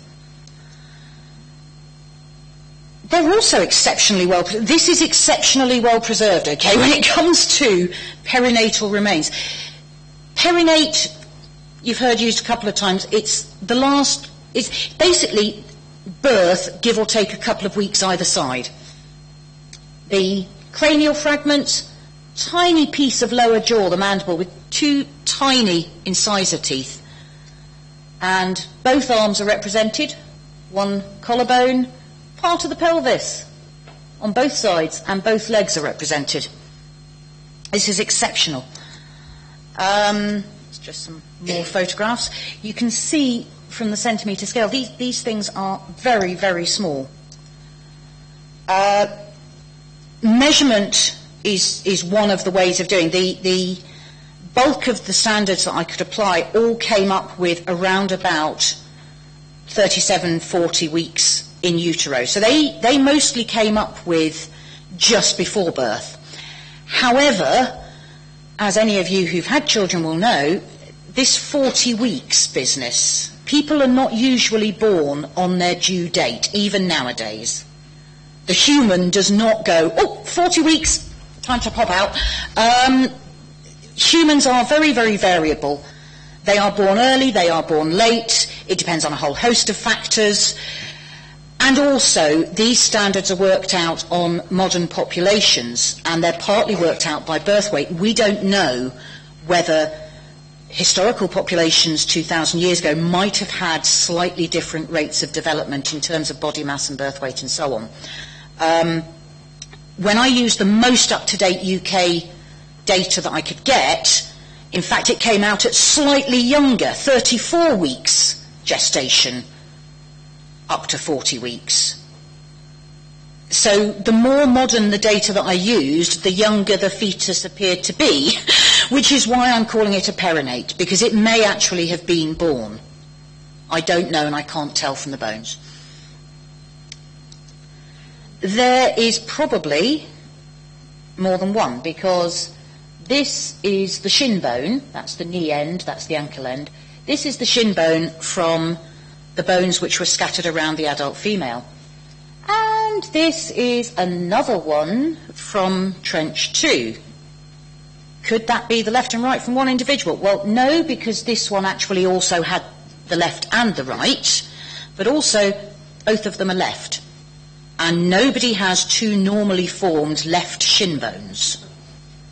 It's possible to have abnormally... There is a skeleton in the Royal College of Surgeons with 3 legs, but those are not... The third does not have normally formed bones, and these are normally formed bones. So the minimum number of individuals has gone up to 2. These are the teeth. Looking down from above, you can see there they are, sitting in the jawbone. They're absolutely tiny and absolutely exquisite. This little triple-lobed appearance is a sign that this tooth has never been in wear, because these are worn down very, very fast. Newly erupted teeth have these mamelons, this triple-lobed edge to them on the front incisor teeth. They're worn down extremely quickly once the teeth are in wear. Moving on to the fetal remains, this is not the last couple of weeks of pregnancy. This is the middle stage of pregnancy. This is between 3 and 6 months of gestation. And if you thought the perinatal bones were tiny, these are even tinier. That's a plastic skeleton that somebody gave me at home. It's about this high, and it turned out to be exactly the right size. But that's just showing that there's the forearm bone, and there's the upper arm bone, and the joint is there. This is absolutely tiny. This is the bottom end of the humerus, where the elbow joint is. And if you pinch your elbow, you can feel that's a good sort of 2.5 inches across in an adult. This, well, that is a centimetre. A centimetre. This is tiny. This is absolutely tiny. That's the perinate, and that's the fetal one. It is absolutely tiny, but you can also see that all the features, this hollow here, is present even in the middle stage of pregnancy. The articular surfaces are present. So it's still possible to say it's human, it's a distal humerus, and left or right, even though this is not even halfway through pregnancy, or about halfway through pregnancy. Finally, this is really intriguing because this is another possible cause of death. This is probably from one of the perinatal individuals, and it's the bone that forms the back of the skull. Most of the skull is made up of paired symmetrical bones, a left and a right. But at the back of the skull, there is just the one bone, called the occipital bone. And there is a tiny hairline fracture running across the back of that bone. And this grey froth,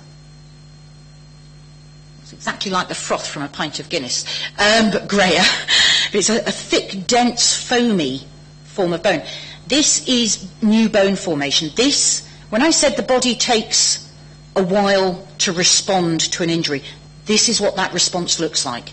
This is new bone formation as a direct response to inflammation on the inside of the cranium as a result of that fracture. So the perinatal individual has had a blow to the back of the head sufficient to cause a skull fracture. It survived that, and the brain has swelled. There's been inflammation inside the brain, inside the skull, and there's very little space inside there. It's a very economical arrangement. Your head is basically full.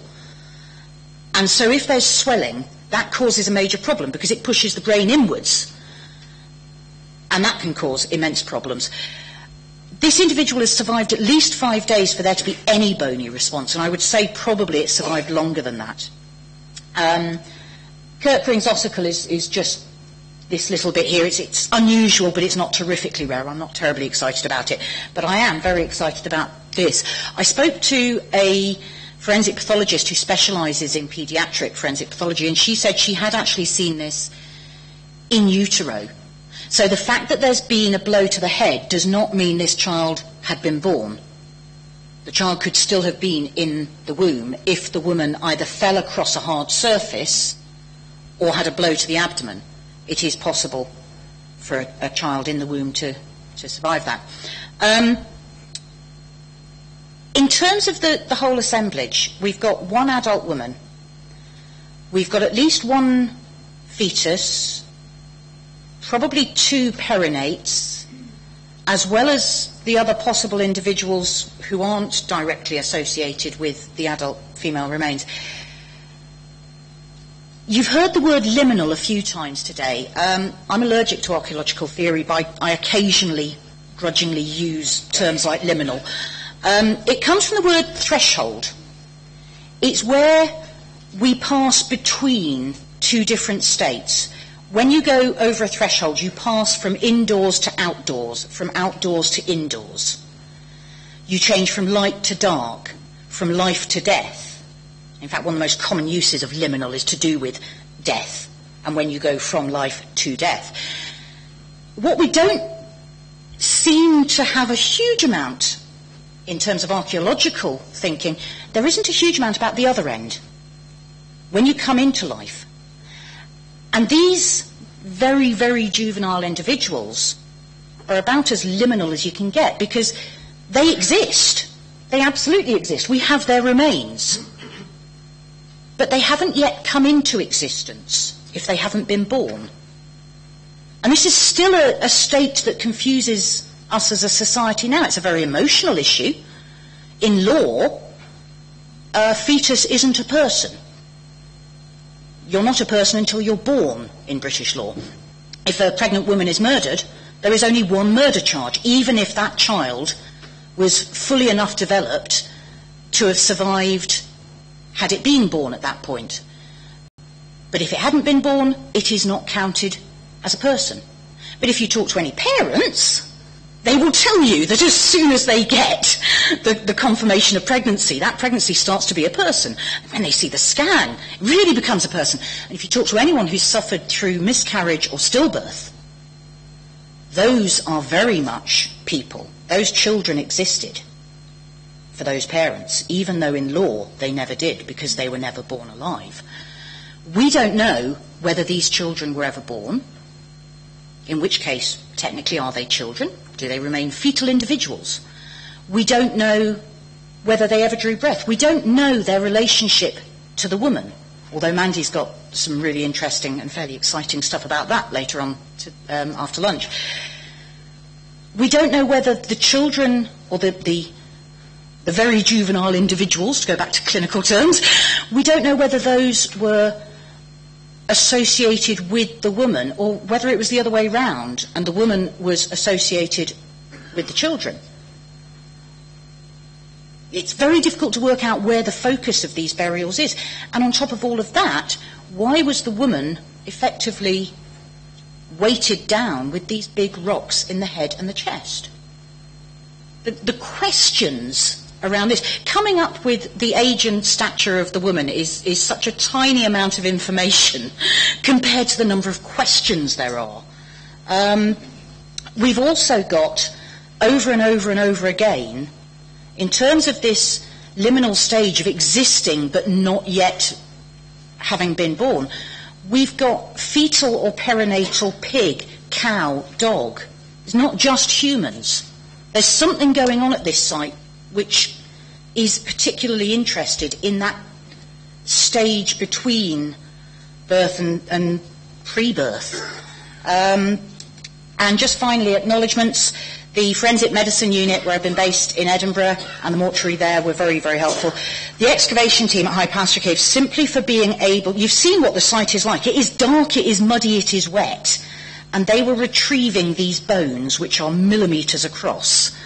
And a lot of them were not retrieved from sieving, they were retrieved during excavation. And Martin Wildgoose, because 25 years ago this summer, if you've ever wondered how somebody ends up in a job like this, 25 years ago I went on a dig and Martin Wildgoose taught me how to hold a trowel, so you can blame him.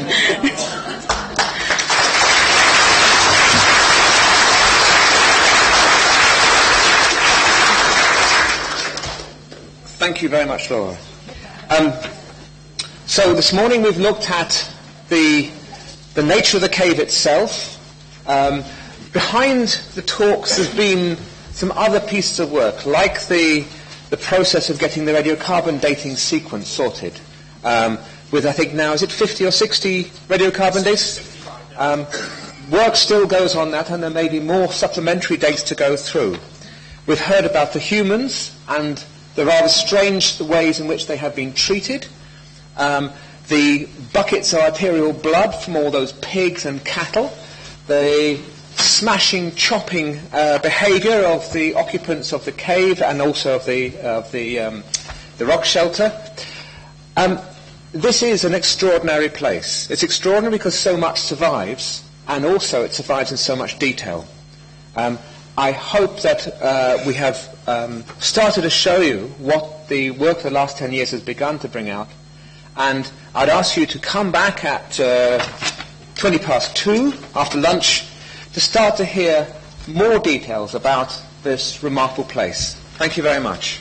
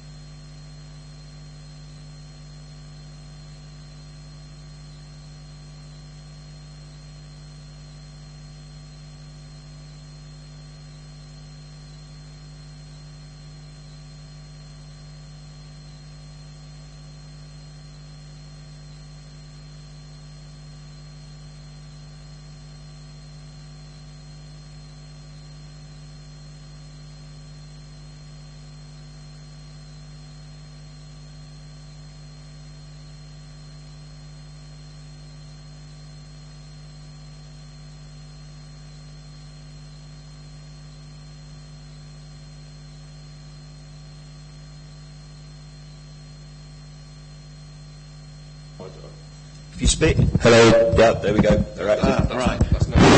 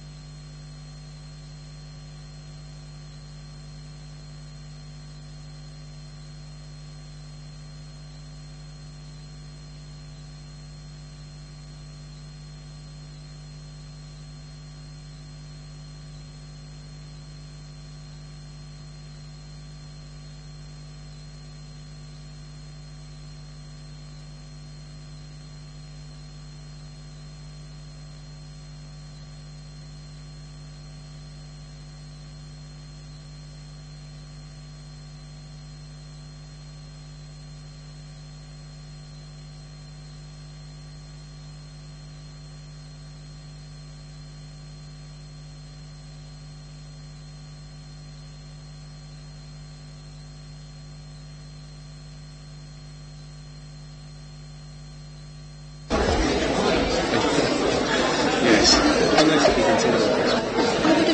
Things would have been different. Are you okay? Are you ready to go?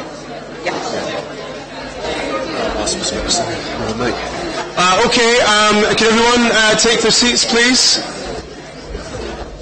We're running a little tiny bit late, so without any further ado, I'm just going to introduce Dr. Mandy Jay from the University of Durham, who's going to talk about the extremely exciting isotope results from the site. Okay. I'm glad you all made it back with the word isotope in the talk. So the point of my talk is to say something about the chemical analysis of the bones and teeth of the articulated woman from High Pasture Cave, and two of the infants that were found in association with her. I've only done two because I only knew yesterday that Laura had found the third one. So we're looking at answering some archaeological questions through those analyses, particularly about her diet, her environment, and whether she was local to Skye. We're using isotope ratio data from different chemical elements. We're using carbon, nitrogen, sulfur, strontium. We've also got some oxygen and lead data today, but I'm not going to show those. So from different chemical elements, and we've got a range of data, some of which belong to me, and some to Janet Montgomery, and some to Julia Beaumont. But Janet and Julia couldn't make it today, so I'm showing you a kind of mix of what we've got. I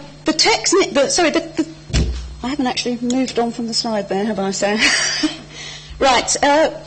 The techniques that we use start from the basic premise that our bodies are made up from the foods and the drink that we actually eat. So those resources, those foods, those inputs have an effect on the chemistry of our personal body tissues. So that means that there are some key sets of questions that we can ask if we look at that chemistry. And the first of those relates to diet, and that means we can ask questions about the kinds of food and drink that are being consumed by an individual that we're looking at. It doesn't mean that we can identify what they ate for breakfast yesterday, but it does mean that we can get some very general ideas of the kind of diet that they might have had over a lifetime. And the second set of questions that we might want to ask relate to mobility, how people are moving around in landscapes or migrating between continents, perhaps. And that says something about the environment in which the food itself has originated.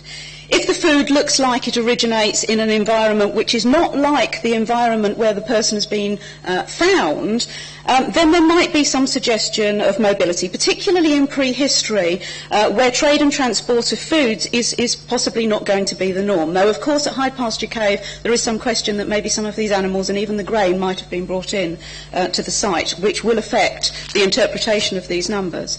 And, of course, this kind of thing is much harder to do on people today because the people in this room will have eaten foods from all over the world, and it's unlikely that anyone here consumes food and water that's almost purely from local sources. So you have to bear in mind that this is about saying that these people were likely to have been eating food and drink that came from where they normally lived. And we can also ask questions about animal management practices by looking both at the animals themselves and the people who would have been consuming their meat and dairy products. And here there's a sheep eating seaweed, which is something that we can pick up using these techniques. But there are other questions about animal management that we can ask, such as whether they're being moved around seasonally or being fed stuff like leafy fodder.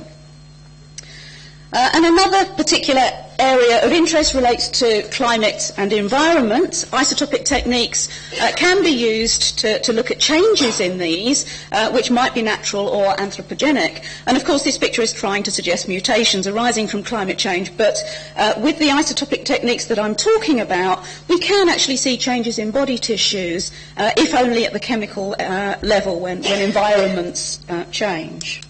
Now, you've probably seen some of the techniques that we're using, similar things with isotopes on programs like CSI or NCIS. Now, I'd love to be Abby here, not just because she's younger and thinner than me, and I suspect quite a lot better paid, but because she lives in this fairyland world where they put a sample into the machine and 10 minutes later they've got an answer and they immediately know what that answer means. And of course that's not real life. Don't let me spoil your enjoyment of the television programmes, but I sit there shouting at the screen when they mention the word isotope. So this is what we're analysing. For the kind of work that I'm talking about, the preferred materials are collagen and tooth enamel. The collagen has to be extracted from the bone and from the tooth dentine, and the bit that we use will depend upon the chemical elements that we're analysing. It is possible to run some of these analyses on bone mineral, but the preservation and contamination issues have to be thought through very carefully. So if you hear about studies that are coming out on the TV or the radio or the media generally, one of the pertinent questions will often be, what did they actually analyse and was it appropriate to what they were trying to do? Now, one of the things that we can use carbon and nitrogen data for relates to trophic level. In other words, how much animal protein is in the diet. And using those two elements together, we can tell the difference between a herbivore and a carnivore quite easily. And at another basic dietary level, we can identify the use of marine resources. So if marine fish or mammals or shellfish are being consumed on a regular basis, if somebody eats one fish, we're not going to see it, but on a regular basis, we can see that. Freshwater fish are a bit more difficult, but we can do it with the right analyses.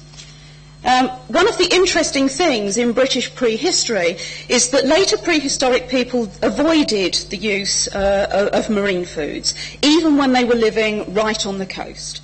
They were eating them way back in the Mesolithic, but when we get to the Neolithic at around 4000 BC, people start trying very hard to avoid eating them right up to the Roman period. So this is what we'd expect to see if we were looking at a carbon and nitrogen stable isotope ratio chart with nitrogen on the vertical axis, carbon on the horizontal. Don't worry too much about the numbers or the notations. Data points from individual humans or animals will plot in different parts of that chart relative to each other, so we get an idea of how their diets are made up. Plants and herbivores are at the bottom left. Carnivores shift over and up, and marine foods are even further up that trend. And it's the relationships, really, that we're looking at here. And that's important because in different environments, the plants at the base of the food chain may have different absolute values. So, for instance, they would look quite a lot different if you went to Africa. If you were looking at different regions in Britain, they look a little bit different, but they can look different on even a micro-environment level. So you do have to have an idea of what's going on in the environment in order to interpret the data. And that means that in archaeological studies, it's a good idea to analyse herbivorous animals as well as humans so that you can see the relationship between the data that you're looking at. And you use the herbivorous animals as a kind of baseline for the plant environment because you're assuming that they will have been eating the local plants. And this is another generic chart which gives an idea of how nitrogen data would look for a breastfeeding baby. When a baby breastfeeds, it's effectively a little carnivore. It's feeding on its mother's body tissues. So the nitrogen value goes up relative to the mother. At birth, the value should look very much like the mother because in the womb the nutrients are coming from her diet, so they're effectively eating the same thing. But after breastfeeding starts, the baby will jump up a trophic level, and then when the baby is weaned, the values come back down again. So this is quite a simplistic overview of how this works, but that's the basic idea. So these are the carbon and nitrogen data from the high pasture cave woman, who's over on the right there, and two of the infants that were associated with her, the prenatal and one of the perinatals. And it's important to know that we're looking at bone data here. So these are from bone collagen rather than teeth. And the reason that's important is because there's a timing difference between what you would see in bone and what you would see in dentine. If you're looking at bone, you're looking at a lifetime average of diet. So it's a build-up of what you're eating over a lifetime period. It's not a spot point. Whereas if you were looking at dentine, that forms quite early on, and you've got a period during childhood that you're really looking at. You're not looking at a lifetime average. Now, all three of the data points on here have very similar nitrogen values. You can see there's a kind of flat line between them there. And whilst the carbon does look more spread there, that's a lot to do with the scale used at the bottom. It's kind of spread out because there's only three data points on there. When you take into account the differences that you would expect to see between individuals and different skeletal elements, those are basically very similar data. The infants look very much like the female adult. So that means to me that these data are actually fully consistent with a situation in which the woman is the mother of both of those infants, because if they were developing in her womb, then they were eating much the same kind of things as her, so you'd expect them to come out very similar. And it also assumes that neither of them had the time to breastfeed for any significant period of time, because if they had, then their nitrogen ratios would go up relative to the adult if she were the mother. Of course, their ages suggest that they might not be her children, in that she couldn't have had them at the same time, unless we're talking about a situation in which she had twins and aborted one of them part way through. But what I can say is that these data are consistent with her being the mother of both of them. So that might mean that they were curated or redeposited in some way, if that were the case. And something else to note from this chart before I move on is that these don't show any evidence for marine food consumption, and that's based on the relationship between the average cattle and sheep data that I've put on there and the data for the adult female. If there were marine consumption in there, it would be higher on the nitrogen axis and further along on the carbon. Just have a little bit of drink. So these are animal carbon and nitrogen data from herbivores and pigs from the site. The cattle, sheep and red deer, which are obviously herbivores, are consistent with each other, and I'm happy that they are herbivores. There's no odd meat-looking sheep in there. And that gives me a good baseline for the local environment, assuming that they were local to the site. So if I'm using these to get an idea of what the plants at the base of the food chain would look like for the local environment, and at this particular time in prehistory, that gives me a way of looking at what's going on in the adult's diet.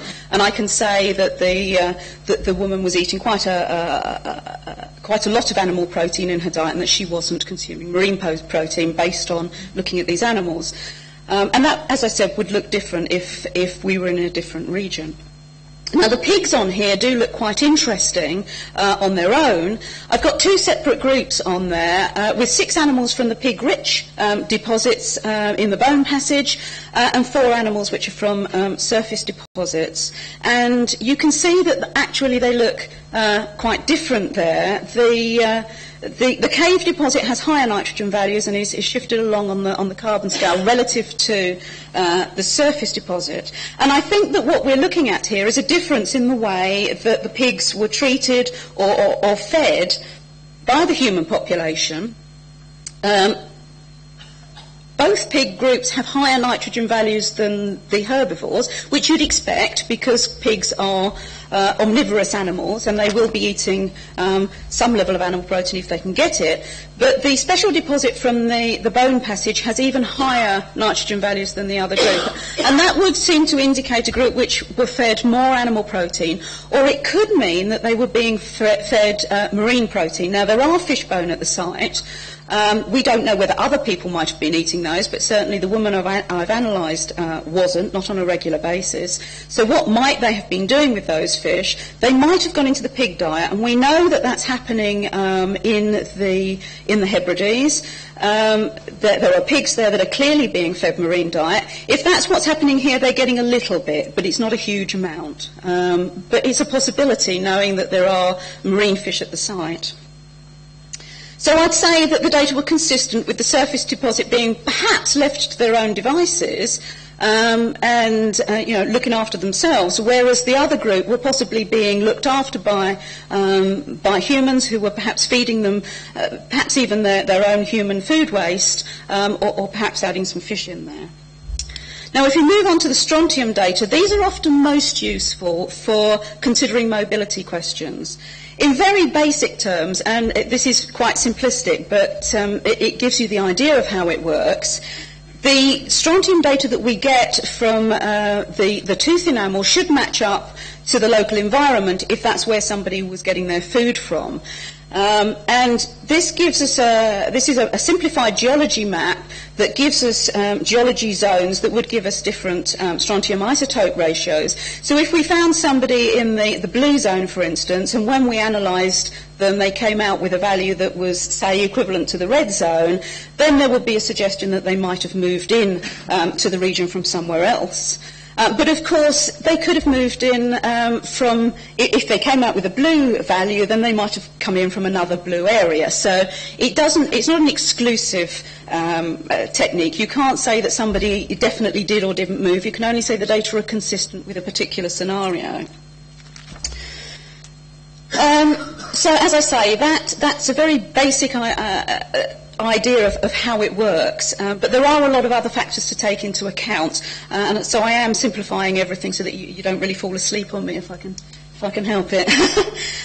Although we do have a good general idea of the bioavailable strontium isotope values from across Britain, we don't have a very detailed map. We're still working towards building up data sets that will give us more detailed information. And Skye has quite a complicated geology. So Janet Montgomery and Jane Evans did go out and spent quite a while taking samples of plants and water and animal remains that they managed to find from Skye and building up a map which has actually been published now, which gives us some zones or packages of values for different areas on the island. Now, those ranges might look quite narrow to the uninitiated because they're 0.7 something, which doesn't seem, very much. But these are quite precise data, and they're used to at least 4 decimal places. So, in fact, if you look at the area around where High Pasture Cave is, you've got a range from 0.7092 up to 0.72, and that's absolutely huge when you're looking at strontium values. So it does mean that the Skye environment is very variable, and that it's going to be difficult to be able to pin down what might be happening with the woman using these kinds of data, because whatever value we come out with, it might well turn out to be something that's consistent with the island. And I should point out that seawater does have an effect on this kind of environment, which is coastal, so it affects the plants that are being used at the base of the food chain, and the seawater value is 0.7092, which is the bottom of that range. So if we look at the data that we have from the woman's enamel, the strontium isotope ratio is on the vertical axis, and across the bottom there we've got strontium concentration. So that's about how much strontium there is in there. Now we're analysing tooth enamel here, and that's basically set in childhood. So these values are not for a lifetime. They're for a short period of time over which this tooth enamel was forming during childhood. The reason we've done 4 teeth on there, so we've got enamel data points on there for 4 different teeth, is because they form at different ages, so that gives us an age range up to around 16 years. So we can say something about what was happening over the period of her childhood. Now the different teeth are basically coming out all the same here. So there's apparently no significant changes in the dietary source during the time up to about 16 years. Obviously, that doesn't mean that she didn't nip over to the continent and come back when she was 20. We can only look at the early years there. And the values all fall into the region of the seawater baseline there. The coloured zones that I've put on that chart match up to the different zones on the Skye map that Janet and Jane built up. So you can see that she could come out with values that are practically anywhere there, except for the white zone, but there is an argument that she could be mixing sources if she came in the white zone. So it's not really helping us greatly because the environment is very varied. So we can say it's fully consistent with her being from the site. There's no reason to believe that she wasn't. But then there are a whole lot of other values that would have also been consistent. And we don't have any other values from sky human beings because there are so few human remains apart from what we've got on this project to work with. Now on this chart I've plotted both the strontium and the sulfur values from collagen, and the sulfur is on the bottom axis there. Now sulfur isotope data are relatively new for archaeological studies, and we're still really working on how to interpret those. But we do think that they are affected by a number of factors, in particular the geology where plants are growing and the proximity to marine sulfates at the coast. Now, I've plotted a range of other sites on here which are to the west of Scotland, both north and south of High Pasture Cave, so these are the other data that we have in our research databases. And based on the strontium and other data that Janet has for those other individuals, she thinks that these are all likely to be local to their burial sites. So they represent local values that we might be expecting for sulfur isotope ratios for those types of environment up and down the west coast there. Now you can see that High Pasture Cave fits in quite a way over to the left on that sulfur scale, and it doesn't really look much like the others on there in terms of the sulfur. And that could be for two reasons in basic terms. Either Skye has an environmental background for sulfur that looks different to most of these other sites up and down, or the woman came from somewhere other than the west coast of Scotland. And at the moment we're leaning towards thinking that Skye might actually be producing a lower sulfur isotope ratio because of the basalt in the geology. But we've only got one value, so at the moment we're still in the throes of trying to work out what we can do about that. But we've got a few samples from other sites in Scotland where the local geology is basalt, and we do seem to get lower numbers from that. I think the real way for us to go forward and check some of this is to get some more data from Skye and compare that.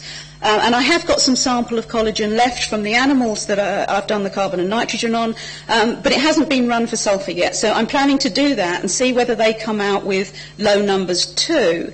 Now, if they do, and we make the observation that the animals may well have come from Skye, because there's always the possibility that they didn't, but if they match up, then the probability is that she's local and that Skye is giving us low sulfur values. But if they don't match up, then we've still got the question of whether she might have moved or whether it was the animals that moved. So some of these isotopes will lead to more questions, but the more we do and the more we combine these data, the more information we can get out of them. So it's about combining a number of analyses to refine our picture of what's going on. But at the moment she is fully consistent with being local, and we've got a bit more work to do to see whether that low sulfur is actually what we're getting from Skye, which would be really interesting in itself. Now I'm going to change the focus a little bit now and look at some incremental dentine data. Now Julia Beaumont, who's done this work, is actually has just retired as a practicing dentist, so she knows a lot about teeth, and she's been working with this method to refine it for archaeological material, so that we're looking at very short periods of time during an individual's childhood with this.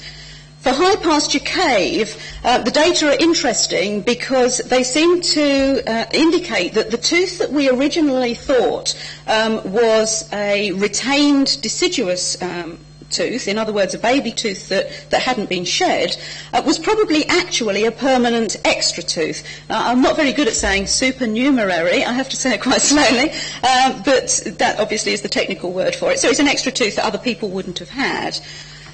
Now, what Julia's done is to take very small incremental slices of the tooth root and analyse those for carbon and nitrogen isotopes. The samples are very small, but our techniques are getting better all the time, allowing us to do these very small samples and get good data from them.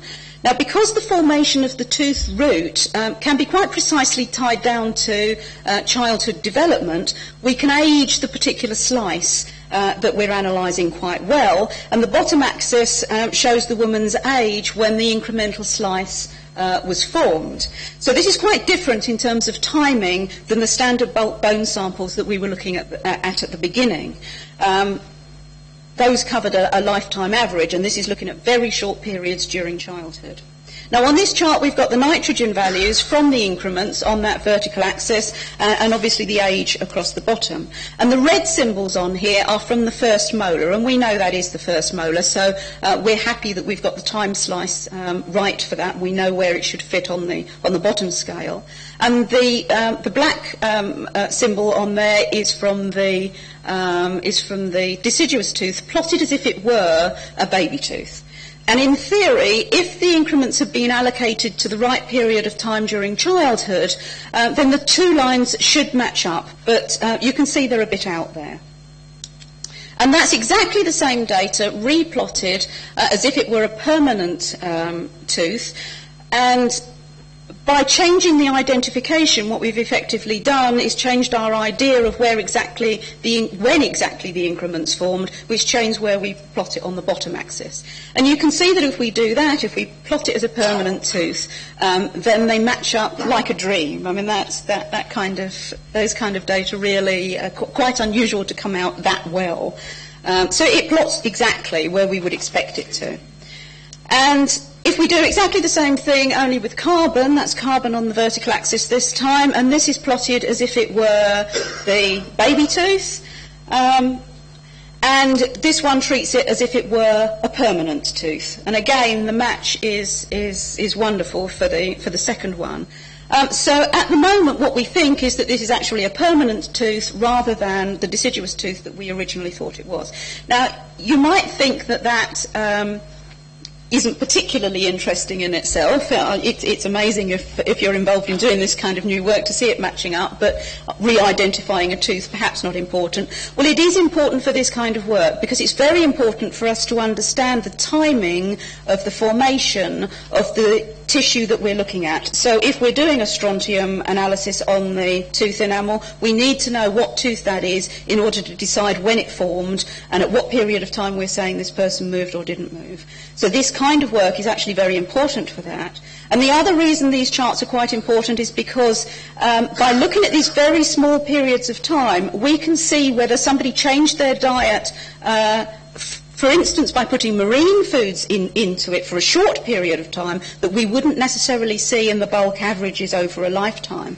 So if, for instance, this woman had started to eat marine protein for a short period of time when she was a child and then stopped, we should pick those profiles out in these incremental samples. And we're not seeing anything like that in here. She certainly wasn't consuming marine products for a very short period of time. And that's interesting in terms of the arguments that have been put forward in some of the archaeological literature about what's going on when these people are not eating marine protein. The question of whether perhaps they're eating them occasionally just to supplement their diet, this kind of analysis is helping us with that. And certainly it's not happening in this case.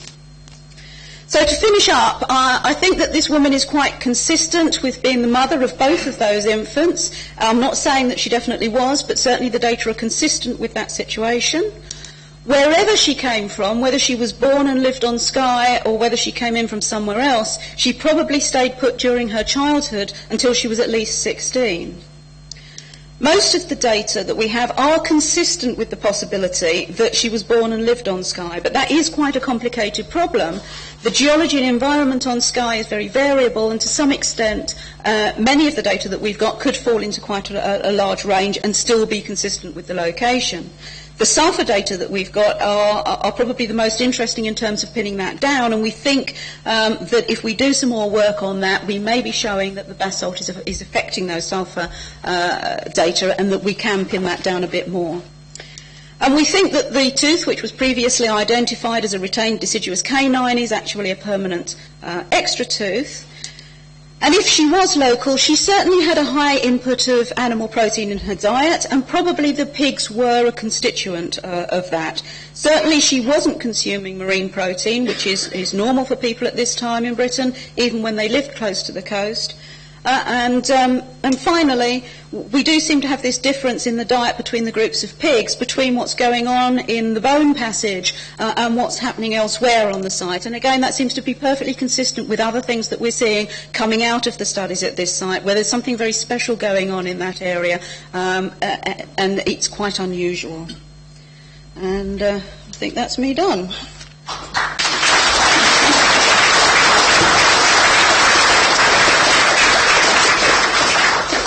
I think we may have time for just one or two very brief questions, if there are any.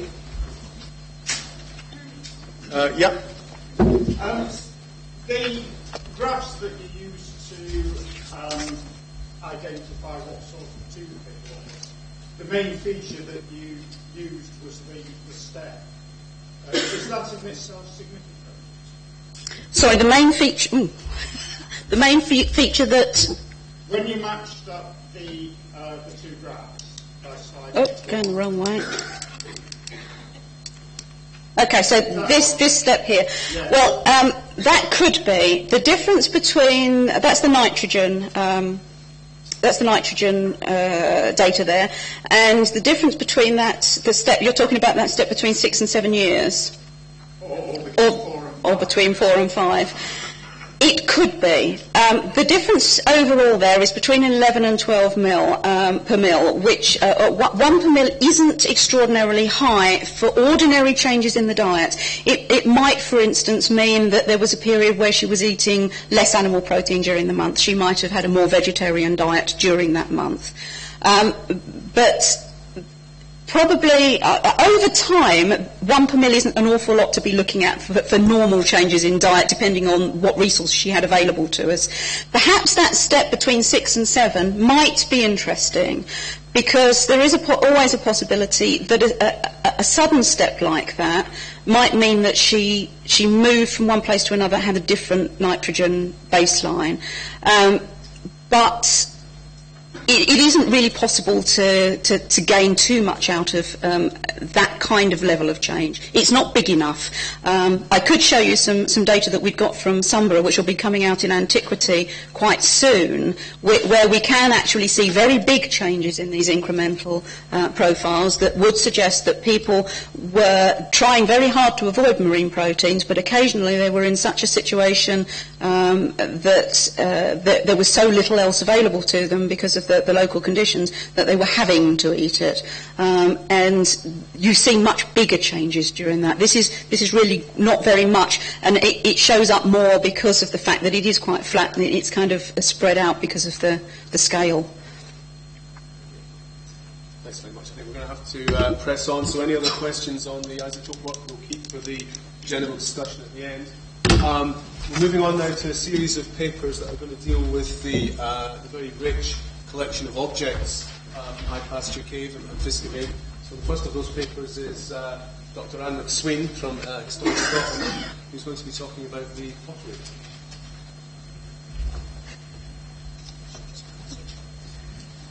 Thank you, and hello everybody. This afternoon I'm going to talk mainly about the pottery from High Pasture Cave, with a brief mention of the pottery from Fiscavig. I'll also give you a little bit of an insight into how I compile the data that allows me to discuss how pottery was made, used and disposed of on a site. Well, I've been building up a picture of the pottery from High Pasture year by year since 2003, when I was asked to look at the sherds recovered from the initial investigations. Over the 10 years since then, it's been fascinating to look at what has been recovered after each season of excavation. But it's only now, with the completion of the excavations, that I can stand back and start to think about what the pottery can tell us about the communities and events represented by the archaeology at High Pasture. So what do I do when I look at an assemblage? For the pottery from High Pasture, we wanted to record each shed individually, so we could look at how different pottery types were distributed on the site. At the top of this slide is a sample of my cataloguing system. Starting from the left, I record the context and fine details, and then the type of sherd, rim, body or base. I record the dimensions and weight of the sherd, how its surface was finished, and if it was decorated. I also record what it's made of, fine clay or sandy clay, for example, and what has been added to the clay to achieve a successful firing. Typical additions at high pasture are crushed up rock and organics. I also record the presence of sooting, which can indicate that the sherd came from a cooking vessel, and I record whether it's abraded or freshly broken. The extent of abrasion can give us a clue as to whether the sherd has come from part of the site where it was relatively undisturbed after it was discarded, or whether it was, for example, lying on the surface when it was being trampled on and worn. I also sketch the rim profiles and base profiles and any decorated sherds. My sketches are passed to the illustrator to be drawn properly. While it would be easier to take a photograph, I think that sketching ensures that I have a really close look at the sherd. And at the bottom of the slide is a record from one of the sherds from Fiskevig. So with this information from the cataloguing, I produce a short summary each year to help inform the ongoing interpretation of the site. And you're going to have to put up with some more of my own illustrations because the professional illustrator hasn't yet reached the point of illustrating the pottery.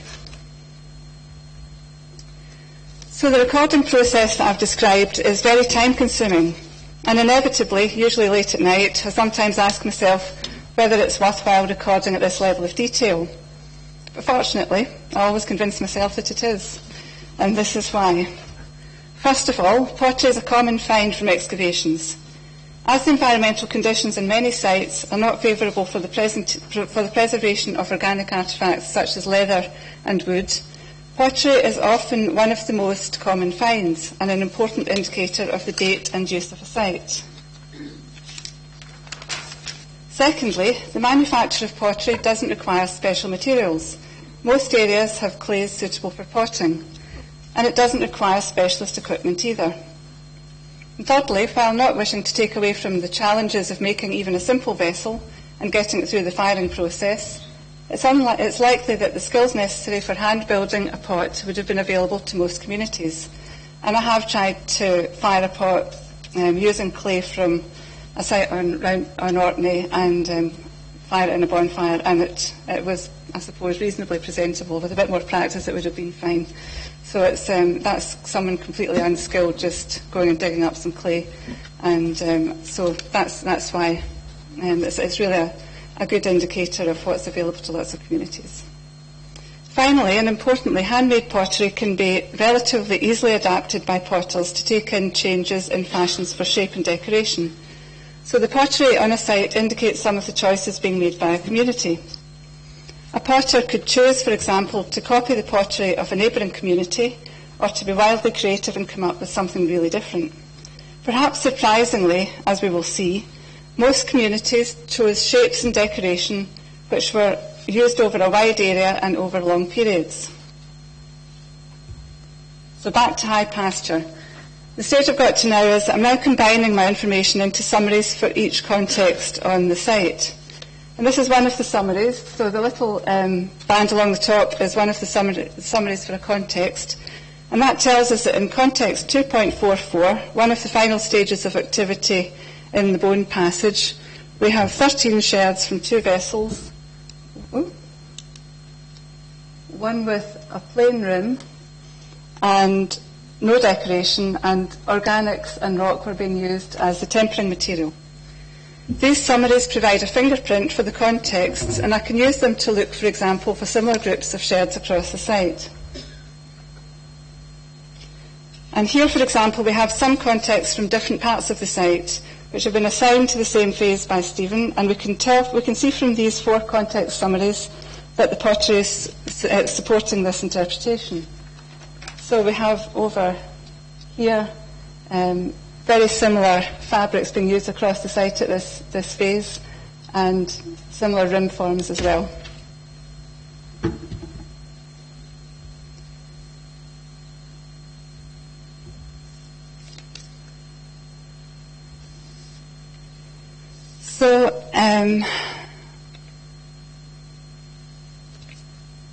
So most of these observations will be refined, obviously, as the interpretation progresses. Now I'm going to just tell you a little bit about the number of sheds that we found at High Pasture. We have 755 sheds from High Pasture, and from this diagram you'll see that about two-thirds of the pottery, 568 sheds, which that's represented by the blue here, and they're all from Phase 7, the phase of the site which saw the construction of the final enclosure. While there's some pottery from the lower levels within the cave, there's very little from the main phases of infilling, and the reasons for this absence will be interesting to consider. So, for example, phases 2 to 6 produced only 66 sheds across the whole site. So this here is phase 1, and this is the pottery that came from phases 2 to 6. So really there isn't very much of it. So does this indicate that phase 7 is the period of most intensive use of the site, or that there are undiscovered middens relating to the other phases elsewhere in the site? Or do the deposits in the cave represent activities where pottery was not used? These are some of the questions that we'll consider as time goes on. In terms of the distribution of the sheds, the impression I'm getting from the distribution of the Phase 7 sheds is that it's one of general use and discard, people clearing out and throwing away rather than any special collection and deposition. So we're getting a few sheds in many contexts rather than seeing groups of sheds being deposited in a few contexts. And in terms of typology, there are some sheds of beaker pottery and possible food vessel pottery on the site. Some of it from the gravels and silts in the bone passage, and this indicates early Bronze Age activity in this part of the site. This is probably a sherd of a food vessel, and it's from the bone passage. We also have some flat-rimmed pottery from phases 2 and 3, and these are from flat-rimmed pottery pots, which are just probably bucket shape. Flat-rimmed pottery is generally dated in northwest Scotland to the second half of the first millennium BC, so this would fit in with the chronology at High Pasture. As I mentioned, the bulk of the assemblage is from Phase 7, and here we see pottery from, it's got decoration typical of many Iron Age sites in this part of the world. So we have here a vessel which has been decorated with an applied band, which has then been decorated with incision. And this sherd here is decorated with incised zigzag decoration. And this one here has been decorated by just applying a circle of pottery and then just pressing it in the centre to make a sort of a boss. And here we have another vessel with a row of finger impressions right round, that goes in a band round the vessel, and another one with, again, incised applied decoration.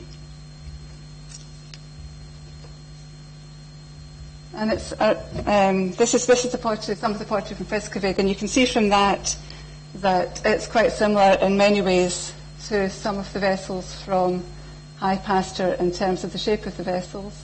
The decoration is slightly different, but again it's within the range of what we'd expect for pottery from this period. But this sherd over here, it shows something, I suppose, a bit different. It's one of the rarer examples of just where a potter just decides he's going to try something else. And this was one that really did get me thinking for quite a while, because it looks, at first glance, a bit more like possibly like a Bronze Age pot, but from the fabric and the just general characteristics, it fits in with the rest of the assemblage.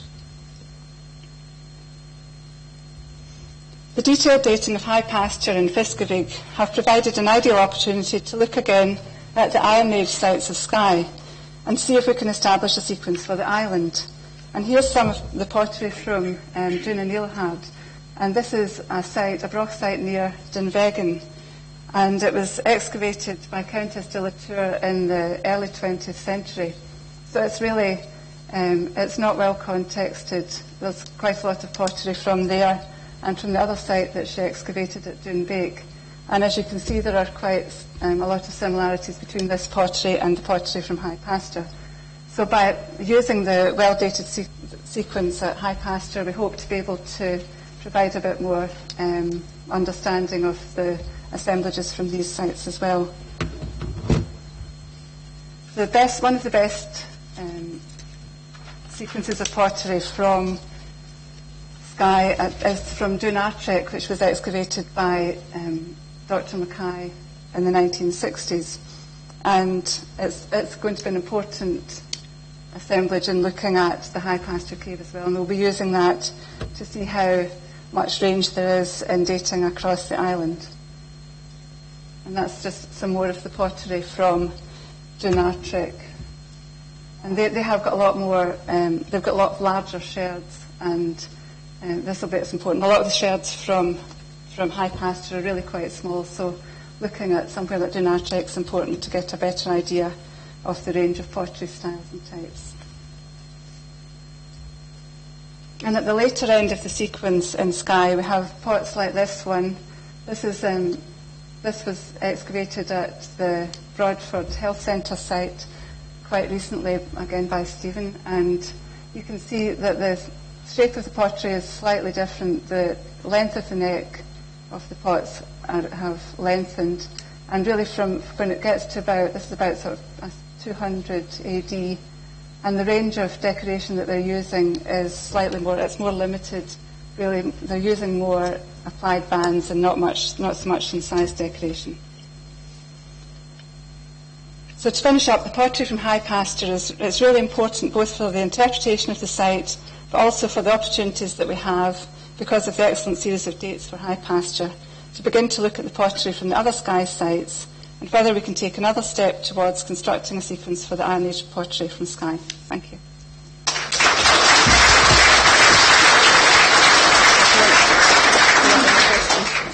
Are there any questions on the pottery just now? Is there any obvious way to date pottery? I'm thinking about perhaps when the ceramics started. Is there any rough idea? A date to pottery? Well, we usually sort. A lot of the. Do you mean the first time that pottery was ever made in Scotland, or on the site? I work at Smoke Cave as a tour guide. There's heaps of little bits of pottery around, but also quite obviously recent pottery. I'm wondering if there's anywhere I could start a collection of older rather than more obviously modern pottery. Well, I suppose that I always think the best place to start with looking at pottery is just to look at museum collections and to work back from that, because somewhere we're a bit stuck on museums and Darness. But do you mean? I can certainly give you sort of papers that show the range of pottery and how you can recognise. Yeah, great. If you can catch me later on that. Okay, thanks very much. Let's move on. The next paper carrying on the object theme is Dr. Fraser Hunter from the National Museums of Scotland, talking about a material world, people, life and craft on Iron Age Skye.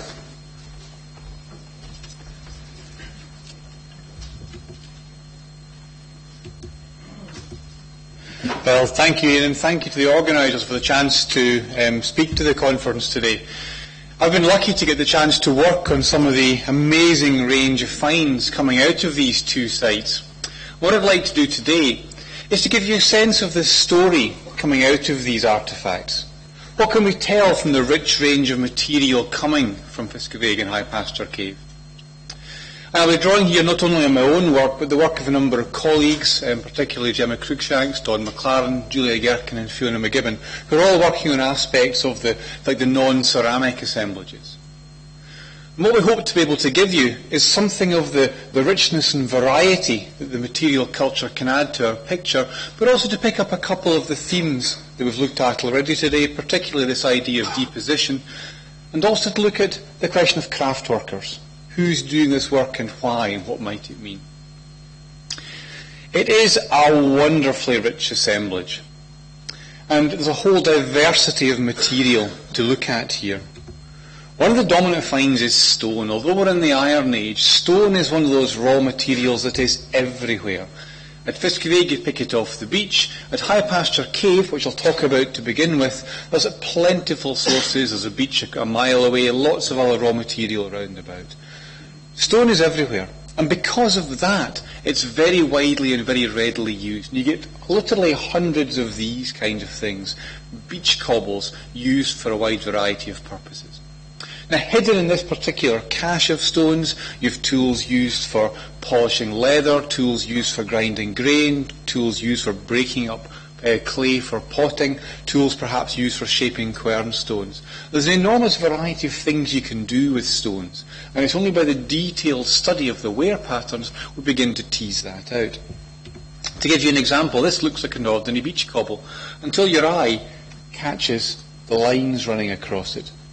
And these are strike lines from striking this quartz pebble with a steel to create a spark.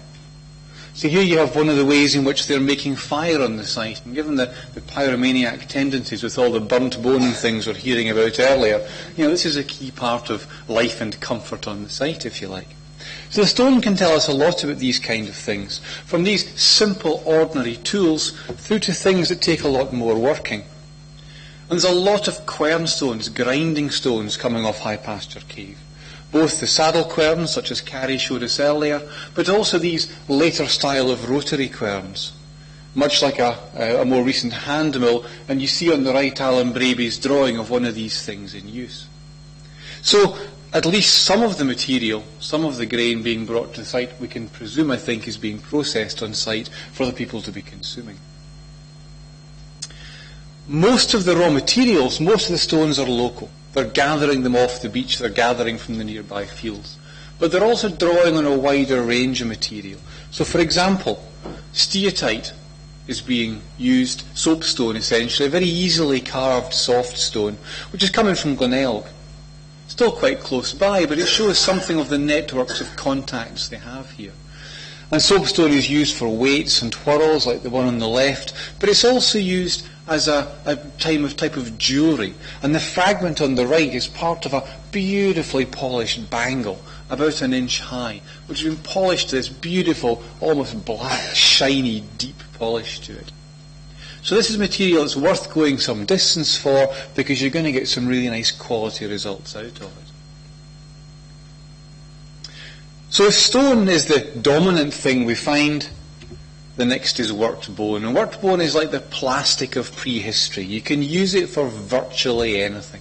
Bone and antler are critical resources. Bone, of course, you get from all these, cattle and pigs that are coming to a bad end near the cave. The antler you have to gather from the wild animals out in the landscape round about. And we'll touch on a variety of the uses of bone over the course of the talk, but even here you can see top right a needle, at the bottom a series of pegs that we'll come back to, and top left a tool that's been used for working leather, which I'll talk about in a minute. But bone is particularly good for tools and fittings, as well as more ornamental material, a whole range of things being made from it. So stone and bone dominate the picture. Iron is surprisingly rare in general. And one of the benefits of High Pasture Cave in particular is really for the first time in this part of Scotland, we get a picture of how iron, that basic material of the Iron Age, is actually being made and used. Iron is rare. Iron does not normally get buried. People don't throw it away, they rework it. When it does get buried, it often rusts. So the conditions at the cave have been able to give us this picture of this very valued raw material, something that was critical for tools in particular. The cutting edge on iron was something it was hard to replicate in anything else. And so here we have on the bottom a knife, top left, an adze, a woodworking tool. And the thing in the middle is a point with the remains of a wooden handle still surviving. There's probably a bradawl that you'd use for engraving in wood or for starting a perforation in woodworking. So the iron is really rare and really important. And it's not just tools, although tools are critical. We also unusually see weapons. And weapons are a very unusual discovery in the Iron Age.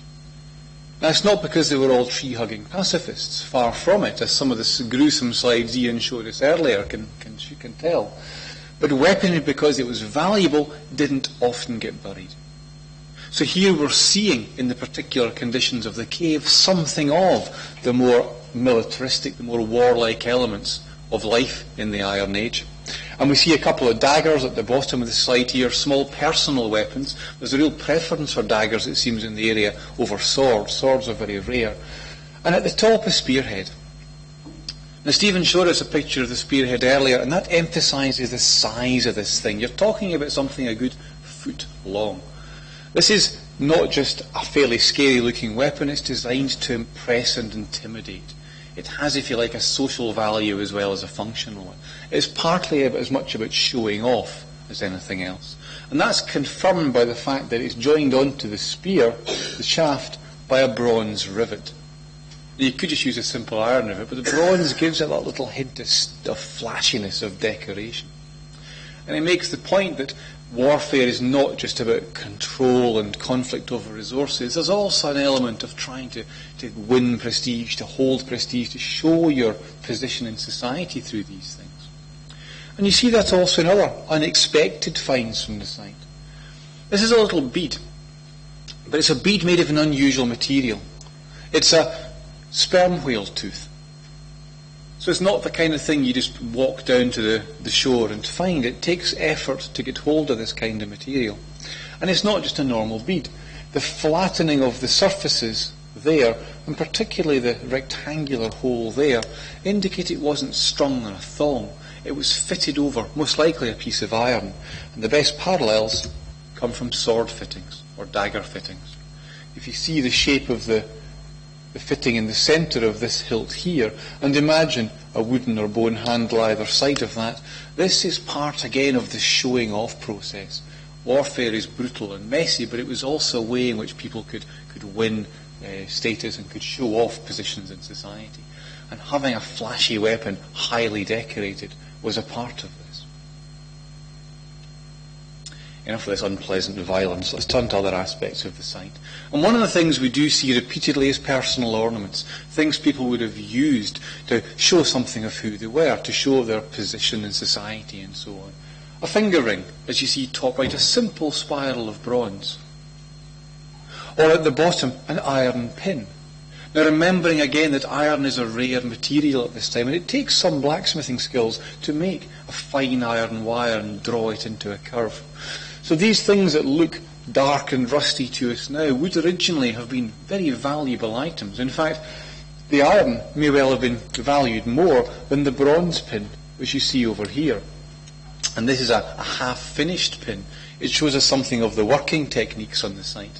The very sharp-eyed at the front might just see that there's little hammered facets along the edges there. And this would have been drawn out probably into an elegant swan's neck, similar to the iron pin you see there. So we're seeing these different aspects of people's lives coming together on the site. And often it's tantalising fragments that give us some of the most interesting pictures. These two fragments of bone look at first sight like nothing in particular, but the saw marks here tell us what they are. These are defining a series of teeth. It's a comb. A comb something like this one. This is here's one I prepared earlier moment. We've no idea, of course, how decorative this one was, but the size of these things, about 1.5 inches, 2 inches across, shows they're valuable items for personal grooming. These are the kind of things that you'd be carrying around to show a care for your appearance. Make sure you were looking good, if you like. Many of the fragments are much more tantalising. We have, if you like, only part of an object surviving. This lovely little bronze chain, about 6 inches long, very carefully made with double links to link something. We don't know what. Chances are something organic that simply vanished, something of wood or textile perhaps. So it may have been linked into a piece of jewellery. And likewise, things like this bronze boss, again about 1 inch or so in diameter, coming off an organic thing.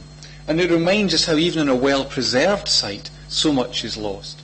This one would have has got rivet holes along the bottom. There's 3 rivet holes to fasten it onto, probably wood or leather. But it only gives us a hint now of how it may once have looked. On this tantalising fragment line, this is one of the most tantalising fragments from the site. And again, it doesn't look like much. A little piece of bronze about 2 inches across. But look at the lines curving across it. That's not just damage. This is part of decoration. And what you're seeing here is a step, if you like, into the artistic world. This is the kind of curving, decorative bronze work that we would call Celtic art. This kind of stuff. Patterns hammered up from beneath. Incredibly rare to get this, particularly in western and northern Scotland. In part, not because they don't have it, but because they choose not to bury it. And so this little fragment of the lines there could have come from any number of things, but it's a hint again of the quality of some of this lost material. Ornaments come in all kinds of shapes and sizes, and there's a small number of glass beads from the site as well.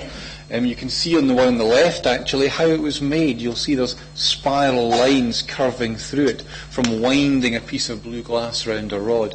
But the one on the right is really the intriguing one, because it brings back to this question of contacts. This is not a local bead. It's one that comes from the northeast of Scotland. So it's highlighting some of the connections that are being drawn into the site, whether it's people moving and carrying the objects with them, or whether the objects are moving from hand to hand. And ornaments come in all shapes and forms. We've seen bronze, we've seen iron, we've seen glass, we've seen bone. There's also this kind of stuff. Black, shiny, organic, rich stone, oil shale, cannel coal, lignite. And the map on the left shows the likely sources of this material, and it's known in northern Skye and southern Rassay. So again, not immediately at High Pasture Cave, it's being brought in. And it's being brought in both as finished objects, but also as roughouts. At the bottom of the screen is, if like, part of a donut made of one of these things. And they've taken a slab of this rock, and probably at the source where they've quarried it, they've done the basic working, carved it into a donut to transport more easily, once you're sure that it's a good piece to work. And they've brought this to the site and finished off the shining and the polishing to make these wonderful black bangles. And this leads us into craft, because there's a whole series of craft activities taking place at the site. We've seen something already of the steatite working and the shale working. There's a wide variety of different things going on. Textile working, for example. Now again, the fibres go, but the needles and the whirls are good indications of a wide range of textile producing skills. And that takes us to this stash of pins that Stephen mentioned right at the start. And when we first found these, I was very puzzled by them. I'm still puzzled by them, not because of the form, which is normal for points at this time, but because of the wear patterns, with this funny marks of rotary wear on the end of them. This is very unusual. It's not a normal kind of tool, because most of these points, which are used for a whole range of functions, they have polish with longitudinal lines on them. Something is turned round the edge of these. Now, I was really keen to turn them into parts of a lyre until John and Graham slapped me around the head and told me not to be so stupid. So sadly, they're not part of a lyre. So my next theory, and the theories come and go with the wind, my next theory would tie them into textile working in some way. Because you see a similar evidence of wear pattern in things like combs you use for textile working. Textile can both wear and polish. And in particular, the fact that you have the wear on here and the set of pegs makes me wonder if you put these into the ground and use them for some kind of braid, for braid work or something like that. And we'll come back to this again later on. Whatever it is, it's not a normal thing, because although there's a few parallels, it's not something every site does. It's a rare kind of wear, so it's not part of your normal textile working, I don't think. So textile working and leather working. Again, if you're killing all these cows and pigs, you may as well use the skins for something. And there's evidence of the preparation of hides with polishing tools. You've got this thing here, which is for turning a piece of leather into a leather thong by pulling it round the antler, and that wears these hollows, these channels into the bone. And this piece of soapstone has most likely been used almost for greasing, for making the thong or the textile more supple for working with. Now, things like textile working and leather working are kind of skills every community would need. And so too with bone and antler working. Because it was such a versatile raw material, every community would have people who could work these kind of things. In fact, most people could probably work these kind of raw materials you're seeing here. And what we have on the main picture is a shed red deer antler that's been really stripped down in order to work it. The best bit for working is the area between this mark here and this bit down here. And for some reason they've decided to leave this rather than work it. The little grubby looking thing on the right is prehistoric sandpaper. This is a lump of pumice, really hard-wearing volcanic stone that you'd use to grind and prepare the surfaces to turn something like this into the fine comb which we saw earlier on. So these are all skills most people, most communities would have. Rather rarer are skills like bronze working. And what we see here, both from the enclosure at the mouth of the cave, is a little stand which you would use to support a crucible on one of these crucibles, these melting pots themselves. Now this is a crucible that's lived a long and interesting life, because the original form of it, that's the inside edge, the outside edge is around about there, and it is hugely distorted by heat, and in fact I think it's eventually failed and collapsed. There's not a lot of crucibles on the site, but they use them very intensively. And it suggests you're seeing these moments when they're doing bronze casting, very, very intensively. Now, bronze casting is rare. The making of things from bronze, the turning of rock into flowing metal, these are things that often had almost a magical quality about them. And the fact that at High Pasture Cave, the best evidence is taking place essentially at the mouth of the cave is not accidental, I don't think. This is, if you like, alchemy. This is the kind of thing where the people doing it are in touch with the other world. They have special skills that most people don't have. And this leads us to one of the key questions on the site, this question of deposition. Because most of the finds, as I've said, are essentially everyday. They're finds you would expect to get in a normal domestic site. The unusual thing about High Pasture Cave is not the finds themselves, it's the way they're being deposited. The fact that groups of these everyday finds, the finds you would use in your daily life, are being gathered together and put into significant areas in the cave, around the cave, and so on. So they're taking part of their everyday life, or perhaps in the case of these groups of material, several people coming together and bringing parts of their everyday life and leaving them there as some form of offering. Things like the adze as well, left inside the cave. These things are being seen as deliberate offerings. And as we go into the more detailed analysis of this, there may well be patterns coming out of finished versus unfinished, of groups of material versus single finds. That will help us to understand the patterns behind why people chose these particular things. So why, for example, no pottery? And why do we get whorls and pegs and pins instead? That has to be telling us something about the ideas that are in these people's heads as they put objects in the ground. And this happens too with things like the querns. Stephen mentioned the clusters of both saddle querns and rotary querns. These everyday grinding tools, which are being treated in not very everyday ways. The querns are being deliberately smashed up. If you look at this quern here, it's been broken into quarters, deliberately broken. Look at the damage marks from somebody taking a serious dislike to it and trying to smash this up and leave fragments of it in different parts of the site. Taking this domestic object tied into their everyday lives, smashing it and leaving parts of it at this mouth into the other world. So the everyday is being used in extraordinary fashions, in unusual fashions, if you like. And we can bring this forward to one of the last acts on the site, is not just the deposition of the woman and the infants in the stairwell. There's a series of objects get placed round about it. And one of the intriguing ones for me is this thing here. Believe it or not, this is a Roman coin. It's one of the nastiest Roman coins I've ever seen. But with the eye of faith, you will just about see the back of the head coming around there, his eye, his nose, his chin, his lug. Numismatics for me is a black art. So when I took this along to our coin person and said, "Can you tell us what this is?" And he says, "Oh, that's an emperor with a long neck." Well, that's very helpful, thank you, Nick. But it turns out only 2 emperors had long necks. Or rather, only 2 emperors admitted to long necks. Domitian in the late 1st century and Antoninus Pius in the middle of the 2nd. So we're seeing here a late 1st, 2nd century coin, and these things are rare on the west coast. So the chances are that this too is being brought to the site and left as some kind of offering to commemorate and memorialise this important place in the landscape. So where do we find parallels for this? And before turning to Fiskevig, I'd like to, if you like, put High Pasture Cave into a slightly broader context. Because there is this long-running Iron Age tradition, which Ian's touched on as well, of objects and people, or bits of people, going into essentially natural places. And we can look, for example, at Kylaken, near Kylavlachalsh, where there's old discoveries from the peat of a massive bronze cauldron and a series of wooden kegs containing butter or lard or something like that.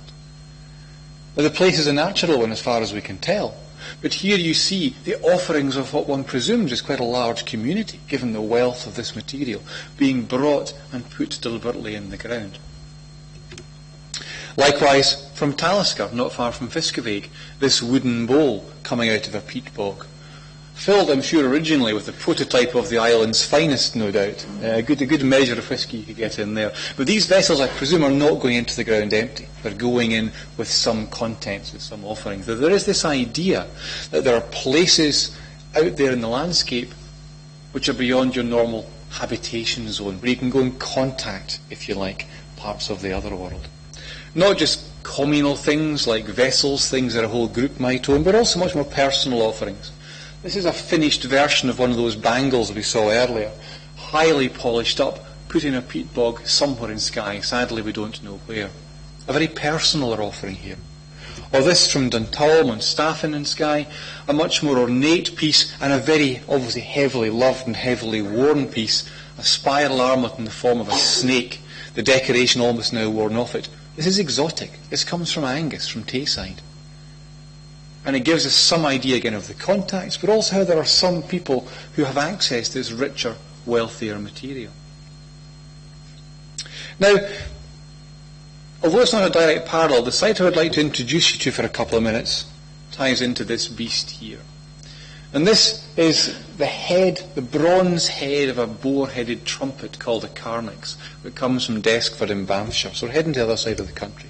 What's a carnix? This is a carnix. It would have looked something like one of these things. Imagine a 6-foot-high tube with this boar's head at the top of it. The interest here is where it comes from, because the find spot, which lies at Cullen, between Elgin and Banff on the northeast coast, it was found in a peat bog here. And it's not just any old peat bog, because again it's an unusual natural place. You have a river running down this side, and in the Iron Age the river was right beside this promontory. A peat bog here, and this spit of land essentially sticking out into the water. And in the Iron Age that was cut off by a palisade, creating almost a sacred space. And in this bog, when we excavated there was a whole series of objects that had been dug into the peat. The carnix was the most spectacular, but it also included the everyday, smashed pottery, offerings of joints of meat, and also more unusual things like this scatter of white quartz pebbles. So we see at sites like this a range of things coming together, and presumably again a range of people coming together, gathering objects, bringing things from their daily lives, bringing them to this special place, leaving some of them in the ground. The metalwork is the most spectacular, but it's part of a much wider range of objects. So in that sense, although it isn't a cave like High Pasture, I think sites like this give us clues to the mental minds, the mental maps of people in the Iron Age. Religion, of course, beliefs were not just something that happened on a Sunday in the Iron Age. You also were conducting rituals and practices embedded in your daily life. Within your houses, within your settlement, you were doing things that would ensure that life went well, to mark key moments of passage. So, for example, at the site at Kilduffel, just south of where we are today, a number of the roundhouses up here had odd things put in post holes. Swords and daggers again, not the kind of thing you just leave lying around. You don't just think, oh, where did I last see my sword? Oh, somebody put it in the post hole. These things are being buried there deliberately. And again, we're seeing objects you'd use in everyday life being used as part of, tied into the belief systems, the cycles of life around the house. So it's not just odd places like caves. Some of these ideas are carried across into people's daily lives. And we can see that coming back to Skye in a site like Dunfiathert, the Brochet Dunfiathert, where in the foundations of that is this funny terracotta, an import from the Roman world, a rare item showing a bale of fleeces buried underneath the foundations of the site. So in that sense, the finds from High Pasture fit into a much broader pattern, the idea of everyday objects being used as powerful symbols. Let's turn briefly to Fiskevig. Because the material from there is also odd, but it's rather different in character. It doesn't have this everyday quality to it. There's many fewer stone tools, for example. And what you're seeing there much more is focused on making things. It's a craft-working site. So we find the cluster that Stephen showed earlier of the 20-odd little pins with the same kind of rotary wear on them. I think, again, from some kind of specialised textile working. You've got a hide scraping tool, which is shown on the right here, small-scale blacksmithing, bronze casting, what else going on, textile working, leather working, a whole range of different crafts taking place in this out-of-the-way place. And also things like horn working.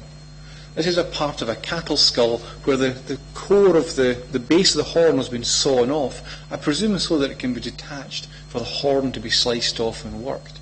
Another material you just never normally see. It vanishes entirely. And at this site too, there are some wider contacts to the outside world. Amber, ultimately from the Baltic, or this fragment of Roman glass showing the wider connections of the folk who were using the site. So what does it mean? Well, this takes us to the question of the role of craft and craft workers in this period. And craft is one of these interesting things, in that everyone can do a little bit of DIY, but not everyone is a joiner, not everyone is a fine mason, for example. Some crafts can be done relatively easily, some crafts are real specialist skills. So some crafts can be done by special people. And these skills give them a particular status, a role in society. And some of these special skills involve special materials, things like iron, things like bronze, unusual things. Some of them involve everyday materials, like the bone and the leather and so on. A site like Fiskevig, a range of different materials are being worked, and all these materials are also being worked on settlement sites. The bone, the leather, the textiles and so on. I wonder if they're being worked together at Fiskevig. I wonder if there's something here about not just special people and special skills, but special materials and special places. You may be able to carve a bowl, but if you want to do something like, for example, making a wheel, you draw the skills of different people together. You need the woodworker and the blacksmith and the leather worker and perhaps the bronzesmith all working together. Now, I'm not saying they're making wheels at Fiskevig. I just happen to have a nice photograph of wheel making because we've been making a chariot reconstruction recently. But it's this kind of thing where different skills come together to make special objects. And sometimes using everyday skills like woodworking, but done by people with particular skills. Sometimes using unusual skills like iron working. This magic, if you like, of turning the solid into the malleable. So the question is, do people with special skills, working in special materials, does this take place in special places? Is there a power to things you make in a place like a cave? You know that this is an important object because these people have come together to make it. There's a power to that kind of object. Sadly, they didn't leave those things behind. We don't know what they're making in a site like Fiskevig. But it does suggest that with these craft skills, at both High Pasture and at Fiskevig, we're seeing the range from the everyday, the things everybody can do, through to the things that aren't everyday, the things that only a few people can do. Perhaps things that do need to be done in strange, out-of-the-way places. So I hope that's given you a sense of not just the range of finds coming off these sites, which are really, really important, but also the ways that we can use these to talk about the more everyday lives and the craft skills of these people, but to also look at the way that they are using everyday objects to mediate their relationship with other worlds and with one another. These may be everyday finds, but they're often being used in quite extraordinary manners. Thank you very much.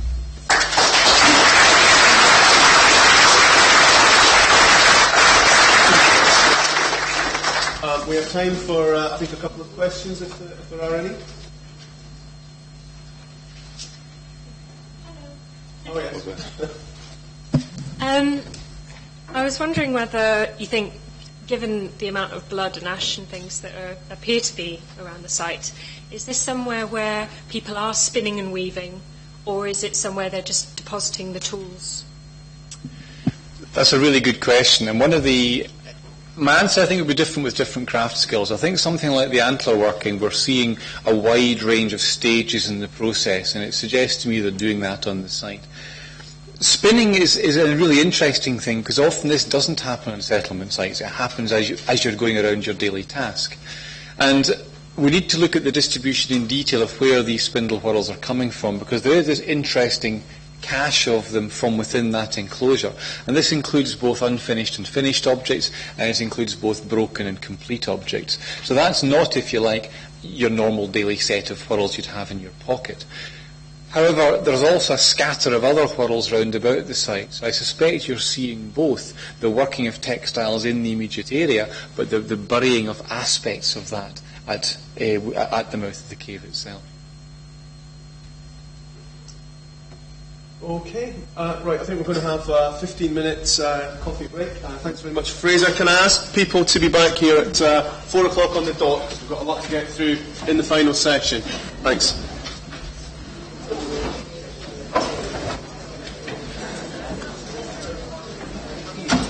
When you're introducing me, will you make sure it's agnostic?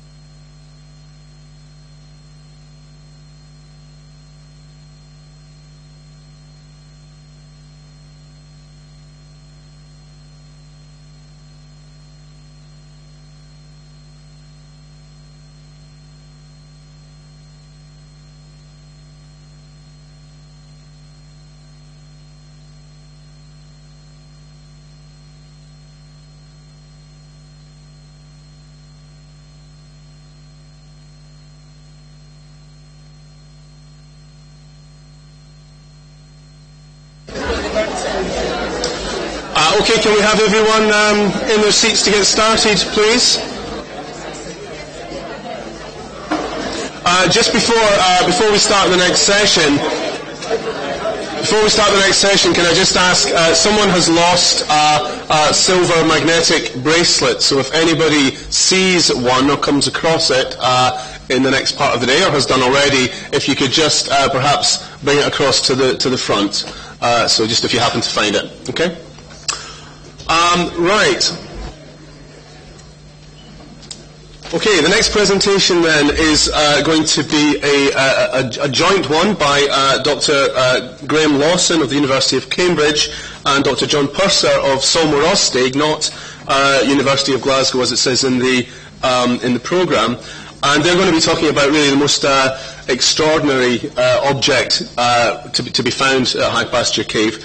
The talk's called The Sweet Sounding Cave, a musical artefact in context, and I think Graham is going to start us off.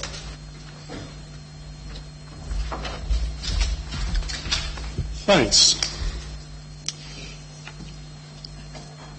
Yes, the bridge from the High Pasture Cave hit us like a thunderbolt a few years ago. Difficult to believe to begin with. It was one of a number of fragments of carbonised, partly burnt wood, and quite remarkable at the time in history that it represents. We now have quite a well-developed archaeology of music around Europe, with a lot of finds, including finds of stringed instruments. But we have so far failed to find one of these most important elements anywhere in Europe at this time. We're talking, remember, of the period of classical Greece. So you would think, with all the remains and with all the images that there are from Greece that we would, and from southern Italy and elsewhere around the Hallstatt world, the Celtic world of Europe, that we would have come across something like this, and it's absolutely amazing that we haven't, and how astonishing that it should emerge here in the northwest of Scotland, so far from Athens. I don't believe there is any direct connection with Athens, incidentally, but I think there are many indirect connections that John and I will be happy to talk about after we've made our presentation. This particular image here shows 3 separate X-ray views of the bridge as it was found, and it's quite a remarkable object. It's very small. It would fit into a matchbox, and yet it is very, very finely made. The notches, which we believe were for the strings, are very sharply cut. The edges are very, very crisp, and the feet, there is only 1 foot surviving, the other is broken off. You've got to remember that this is effectively charcoal, and it is very fragile. So even in the ground there is plenty of scope for bits to go missing. But 1 foot does survive. That's on the right-hand side of the lower 2 images here. And it presents a flat surface to whatever the thing was meant to stand on. And the symmetry of the object seems a straightforward bilateral symmetry for all the missing bits. And if we reconstruct the object based on that symmetry, it must have either 5 or 7 strings crossing over it. But one of the most interesting things for me in relation to the meaning of the site of High Pasture is the crispness of the way it's worked. This has not been much handled since it was made. So we're looking at something that has been, I think, either made or at least retouched on the site with a very sharp blade. And it's been done beautifully and very, very delicately. It's quite an astonishing piece. Now, how do we go forward here? It's just... do I have to point this at anything?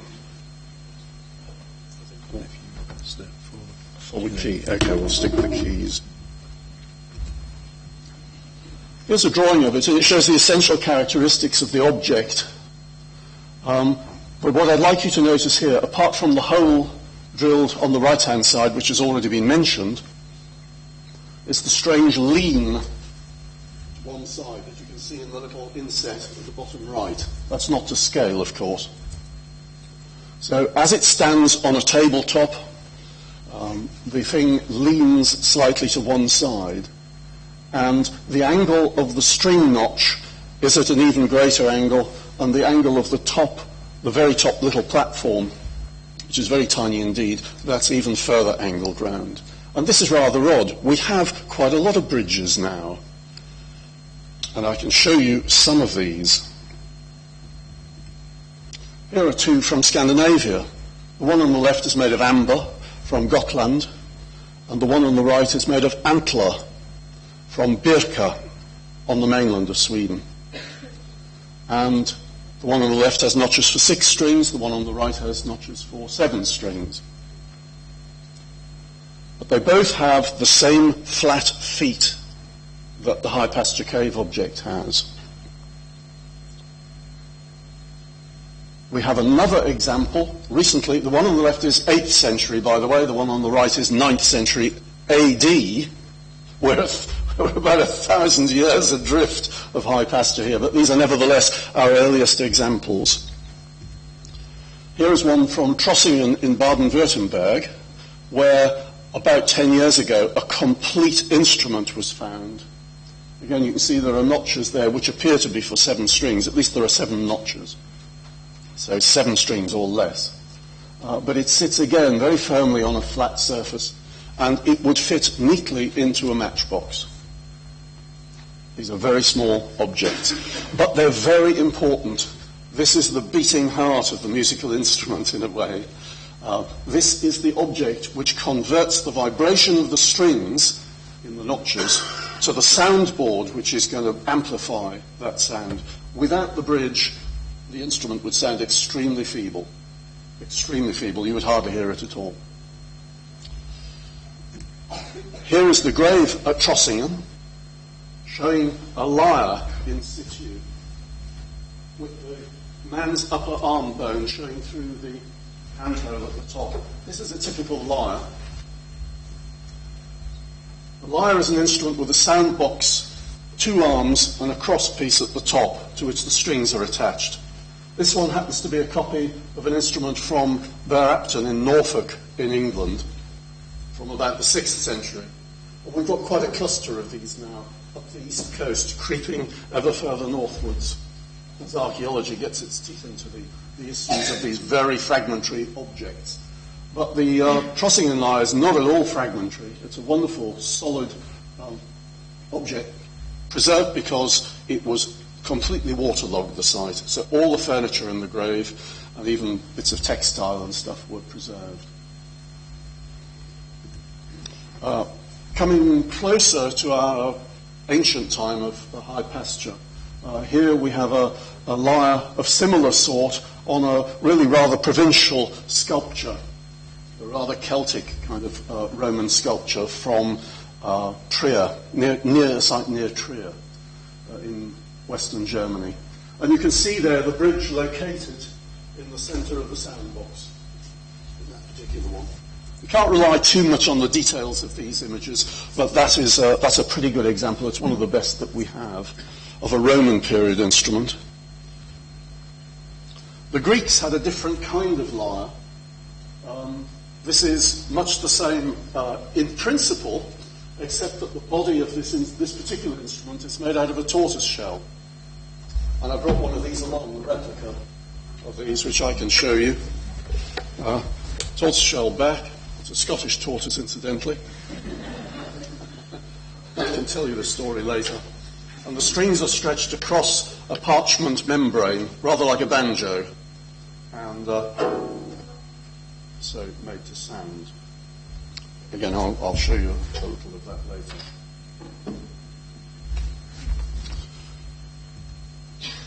creeping ever closer, but still tantalizingly far away. We're in northern Italy now, central Italy really. This is an Etruscan tomb painting from Tarquinia, and it shows roughly the same sort of instrument preserved in an Etruscan context. The big question is, what sort are we dealing with here? I brought along today a big one. Don't let anybody tell you that things start primitive and get more complicated. This instrument here is a lyre from Sumerian civilization from around about 3000 BC, 3500 BC. And here is a copy of one which Leonard Woolley found in 1927 at Ur. That great hesitation. And it's a magnificent beast. If I can swivel it around, so that everyone can see. And I can give you a little bit of a jingle on this. If you notice, the most important things are the bridge. It's a very big bridge, as befits a very big instrument. And the strings attached at the top, with tuning levers in this case. This is the origin of the question of those little bone levers that we saw earlier. But they don't have quite the right features and wear for this. So I can give you a quick twang on this, just to give you a general drift. The instrument does various things. You can strum it. That's the bridge that's helping to make that sound. If I took the bridge out, I'd probably break my fingers, but you would hear a very sort of flabby tone. But that is the strings moving through moving the vibration through to the sound. That's a hollow body. I'm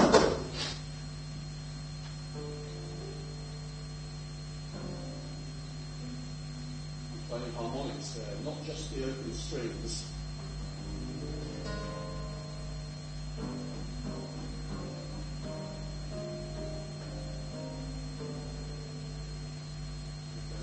So we'll do a little bit more of that later.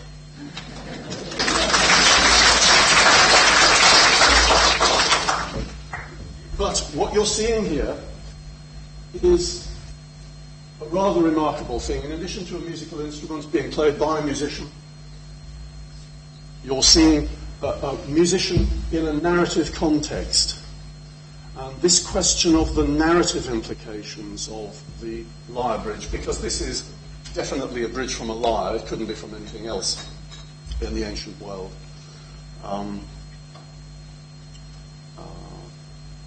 The fascinating thing is high pasture is where does the bridge take us beyond just the music?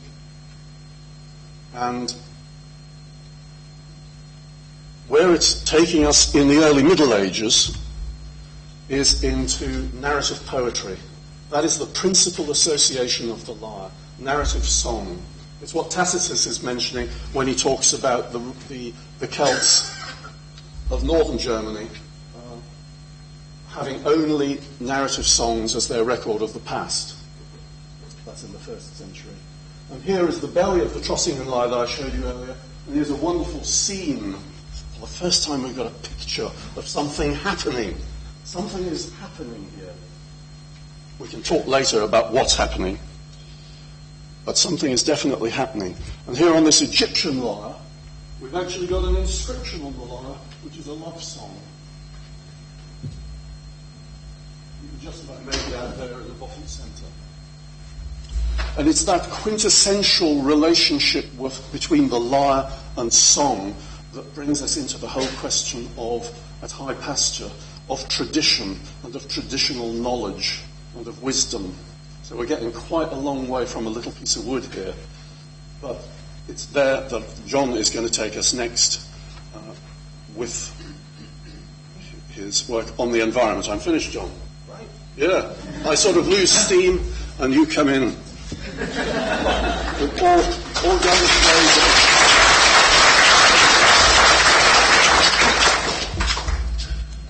Well, thank for, Agus. Fáilte thula duine fesca má saun le choiste ha mé bhí ann agus bí se bhí sin go bhfuil mé as an Collist Salmorostig and Chilin Skianach. So, welcome to everybody. I represent in a very small capacity, Salmorostig, which is part of the UHI, and I'm very much honoured to be here. Although I'm here as a musicologist, and we will be doing something together, and I'm going to play you some music too, I'm actually devoting most of what I'm saying this afternoon to the situation of High Pasture Cave within the culture, the Gaelic culture as a whole. And when I say the Gaelic culture, we're going to go right back into, well into prehistory, into the Stone Age. So what you're looking at there, top right of that picture is roughly where Uruvanasht Achag is, the High Pasture Cave. But on your left is Ben Jeddick Moor, and on the right there is Ben Chailach. And it doesn't take very much imagination to see these as human breasts. And if you think that I'm the person who always brings these things up, either because everybody else is embarrassed or because I am salacious or without shame. But actually, I think it's because most people are shy to talk about it, and I don't understand why. And so I will justify myself by saying that, for instance, who's from Aberdeenshire here? Okay, well, you know Benachie. Well, what does it mean? It means the Ben of the Pap. And what is its name in Scots? The Mither Tap. Okay, the mother top. So in local parlance as well as in name, Benachie is the mother whose pap feeds the entire area below. Quite simple. There's the Kirch, which any rock climber will know on the Isle of Skye. Absolutely wonderful pap sticking right out of the middle of the rock face. And if you've seen Highlander, you have seen a wonderful jewel on that Kirch, on that pap. At the very beginning, Steve mentioned the contrast between the limestone and the red granite, and this is fundamental because Strath, where it's situated, the glen is running up at the right there, is divided between the two, and as he said, fertile on one side, infertile on the other. So we are dealing with the contrast between life and death, between sound and the silence of the dead as well, and also above ground and below ground, with living above ground and burial below ground. And of course High Pasture Cave is below ground, so we are in the liminal space, has been said a good few times. But it remains fundamentally important because if you are going to conduct yourself into the other world, one of the things that helps you to communicate with a world that may not have your language is music. Moving on from here, what musical instruments were available. Right from the beginning, Clachoska, top left there, is a stone with a legend attached to it. It's a rock gong, or naturally resonant instrument.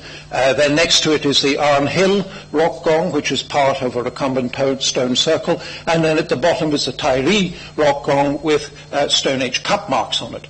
So these two stones, the second two I mentioned, are archaeologically secure in terms of their likely use over millennia, and the top left one is legendary. Now, I'm going to play you just the sound of these rock gongs, and you'll first of all hear Clachoska.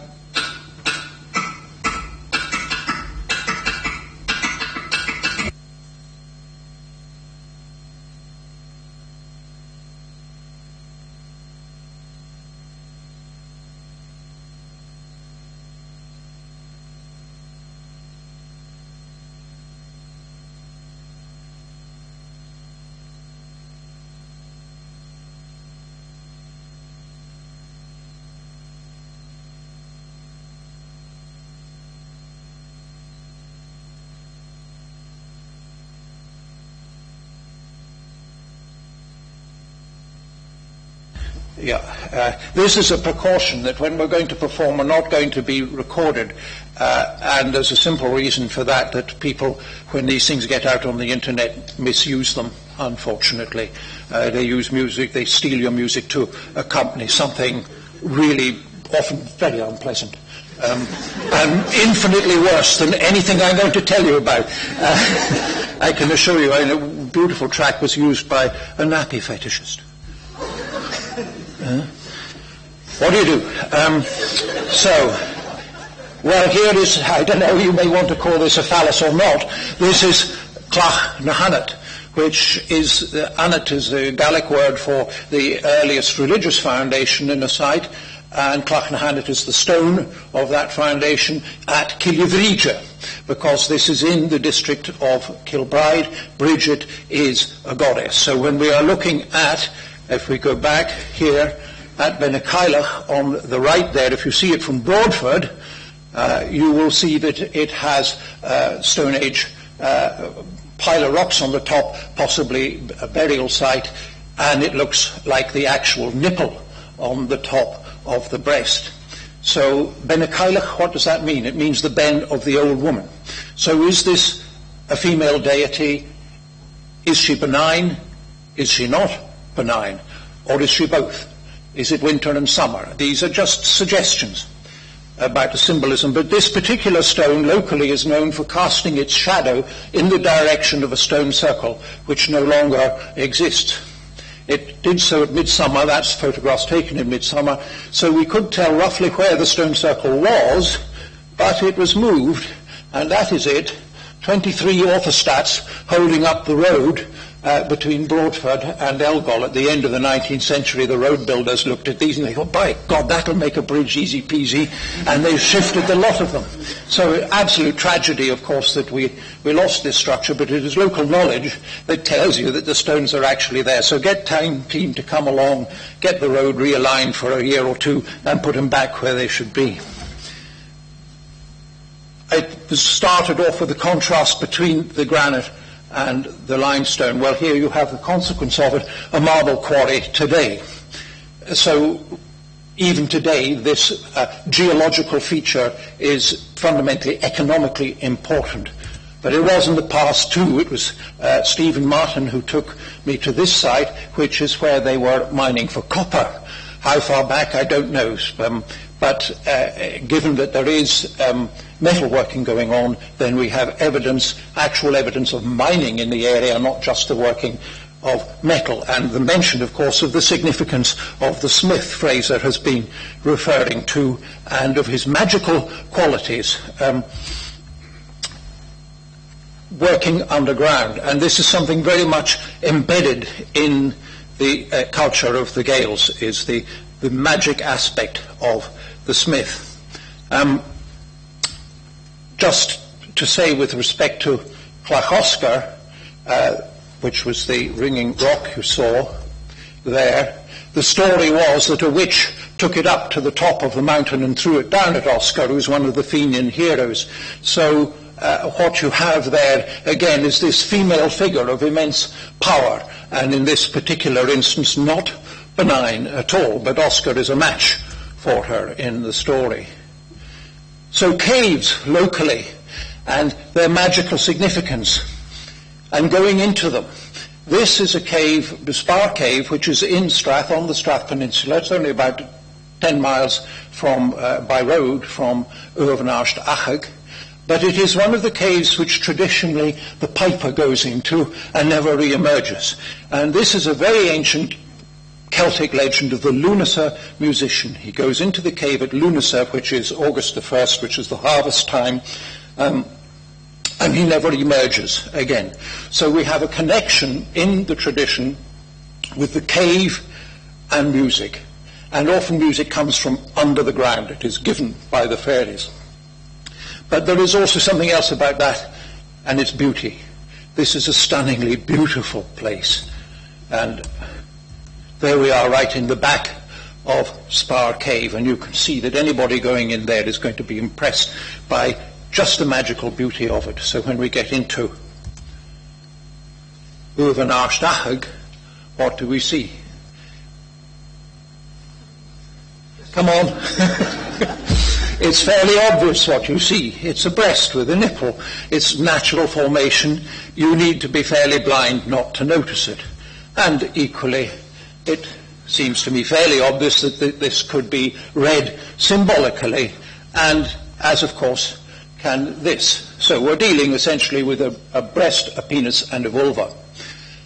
And remember that this cave was closed with a young woman and two of her, probably her children, buried together. And the woman had had her chest smashed. So there's a whole load of symbolism going on here which seems to be associated with birth, amongst other things. So let's hear what this cave can sound like. Now, the speakers here are very inadequate, so I apologize for that. But all the sounds that you hear in this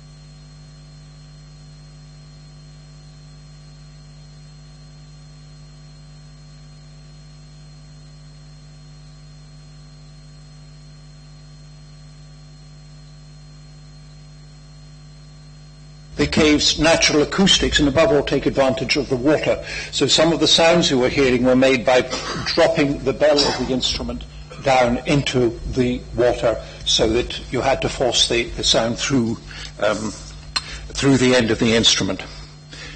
So just going to lead now into what we're going to play and sing. At the end of all of this is a human burial, and this is a person who has died quite young. She's been called, I think, by all of you present, Bridget, has she not?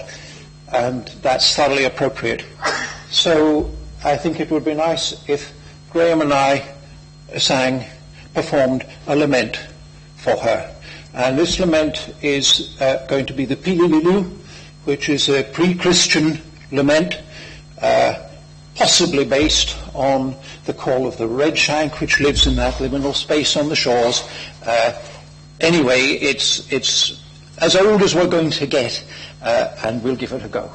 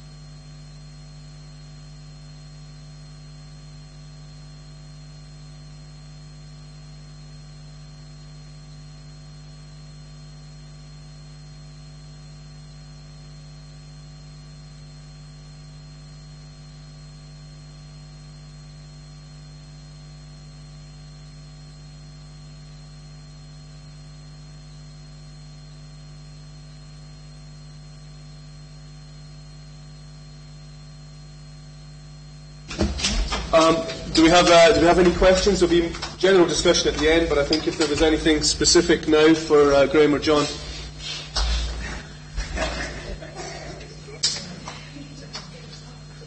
No? Okay. Thanks very much.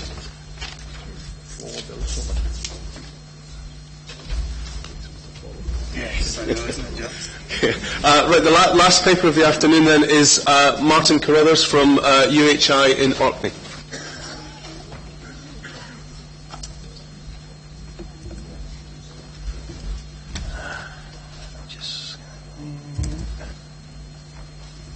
Thank you very much, ladies and gentlemen. It's a great honour to speak to you this afternoon.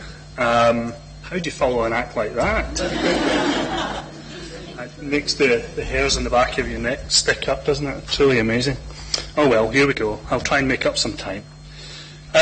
Today I want to talk to you about two traditions that I've mentioned in my title here. One is the capacity for us as archaeologists to get at traditions in the archaeological record. And one is the scholarly tradition, a community of practice, if you will call them, of archaeologists working with the material culture of built underground places in the 20th and even now into the 21st century. I want to talk to you then about souterrains, a French word that literally means underground, and it's the word that archaeologists have adopted to characterise or define these artificially created underground structures. And I also want to talk to you about a couple of other types of structures that we find across Atlantic Scotland, but more particularly in the Orcadian archipelago where I base my research. This is, I suppose, a typical underground structure of the souterrain variety, quite a confined, narrow passageway, incidentally, that opens into a slightly wider chamber, slightly more expansive chamber beyond here. And this is Rennibister in mainland Orkney. Souterrains, and here's a map of them across the Orcadian archipelago, are liberally dusted around most of the islands, it has to be said. And reading textbooks a few years ago, you would be under the impression that maybe a dozen to 25 or so confirmed examples existed in the literature. And these days I think we can look almost at the high 60s. In one way or another, whether or not they're actually confirmed or whether they're, anecdotal reports of souterrains that were encountered by a farmer on the 5th of April in the afternoon, one day, 1934. This is a typical archaeological manifestation of what these things look like, typical two-dimensional plans of the structures, quite a mixed bag of different shapes and indeed sizes. Some commonalities there, and we'll maybe bring some of those out as we proceed. More detailed plan, this is from Hatston Aerodrome, excavated and completely dismantled in advance of wartime airfield construction just outside Kirkwall, and gives you a sense of this. And the one thing I'd like to point out to you is the curvature of the passageway here leading into the main chamber of the structure. And this is a dominant phenomenon within these built subterranean architectures, is that we see kinks or outright turns in the passageway along the length, which swings around in an anti-clockwise fashion, an anti-sunwise direction. Here's another example. This is the Grain Earth House just outside Kirkwall, and here, although the curve of the main passage is indeed to the sunwise, nevertheless there's a right-angled turn that's taking you spatially in a left-handed direction.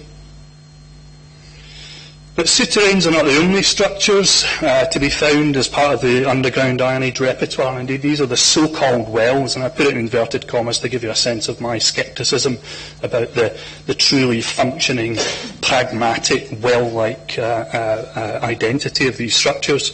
On the far right you see Minehow, more of that structure towards the end of my talk.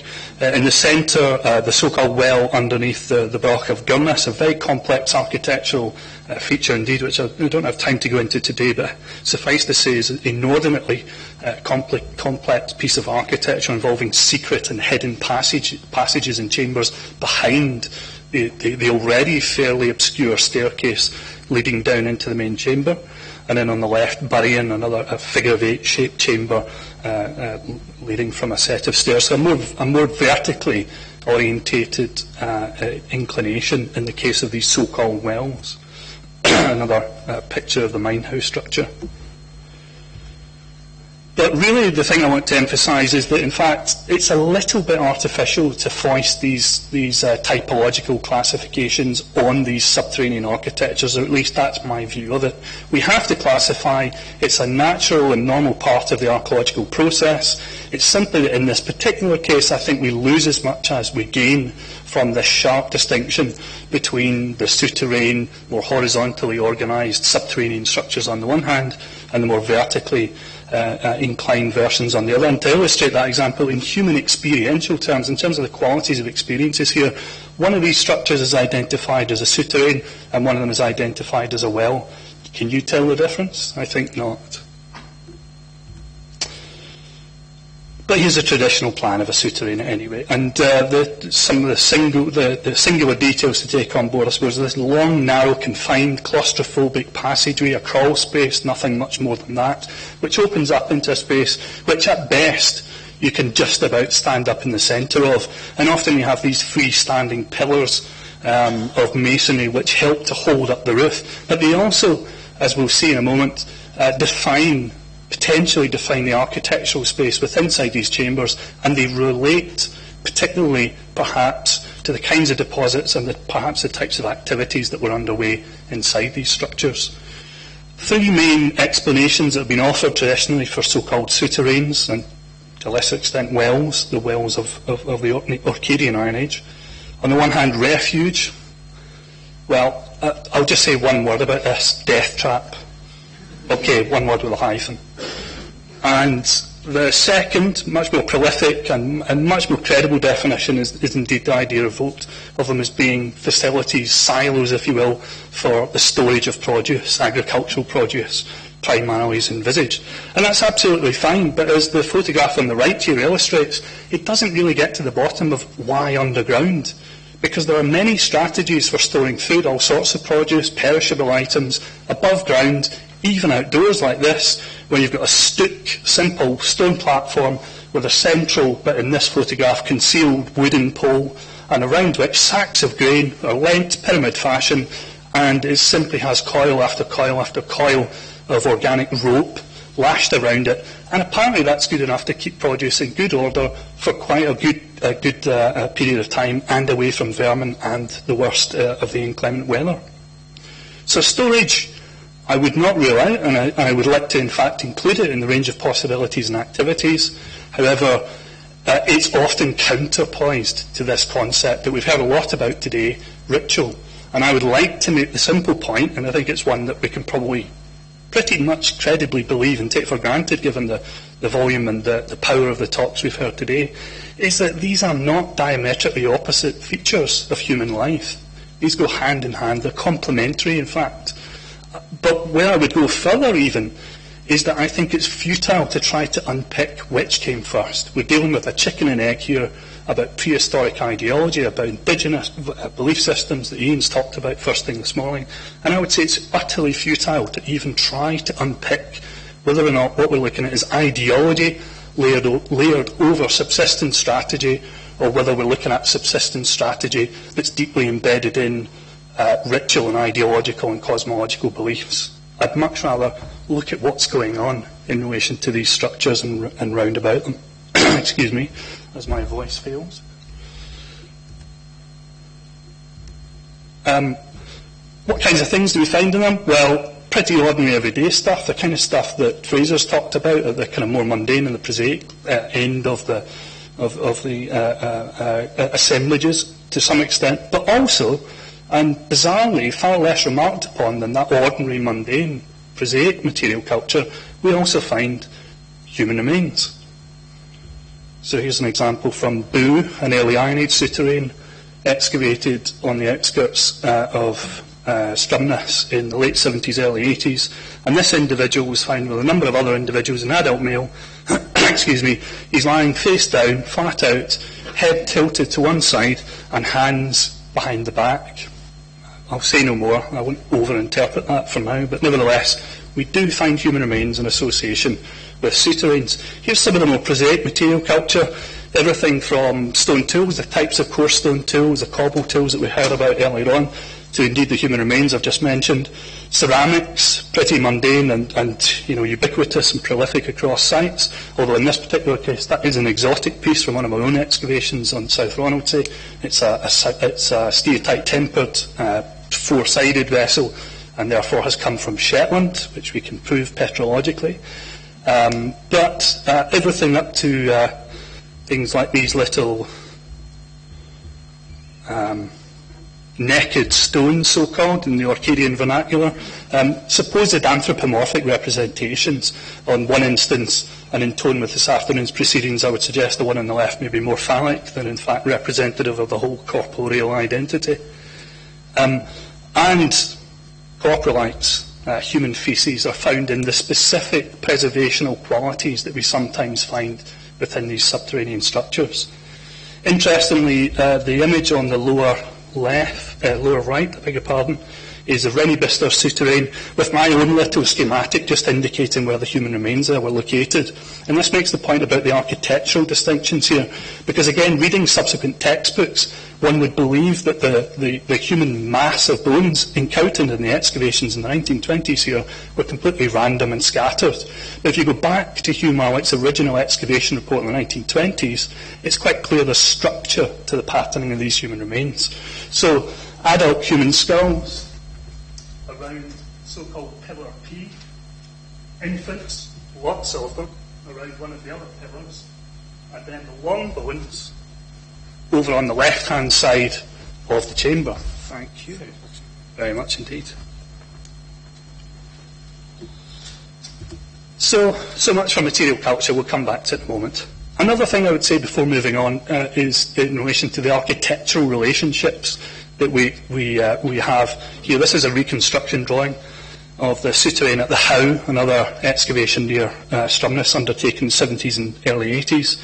And this pretty much characterises the way that most archaeologists have talked about the souterrains in the recent past. That's to say, they're ancillary, they're seen as secondary, they're seen as appurtenances of what's above ground. And I would challenge that, and I would certainly wish to recognise that for every underworld there's an upper world. But one of the things I would say is that, and this is key, to reverse the usual Broch-dominant gravitational pull of Iron Age studies. High Pasture Cave, along with sites like Howe in Orkney, demonstrate that staircases predate Brochs by a long, long way. We should actually be inverting this relationship. We should be looking at it in a time-natural order, and we should be suggesting that the origins of that liminal cosmological device that is the staircase, if you want to call it that, actually stem from the underground, not from what's above. So often in the literature you'll hear souterrains and well-type structures referred to as exhibiting Broch-like architecture, devices of stairs, chambered cells, cobbled cells, etc. It's actually the other way around. That's the way we should be seeing it. And I think we should recenter our focus onto the earlier stuff in a time-natural order. This is another fallacy, to some extent, although I'm going to prove myself wrong in a moment, is that there is a natural connection between above-ground, roofed-over structures and the subterranean. This is seen across large parts of the eastern Scotland and the southeastern lowlands. It's less clear-cut, however, that there is an intimate chronological association between what's above and what's below. And in fact, what we often find is that what's above has come in later on, sometimes in some cases centuries later on, and co-opts what is below. And I think that's an interesting part of the biographies of these subterranean structures. Okay, I want to give you a couple of case studies, very quickly rattle through them and make up some time. My own excavations at Winnock in South Ronaldsay in Orkney. Here's a picture of a portion of the passageway. It's a very unusual tri-radial shaped structure, still Y-shaped in plan, and you have a pit-like entrance at this end in the north of the site, drop down into a short, narrow entrance passage, and then you work your way either towards the left into a short chamber which itself had a partly corbelled structure to it, including an inverted saddle quern set upside down, inserted into the wall in front of you as you enter it, or you fork off, need to watch how I say that, into the right-hand side, where again you wind your way around a passageway that curves quite dramatically in an anti-clockwise direction. We've fairly recently obtained radiocarbon dates. These fall within the so-called Hallstatt period, so they're inhibited by a problem in the radiocarbon chronology at this point in time. So we can say that they're within 400 years period roughly. But clever statistical analysis and further stratigraphic work hopefully will narrow this down. But essentially we're dealing with an early Iron Age structure here. Sidewalls of the passage of this subterranean structure, if I do this brings out the point that in the moment of construction of this underground building, the builders are laying in core stone tools, embedding them into the masonry as they're building up the walls of the structure. Core stone tools at Winnock are actually quite significant and interesting. The stone tool specialist, Anne Clark, who is looking at the material that we have from Winnock and also from my other site at the Cairns, has said something really quite significant about these stone tools. Many of them show instances of reuse. These are stone tools with stratigraphy. There's a sequence here. There's a radical change in the way that these stone tools are used. They have a graduated grinding motion for what appears to be most of their life use, and then that's replaced suddenly and sharply with a punctuated, percussive, sometimes destructive motion, and then they're deposited out of the way and into foundation-like deposits within the structure. And that's really just summarising that. And one of the things that Anne has said is that it's possible that we're dealing with a late Bronze Age assemblage, which is then taken, literally, and remodelled, and then deposited into the foundational deposits of this souterrain. There's an above-ground house associated with it, and our stratigraphy and our radiocarbon dates demonstrate that that above-ground house is actually pretty contemporary with the souterrain. In fact, the stratigraphy shows the souterrain was constructed, then the above-ground house was constructed over the top of that, and then the finishing layer, the clay cap, was smeared across the stone roof of the souterrain. And that then functioned as part of the floor deposit of the above-ground building, so there is a very intimate partnership between these two structures in this instance. Thing to observe is that although the structure was quite badly truncated by ploughing, we were able to recover the details of the architecture of the above-ground building, and the movement in that building from the entrance in the southeast is guided through a series of upright partitions, stone partitions, around the left-hand side of the building from the entrance, around clockwise above ground to reach the entrance to the souterrain, the black hole. I think this is giving up the ghost. Never mind. The entrance. There's one there. Thank you. Hiding in plain sight. The entrance here, of course, is at the north of the building, and as I've said, as you drop down into that entrance, the whole world is reversed then. The movement, the directionality that a person travelling into that structure is then inverted. There's the dates for the house. Interesting deposition in one case, actually several cases, but this is probably the best. Foundation deposit related to an uprooted piece of architecture, an orthostat, an upright slab that was part of the above-ground architecture, had a row of cobblestone tools inserted into the upper fill of that foundation socket for that upright.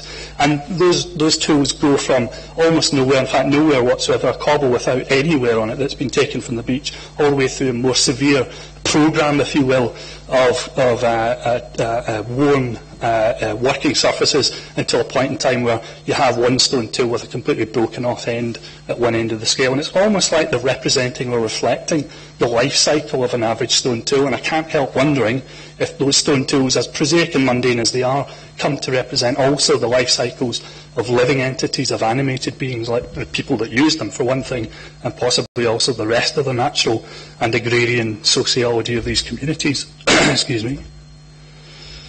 So there's a souterrain under excavation. I've said this already, really. Physically cramped crawl spaces, there's darkness, there's claustrophobia, potentially, or that is our sensibility, or my sensibility, perhaps, writ large. The directionality is interesting. The plant macrofossil also indicates something interesting going on here. Not plant storage, apparently, but according to Diane, who's looked at the plants, plant processing in situ, in this dark, cramped space. Seems a bit odd, seems a bit far-fetched, but that's what the plant macrofossil evidence incorporated into these occupation deposits inside the souterrain appears to indicate. I won't go into this detail, that's cut some time. Pits later on with subsequent dates, so we can tell that this site was occupied for at least some centuries. Dub-de-dum, later on. Death of a souterrain, infilled at the very end of its life with lots more coarse stone tools, saddle querns, stacks of querns in a similar fashion to you've experienced in High Pasture Cave, stone tools, broken stone tools. In one case, one of the three passages has one half of a stone tool embedded in it, and over by another passageway in the infill there, you have the other half of that stone tool in the refit. So we're seeing fragmentation, a word we've heard a lot about today. We're seeing processes of fragmentation and disaggregation, broken pieces, structurally deposited in different contexts and different spatial locations around the site. And finally, as part of that ultimate backfill, things like this, a horrible word, I hate using it, but it's something that's been referred to as a proto-Pictish symbol, a very rudimentary crescent and V-rod shaped marking on this little cobble tool. Another feature of these subterranean structures, is the supposed reuse of much earlier landscapes, monuments and features. Here's an example of Quantaness, just outside Cutwell, an early Iron Age roundhouse, which has co-opted the forecourt of a Neolithic tomb, a passage grave, chamber tomb, and the entrance to that has been controlled, or the control of entrance into that tomb has been taken over by the early Iron Age roundhouse. And bear in mind that Neolithic tomb is some 2,000, if not more, years earlier than the Iron Age itself. Richard Hingley has been very strong in this in the late 1990s and early 2000s, and he talks about this as reuse and reinvention of the past, and he sees it as a political and an ideological aspect of the strategies, the social strategies of Iron Age communities, and I think there's certainly something in that. There's plenty of evidence for this kind of reuse in Orkney. Here's how, again, at the very base. The blue feature is the earth house, a good Orcadian vernacular word for souterrains, and above that, a whole Russian dolls scenario, a whole Petrushka doll-like assemblage of subsequent structures built and encased over each other over a protracted period of time. Now with Rowigar on Rousey, again a souterrain constructed inside the living guts of a much earlier stalled tomb, an earlier Neolithic tomb. But a recent excavation by site that I'm working on just now at the Cairns, Structure F at the Cairns, demonstrates that reuse of the past can actually be taken up to within potentially genealogical memory terms as well. So here's the site, the Cairns. I'm only going to talk to you today about a tiny element of this site, and it's what's happening in the entrance to the structure, but essentially, hopefully you can make out, we've got a whacking great big Atlantic roundhouse, an enormous monumental broch-type structure with a whole series of accretions of later archaeology and later features over the top of it. What I just want to concentrate on for 2 seconds is the entrance to this, because what we found in excavation is that the inner end of the entrance passage of this broch was blocked off at a point in time when the upper superstructure of the broch had been dismantled and most of that rubble had been thrown into the interior of the structure. So this previously donut-like freestanding architectural edifice that was the broch is dismantled deliberately. It's turned into a mound of material rather than a freestanding structure, because around the outside of the broch they introduce a whole series of paleo soils and anthropogenic material and midden, etc. So they turn the whole thing from a broch effectively into a great big mound. And the one area that they leave open in that process is the entrance to the broch, and it's this entrance passageway that they block off at the inner end. And what they do thereafter is connecting through to the outer end of the broch, underneath the lintel here, is a passageway which is covering this way. Ignore that wall, that's a later Iron Age wall that comes in and destroys that whole relationship sometime later on in the Pictish Iron Age. But the passageway comes out winds around and takes a 90-degree turn off in that direction towards the south, and these are the roof slabs of that souterrain, and there's some interesting stuff at the far end. But basically, that was the original entrance here, opening from an Iron Age roundhouse here. We just have one edge of it.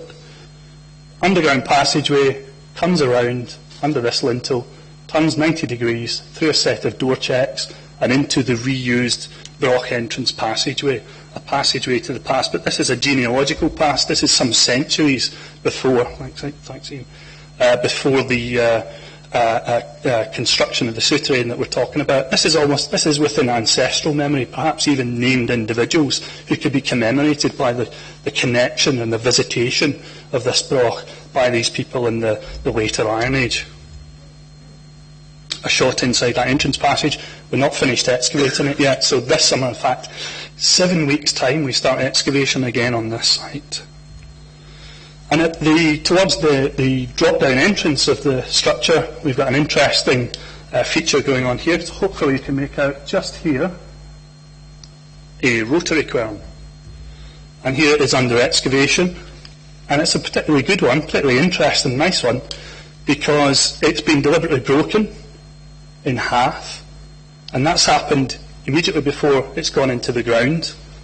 We're certainly not dealing with a working tool in its possession here, because I don't know if you can make out, there's a little wedge of stone, like a little wedge of cheese has been inserted between the two halves as well. So this is emphatically not a working stone, which is good that we can say that with some certainty, because immediately underneath it, when it was lifted, there's another stone, a lower quern stone, but probably not the partner to this upper one, and it was cut into quarters. Sound familiar? Now, this, as if that's not strange and interesting enough, it's set in a little feature, a little curb wall, which is itself immediately above the roof slabs of the souterrain. And indeed, where the position of the holes through those two rotary querns is hovering directly over a gap in two of the lintel stones of the souterrain. This is where Joe comes in, because now you know. Because Joe's kind of amazing soil science that she was telling you about earlier on with the micromorphology is exactly the kind of place where, now that we see this, I would love to actually excavate the flow deposit immediately underneath this with a forethought to what those soils might actually contain. So obtaining lovely, nice sections through the flow deposits that we're going to excavate this summer would be very, very interesting in terms of what was represented in those soils. I'll leave it there for now, for the moment, in relation to that. One thing to be said about the souterrains, I suppose, is the remarkable way in which, you said back moving, is this sense of temporality, this sense of timing, the signal importance of the moment in time in the lives of the communities who were constructing these things. It's very often a transitional moment. We've heard a lot about transition, we've heard a lot about liminality, and I think that's very, very appropriate in these contexts. And one of the things about souterrains that they do is that they signal major changes in the lives of communities in terms of how we read that archaeological record. One of them is the movement towards building very substantial architectures like roundhouses, but other times it's happening at the end of a cycle of construction and inhabitation. So I would argue that they mark time, that they are devices to some extent for the social history of communities, that's to some extent what they're doing. That's not precluding storage, that's including the storage of agricultural produce, the storage of personal identities, the kinds of rites of passage that we've heard about already today, transitional rites that move a member of a community on from one status to another. I think that's all part and parcel of the whole scheme. And unfortunately, without the access to the vocabulary and the language and the linguistics of these people, I could never prove this. But I strongly suspect that the language that surrounded souterrains was very much tied into people changing identities. Probably the word for storage and the word for the movement of people through one stage of their life and another had some kind of etymological connections. I can never prove that. And the thing that I'll say finally, I suppose, I hadn't had a chance to talk about mine now, but never mind. The thing that I'll say finally is that these underground architectures allow people or communities in moments of reflection to focus on the past, on their plans and actions for the future, and their ability to actually think about what they're doing in the present, mediating both the past and the future. And I really didn't get a chance to have a look at mine now, but never mind. I'll ignore it completely. And that's me. I'll leave it there.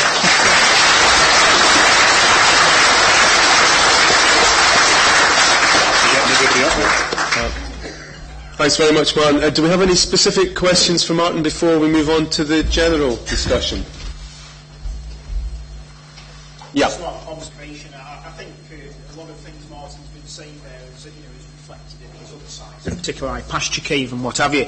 And particular, some of those caches of tools you're getting where you see that reflection. Even the one Fraser was showing there, he was showing the tools that had the wear. The tools that looked like tools. But in with that cache, there was a number of blank pebbles as well. But they were part of that cache. Yeah. And yes, you can see the transition from a plain pebble right through the very transitional use to things that have been heavily used. Yeah. So, a life story of an object. Yeah, and that's where this insistence on a sharp distinction between artefact and ecofact is really quite bogus and misleading, and is a problem in archaeological practice if we institute it in our fieldwork too assiduously, because at the end of the day, whatever they reflected on, whatever they thought important, whatever they brought to a site is what we should be interested in if we want to understand their past lives, past ways of life. And the unstarted is just as interesting. The old-fashioned word would be manupole for these items are brought to site that have no apparent use, and that's only an apparency. It's not a reality, I think.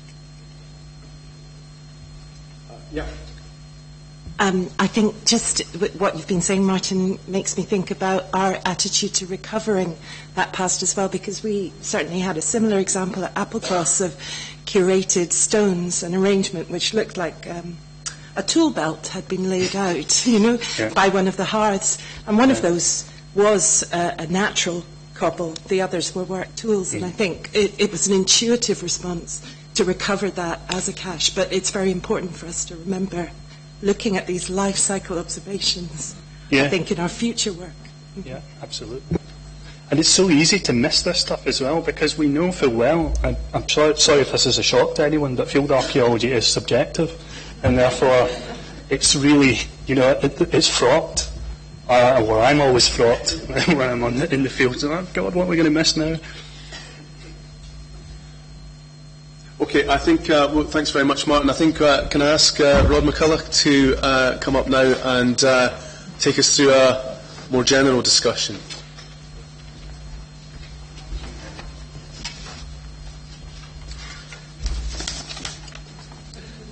Thank you very much. I haven't really got a clue what to do now. I've sat through now, this is the second day of this project, catching up with the work that's been going on. And to be frank, I'm not just tired, but I'm also overawed. In the tradition of, I think it was Blazing Saddles, where the big guy held a gun to his head and said, "I'll shoot myself if you don't stop." My plan is to say, "Do you have any questions?" And then I'll just keep prattling at you until you start asking them. So, is anyone going to put me out of my misery straight away? Yes, please. Can you click the green button in front of you? Oh well, never mind.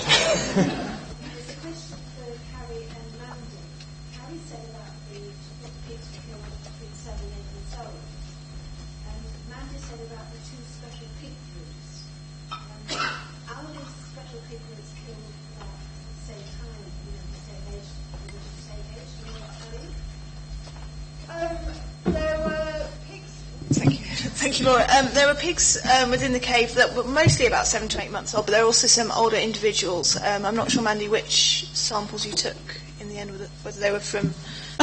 Yes, when I took the samples, I aimed to take them from an age group that would not be reflecting a suckling signal, if that's what you're asking about. So that wouldn't have been a problem in my data. Was that the question? The question was, you had two types of pigs compared to the diet. Yes. Did you find the age of these pigs at all? Was there an age when they were killed? The two diets, obviously, respectively Yes, yes. Sorry, I think she's wanting to know if they are related to that 7 to 8 month old group, or could it have been examples that you sampled from that older, fewer types of animal? So, is it perhaps a true reflection of the special pig deposit? I mean, I suppose it could be that the older animals also had the same signature. I don't know. All the ones that put in the cave may have been the same. But yeah, I think that's what we're saying. The age range of the ones that I analysed would have been similar.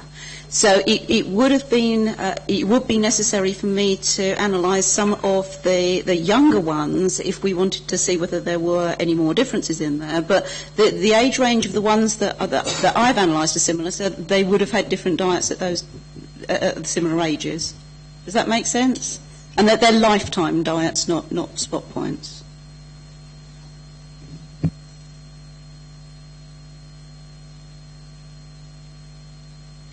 This might be a really silly question, but what do they have against eating fish? Well, it's not a silly question. We just don't really know the answer to it. It would appear that what is happening is that they're stopping the consumption of marine foods at around the start of the Neolithic. And the question might be, is it because they've started farming the land, that they're bringing agriculture in, and that they're trying to avoid the use of wild resources at that point, that they want to concentrate on domesticated resources, and they want to avoid the use of wild. The question is always going to be open. We're not going to know why it happened. We can see that it did happen. There are going to be discussions about why we can continue to see we can continue to see things in the archaeological records, such as the fish remains at some sites, and apparently that they would have been using boats to go out and take fish from deeper waters. Well, we can see that that's there, but we're not seeing that in their skeletal tissues as a regular consumption. So they might have been doing it occasionally, or they may have been bringing these resources in and using them for animal feed or for other purposes, but they're not using it as a large part of their resources. Can I say that? I mean, you said that's not a deep question, but it is really, because it is asking us about trying to communicate with a world that doesn't have our language. And that's what High Pasture Cave is about. We've got lots of Iron Age sites, but in essence, they're shallow, and they speak with very muffled voices, because they've been either so used that nothing is clear, or we have no means of making sense of them. We've got buildings, domestic buildings, we've got big forts, we have these souterrains, which, up until recently we have tended to clear out because we thought that the form was interesting. But now we're realizing that there's more importance in the stuff that's in them and in the fabric. What High Pasture Cave, though, does is it speaks because it has longevity and it has preservation. It's got depth and preservation. So that the language is... We're starting to see the breaks in the paragraphs, or maybe the breaks in the chapters. And the questions you ask, why aren't they eating something as obvious as fish, is really, truly interesting. And the question can be extended to many other things. Why are they doing this and not that? The question, who are the they? We've only got humans, real shaking hands with humans, from the closing bits. Now, when a building which seems to have great use and reverence over many generations goes out of use, there is something very disruptive, what's the word now? Painful, probably, in that closure. And it's strange that we only have the humans in that state. Well, we have fragments here and there. I think also what's really interesting is what happens at the start.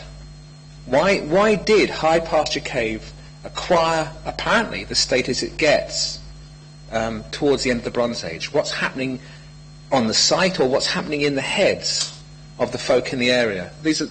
I'm not sure we'll get there, but it's a question. It's the reason why we're poking our nose so deeply into High Pasture Cave is because it looks to be the kind of place where we might start to at least see the shape of the question marks more clearly. So we may never know why they don't eat fish, but we'll have a crack at it. Yes, Stephen, please.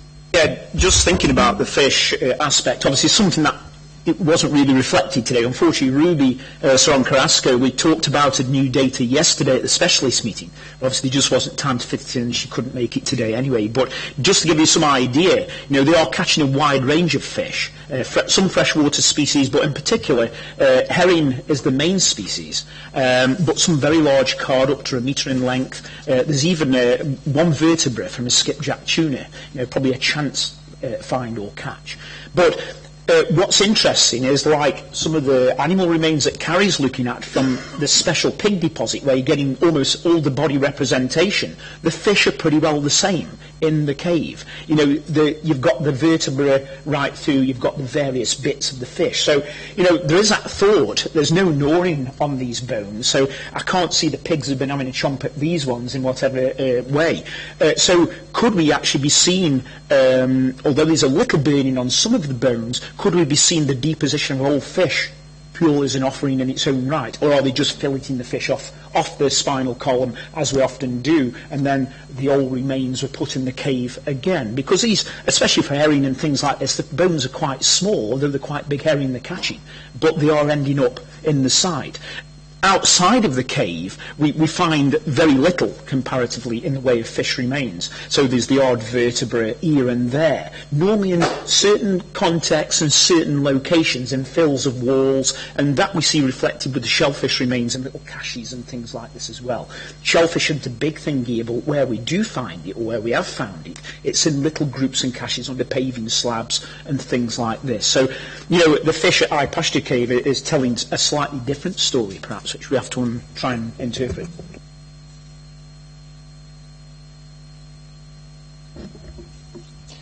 And Martin's last talk took us into, I thought, into quite interesting places where he was talking about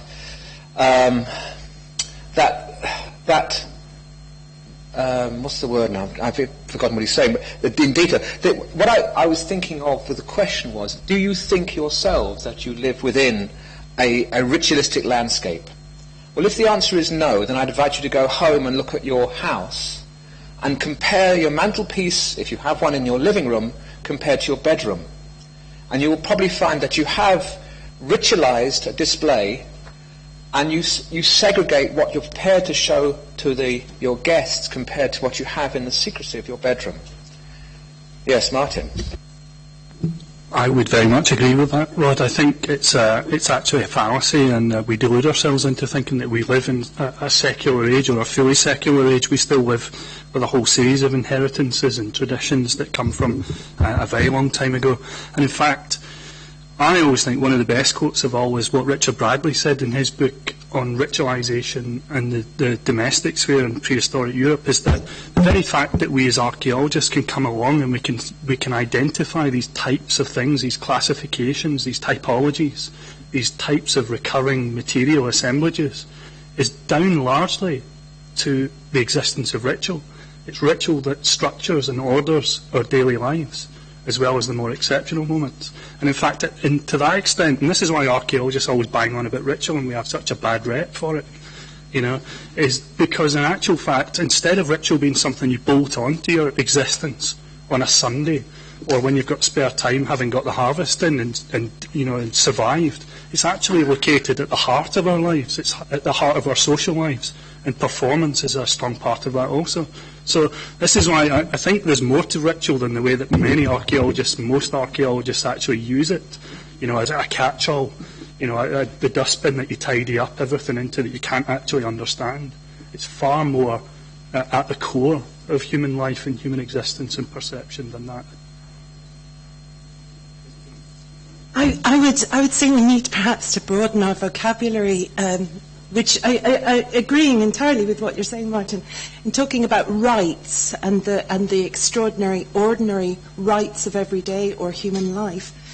When these things start to become embellished into customary practice, into observations that could be recognised as organised religion. I think it's actually looking at sites like High Pasture and the sites that you're working on that are starting perhaps to broaden our understanding of how the passage from the everyday, the ritual that is the extraordinary, ordinary, into what becomes customary, what becomes religious behaviour, because they are different complexities. And maybe this kind of end of an era activity, this embellishment that happens in the later phases at High Pasture, is the kind of stage that we're getting into, the inventions of traditions, the looking at the past, the wanting to relate to the past. Particularly the preservation conditions that we see today are going to have been obvious in antiquity as well. The limestone creating a particular predilection for preservation. So it becomes a site that perhaps becomes associated with the development then of a tradition of heritage and curating the past. So all those things which we do, which keep most of us in a living, because people are interested in heritage, interested in understanding identity through the past, are just as complex in antiquity, I think. Every bit as complex, I would say. In fact, I think, the definition of tradition, traditional societies are very often identified as conservative, and it's thought that they are very slow in terms of the uptake of change, whether it be technological or social or in other respects. But actually, I would use the phrase creative tradition as well. I would suggest that tradition is manipulated, it's modified, it's subtly played out by particular agents, in society who have a particular agenda. And tradition isn't really always what it seems, It has the appearance of timeless change, but in actual fact it's always renegotiated, not even at a generational level, but within each generation people are arguing, debating, and that's why ritual has a political significance and importance as well, just as heritage management does today. Your claim to authority over the past is fundamentally linked to your power in the present. And I think that was just as true in the past as it is today. And that's why archaeology is actually a very important subject to society. It should be taken in that way, but it's also the study of the history of archaeology and its, shall we say, abuses and misuses is also an important element in understanding our contemporary world. And I just wanted to, and continuing in that theme, just in terms of understanding a site as significant as High Pasture Cave, I keep thinking about the last days of the Raj, where the Raj becomes more Raj than Raj. And I wonder, in that last phase of High Pasture Cave, it's becoming almost a caricature of itself. It's becoming so embellished because perhaps something actually is ending. There is this disruption in society, and maybe it's a key into the events that create that kind of need for tradition. That's right. I mean, obviously that's the big question with the site is how it came to that end, that very abrupt end. One of the things we still need to just get that finite detail from, and just listening to the specialists over these last 2 days, there's elements here and threads I can see we need to fit together, because it could tell the story in full for that closure. And, at the moment, it appears that we have this, this pig-rich deposit goes into the cave, you have the closure of the stairwell, and then a potential lapse before the inhumations and the various bits of neonate and everything going into the top of that backfill passage. But, from some of the evidence now with the fragmented human remains, if they tie up to certain individuals, and one element from in the cave, example, joins with another one in the stairwell, then we could be seeing the closure taking place in one foul swoop. You've got the backfilling, and very quickly the interment of the individuals at the top, bringing this very abrupt end to the site, as you say. So, these sort of things we need to get to the bottom of the best we can before we go towards publication. This point about tradition and heritage and the sealing of the site, it seems that possibly they're turning their back on their traditions and heritage, and I think possibly finding out the answer about what was going on at that moment might be found when you look at the settlements, and you see the settlements have changed dramatically or closed down as well. But I think we have a love affair with its history, High Pasture Cave history, but the ending is almost like they've fallen out of love with the site, and say it's brutal and it's sudden and off they go. But the answer might be in the settlements. Yes, that's true. And looking at the wider settlements, obviously something we didn't have a chance to talk about today, and we've done that in a fairly detailed manner. We've also looked at the odd other caves as well for looking for patterning in the bigger landscape. Yes, it's telling us that there is a contemporary landscape there in Strathswydl, Unfortunately, we haven't just got that detailed chronology and dating of sites to give that wider detail, or even the investigation of the site. So, unfortunately, at the moment, probably in the radiocarbon dates we've got for the roundhouses and other types of structures that people are possibly living in at that time, we just don't have that fine detail to relate back, unfortunately. Not in that part of Skye, anyway, or Skye itself.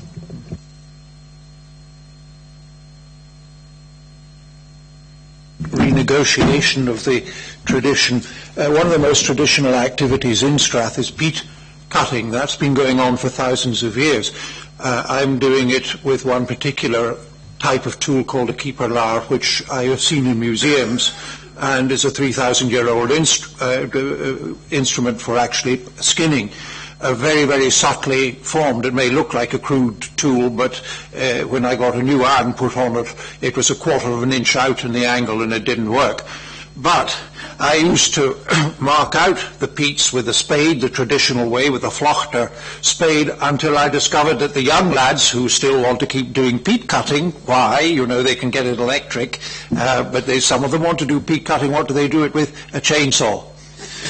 So they're going up and down the bog with a chainsaw, and then they're using an Iron Age tool, and that's what I'm doing now. So, you know, you need to keep your mind open always to the fact that time in communities like this collapses in many respects, and things that are thousands of years old are still going on, as well as new things coming in. So I entirely agree with your point there, Mark.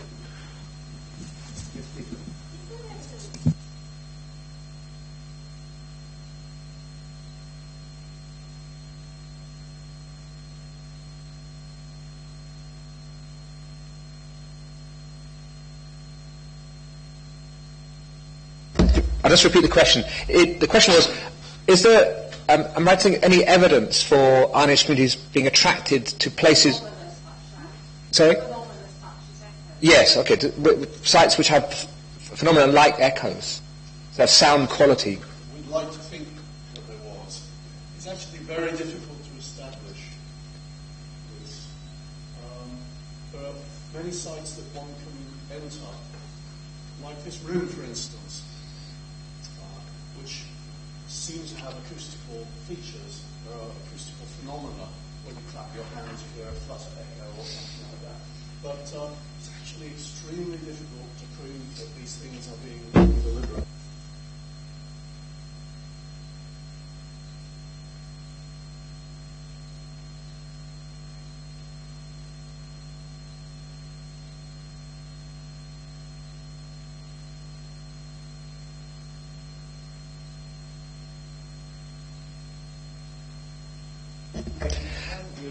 One example, this doesn't prove anything because Graham's point is absolutely right, but we were recording for a radio series in Newgrange in Ireland, and Simon O'Dwyer came in with a Bronze Age horn and walked up the passageway into the central chamber, which is roughly cruciform but is very irregular in its character.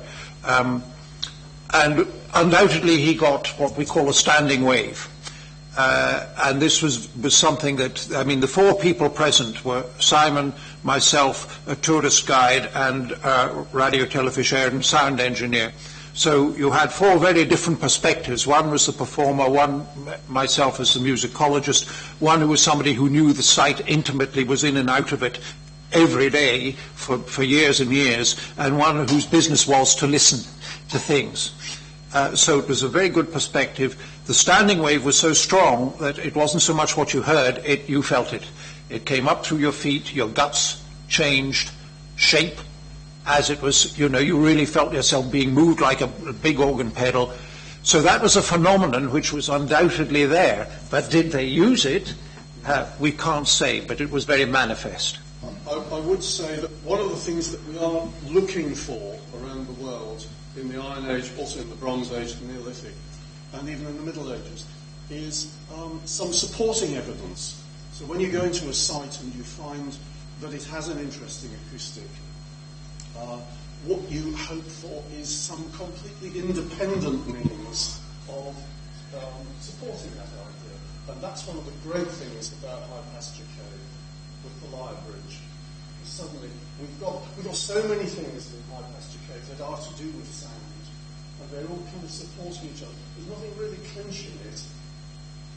The chamber itself, the cave itself, doesn't have a very strong acoustic other than the sort of acoustic that you get in any confined space. But to have, George has mentioned one local phenomenon being part of the cave, which is very interesting, which we must look into. But to have things like the lyre bridge, to have the sound of the water constantly growing, to have the sounds of fire and the smithing on the site, so many things to do with this site seem to be sound related, even if it's only incidentally. But the lyre bridge, of course, is the most magnificent bit of evidence. That's just the kind of thing we're looking for. One other example is the work of Igor Reznikov in the very early Paleolithic caves in France and Spain, where he identified acoustically very lively spots where the paintings were on the walls, and I think he made a pretty convincing demonstration of that correlation, so that's very suggestive. I've been down Minehow in Orkney when it was first being set up to take visitors in. And what you notice there is complete quiet. And in actual fact, I don't recall there being any echo at all. And so it may not just be a positive sound quality, but also, if no echo at all is a negative quality, then a negative quality. That's that absence of sound. I don't know what Iron Age Orkney would have been like, but at present it's blooming noisy. There's these horrible birds, and there's people, and there's wind, and going to a place where there's none of those is a very strange experience. I actually went down there, I damaged my leg, and I went down there on crutches, and the farmer Dougie who owns it, he saw me go down on crutches, and I came up, and to this day he's convinced that I came up walking okay. So there's perceptions. I remember coming out on crutches, but he perceives it as a cure, you know. I would also say that how in the Iron Age, probably in the Bronze Age and probably in the Neolithic, people were already living in a landscape of regulation and of order. And how you chose where to live was intensely controlled by your neighbours, by yourself, and presumably also by your ancestors, and by other spirits, beings, or whatever. So the free choice of where you go probably was never, once we began to farm, was never an easy thing to assert. Yes, please, Tanya. Leading on from what you're saying about this order and this free choice, and what Martin said about using the term ritual, I wonder, Kate saying perhaps using a different language, different terminology, is it what we're seeing mechanisms of managing fear of the unknown, of this?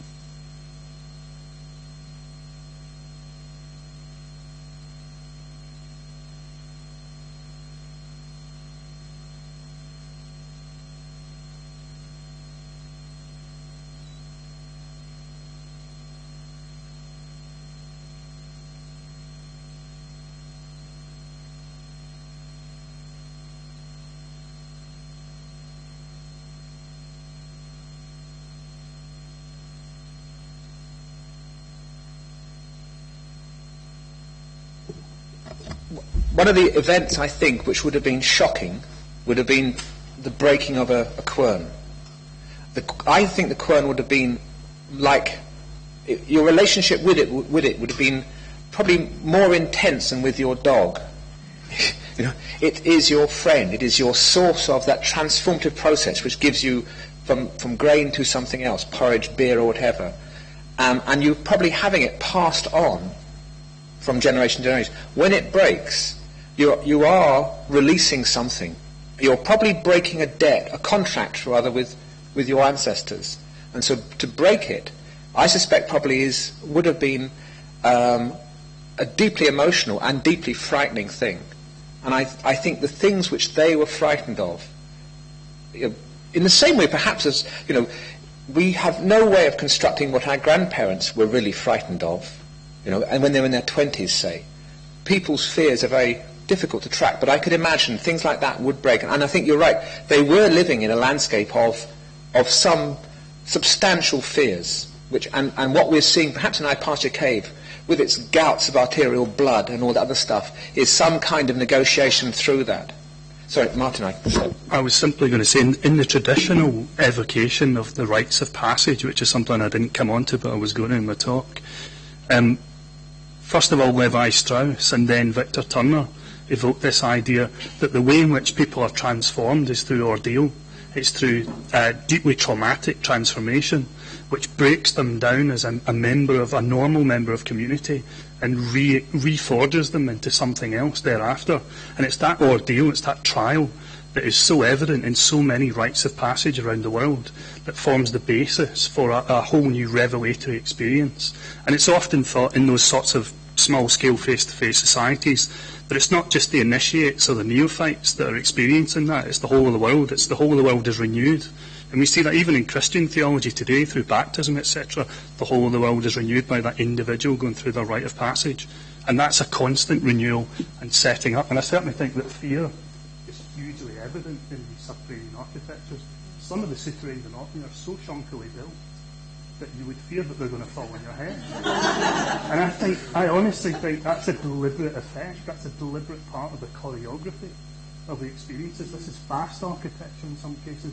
Beach cobbles thrown up, revetted against sand dunes and other unstable elements with a few lintel stones over the top. And I think some of that fastness of architecture betokens a hurriedness of assembly, stage managing those rites of passage, which I think are writ large. I think we need to be careful about fear. It has very practical elements. Graham's reminding me about fishing, which of course fishing is dangerous, inherently dangerous compared with cattle production.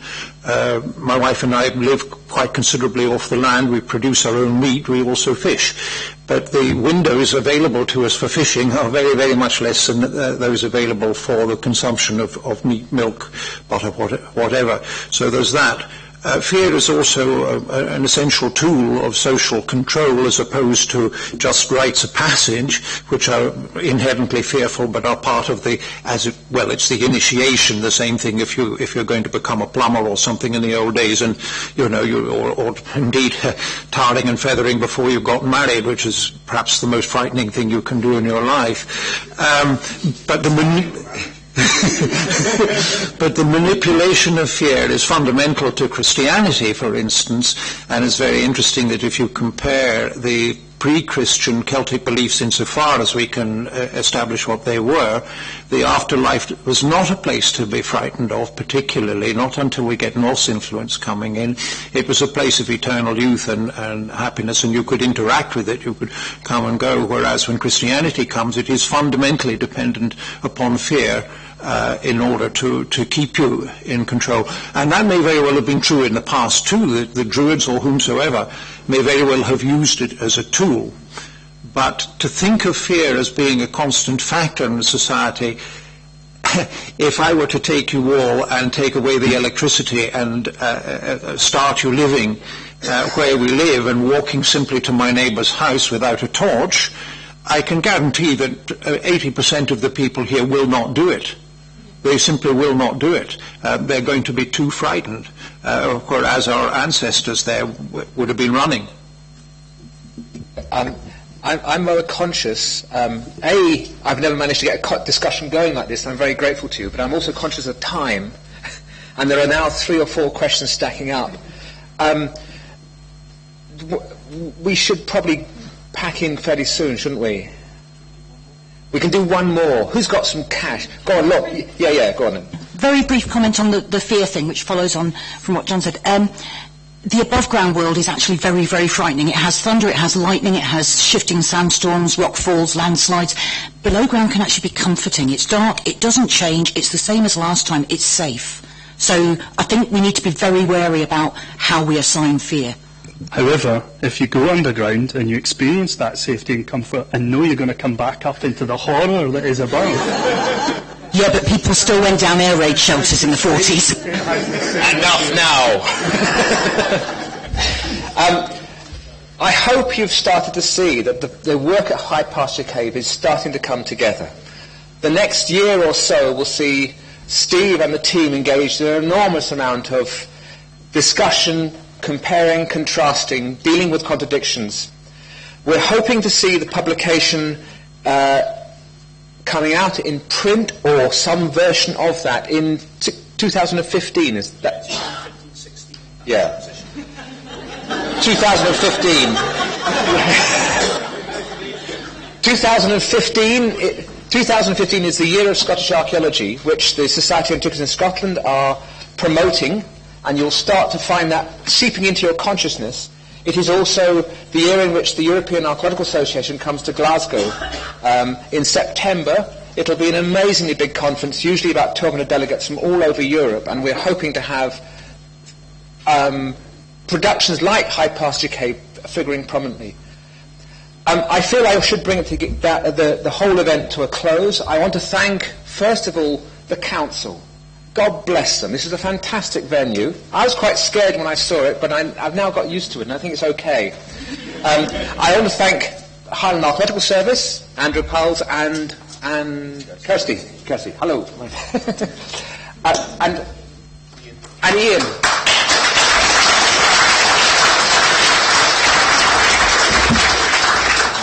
There are quite a large number of people involved in the actual project, the backers, the hundreds of people who've come out and worked on the site over the last 10 years. As a group, as a collective group, we just say thank you very much to them, and especially to you who've come out on your Saturday and in fact helped. Thank you very much indeed. We're going to go to a pub and carry on, I should think. Yes, can I just say one last thing, Rod, because obviously you can't say this. Also, there's a great thank you to Rod, of course, and to Ian, and to Martin, of course, the guest speakers who've come along and put this into a wider context, and especially to Rod and Ian for chairing yesterday's and today's sessions. Thank you very much.